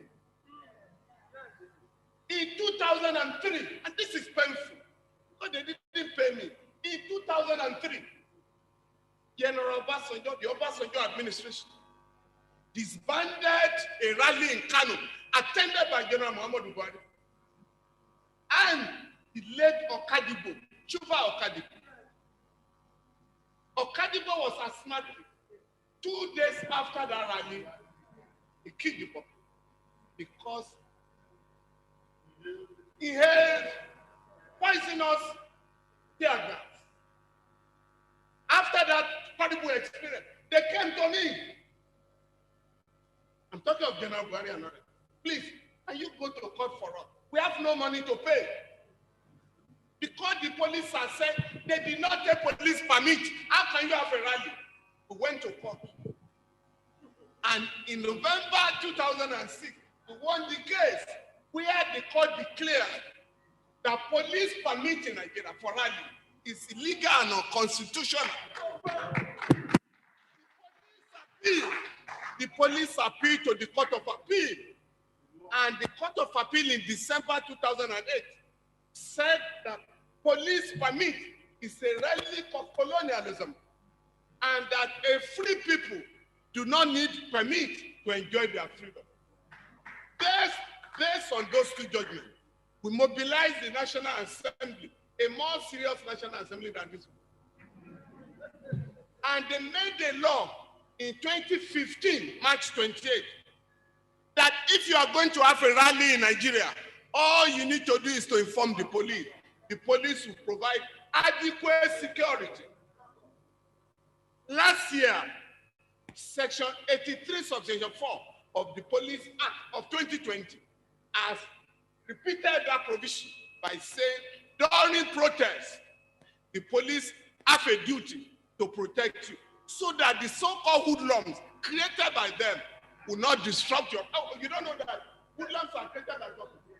Oh, these are young people, lumpen elements who have nothing doing. The government people use them during election. During election, they call them thugs. In peacetime, they call them area boys. During riot, they call them hoodlums. Please, for our women, I beg you, go and study the colonial history of Nigeria, our women. The Ransom Kuti that we just make mention partially. She was ahead of her male counterpart during the struggle. Single-handedly, she got a king, Alake of Egbala, Ademala the First, very powerful. She got her sent out of the throne because Alake colluded with the colonialists to impose double taxation in Egbaland. The woman said, how can I pay tax? And my husband will pay tax in the same home. And that was why they sent the man back. And I can go on and on. But please learn from what African countries are doing. Rwanda is ahead of the whole world in terms of women representation. 62% of the people holding positions in Rwanda are women. Rwanda now, South Africa and Ethiopia, cabinet is 50%, 50-50. 50% men, 50% women. So it's not about this stupid tokenism of, they call 35% or something. But let me warn you. Let me warn you. If you want to succeed, don't allow night meetings, nocturnal meetings of political parties must stop. You know why? It's difficult for women to leave their families in the night, to go and be holding meetings with other men. So that is why when it's about 4 or 5 a.m. after the meeting, the men will realize we have not elected any woman here. Okay, let's have a position of woman leader. You don't have man leader. It's only woman leader. Now, I made a comment on arresting Nigerians at night. Some people are trying to say, oh, how can you say that? I didn't say you can't arrest at night. You can only arrest at night if criminal offenses have been committed. If armed robbers come to your neighborhood in night, you can call the police. But if I'm a criminal suspect, I am presumed innocent. I am entitled to my sleep. My family members are entitled to their sleep. Hence, Section 2, subsection 10 of the Anti-Torture Act of 2017 has now regarded denial of sleep or rest as an act of torture, which is punishable under the law. So if you want to arrest me, you stay around until I wake up in the morning. Because we are a civilized people. It is worse when you have no warrant of arrest. It is worst when you have no warrant to search my house. That was what we went through under the military. GT will recall. They will come to my house in the dead of the night. One day they came, arrested me. I was living in Ketu. Took me away, arrested Dr. Kuti, Ransom Kuti, Beko. Took him away. They dumped him on Badagry Road and dropped me on the Pearl Road in the bush. So we found our way. When we came back to town and addressed the press, they said they didn't do it. They didn't know who did it to us. So on that day, my wife resolved, you are not going to go out again at night. Because anybody could have killed you. So what happened? They came again in the night, 3 a.m. And my wife, these people have come again. Won't I go with them? We said, no, you are not going today. What are we going to do? Before I knew what was happening, my wife went out. It was still safe then. Went to the street. Criminals, armed robbers have come, and they pick race. After that day, you know, they normally come to the office in broad daylight to arrest. And I'm advising Nigerians, don't go out with anybody at night, I beg you. If he says he's a security man, ask him to wait until daybreak. Because the danger now is I know people have been kidnapped in their homes by criminals who pose as security people. In Ghana, in 1981, 4 judges, including a nursing mother, were creeped up in the night and killed 4 judges. President Rawlings never recovered from that shock. He denied, but nobody ever believed. So let the people in Abuja know we are not a conquered people. Learn to respect us and learn to treat us with dignity. Now, just while I was here now, I got information that the bill to criminalize protest has been withdrawn by the sponsor. You know, again, my son sent this to me, and I said, come. I didn't say congratulations this time.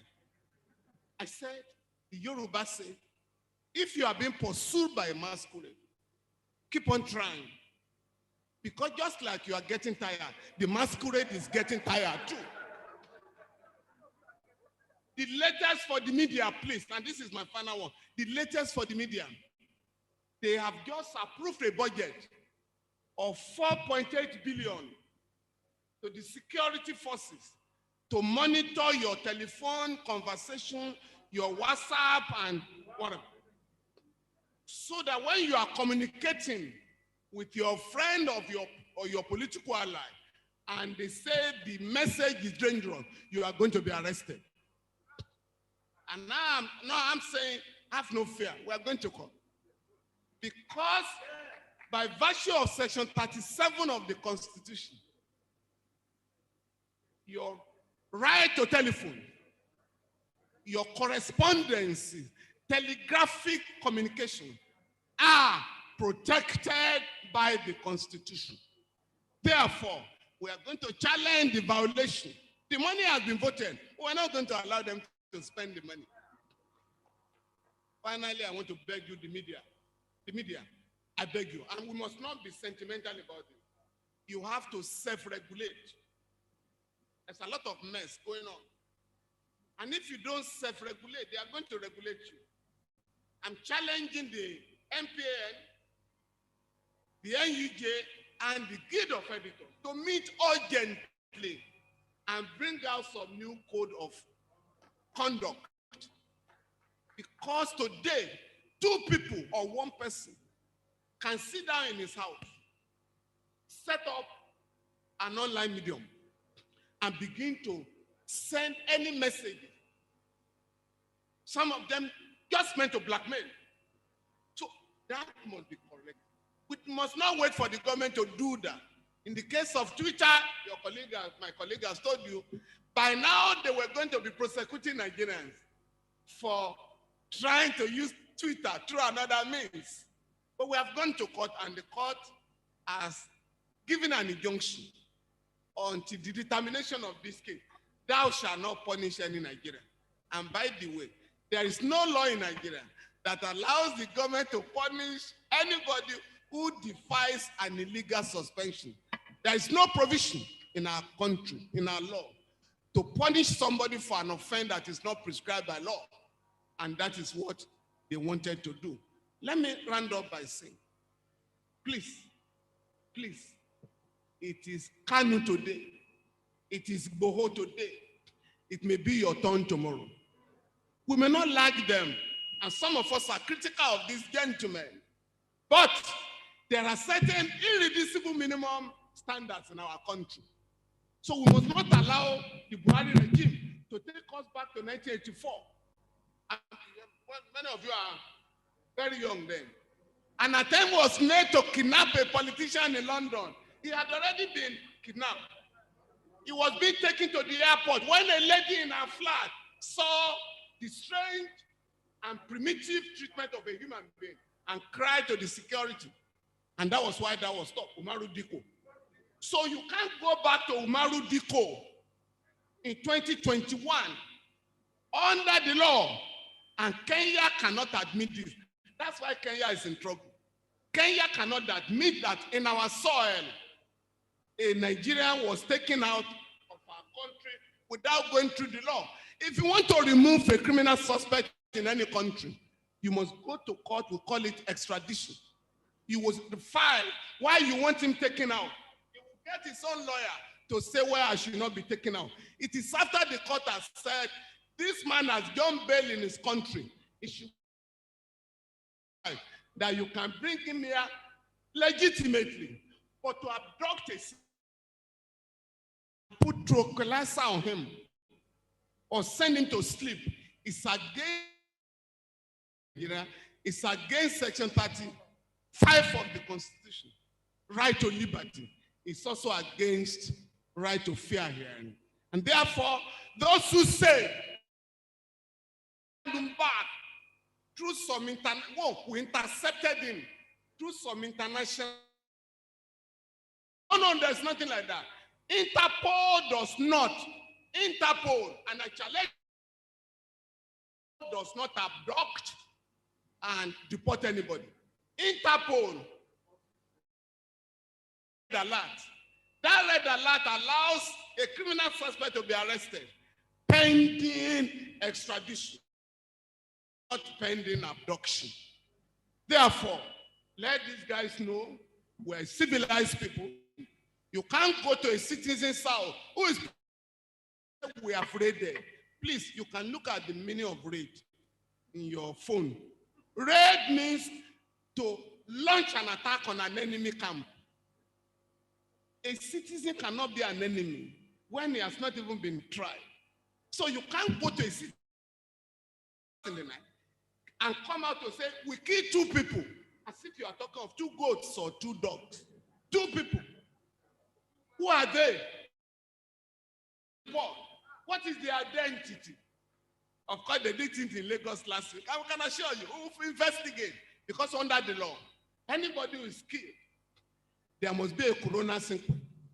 In the case of the 14-year-old trader, by the way, why should a 14-year-old girl be a trader in the modern society? But because a 14-year-old girl, your daughter and mine, on that Saturday morning may be watching a television, or on the beach, enjoying herself. But she was trading, and where she was selling either pure water or whatever, she was fatally wounded and she died. What we have done in our office is to instigate and get we've got the chief judge, the chief coroner in Lagos State, to set up an inquest. And we are going to investigate. The police said we didn't do it. Did you do it? Okay, we know you didn't do it. Who did it? We are going to that guy, we are going to get him identified and prosecuted under the law. And that is the position. So once again, I want to thank you for this opportunity. And to urge you to go out there, register to vote, and join, and you can form a progressive political, not progressive in the sense of APC. Thank you. Excuse me, sir, please. Mr. Falana, please join us on stage. Mr. Falana, please join us on stage for pictures. Please, a round of applause once again for our chairperson. We're going to take a set of pictures. We're also going to have our closing remarks coming from Adeolu Adekola, who is Wole Soyinka Center for Investigative Journalism's Senior Program Officer. So board members, panelists, let's head towards the cake first. The cake. Cake.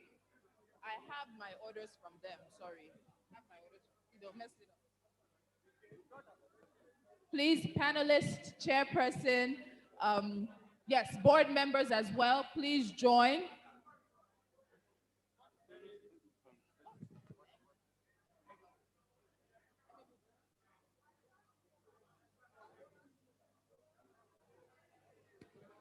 So we'll just have the panelists point at the cake. The cake is, of course, in honor of Professor Wole Soyinka on his 87th birthday. Any board members that are present in the hall, let's take the set of pictures first.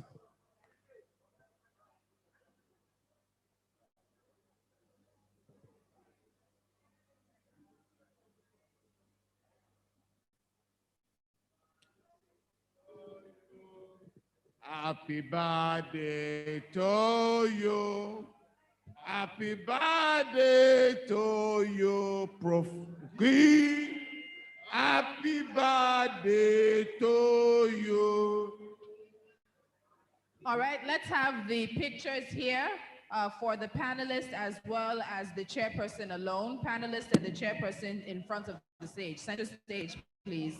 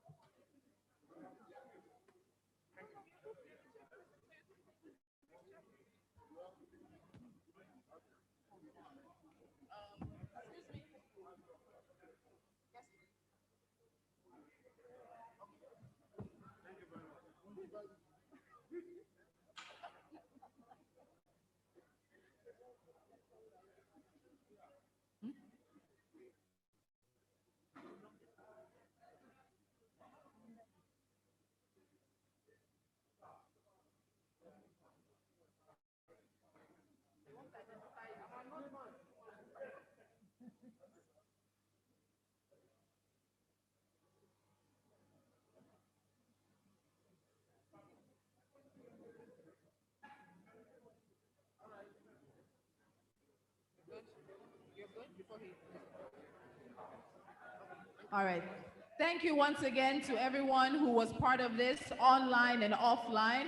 Please let's keep the conversation going. The hashtag is Remaking Nigeria and hashtag 13WSC lecture. Once again, thank you for your attention today.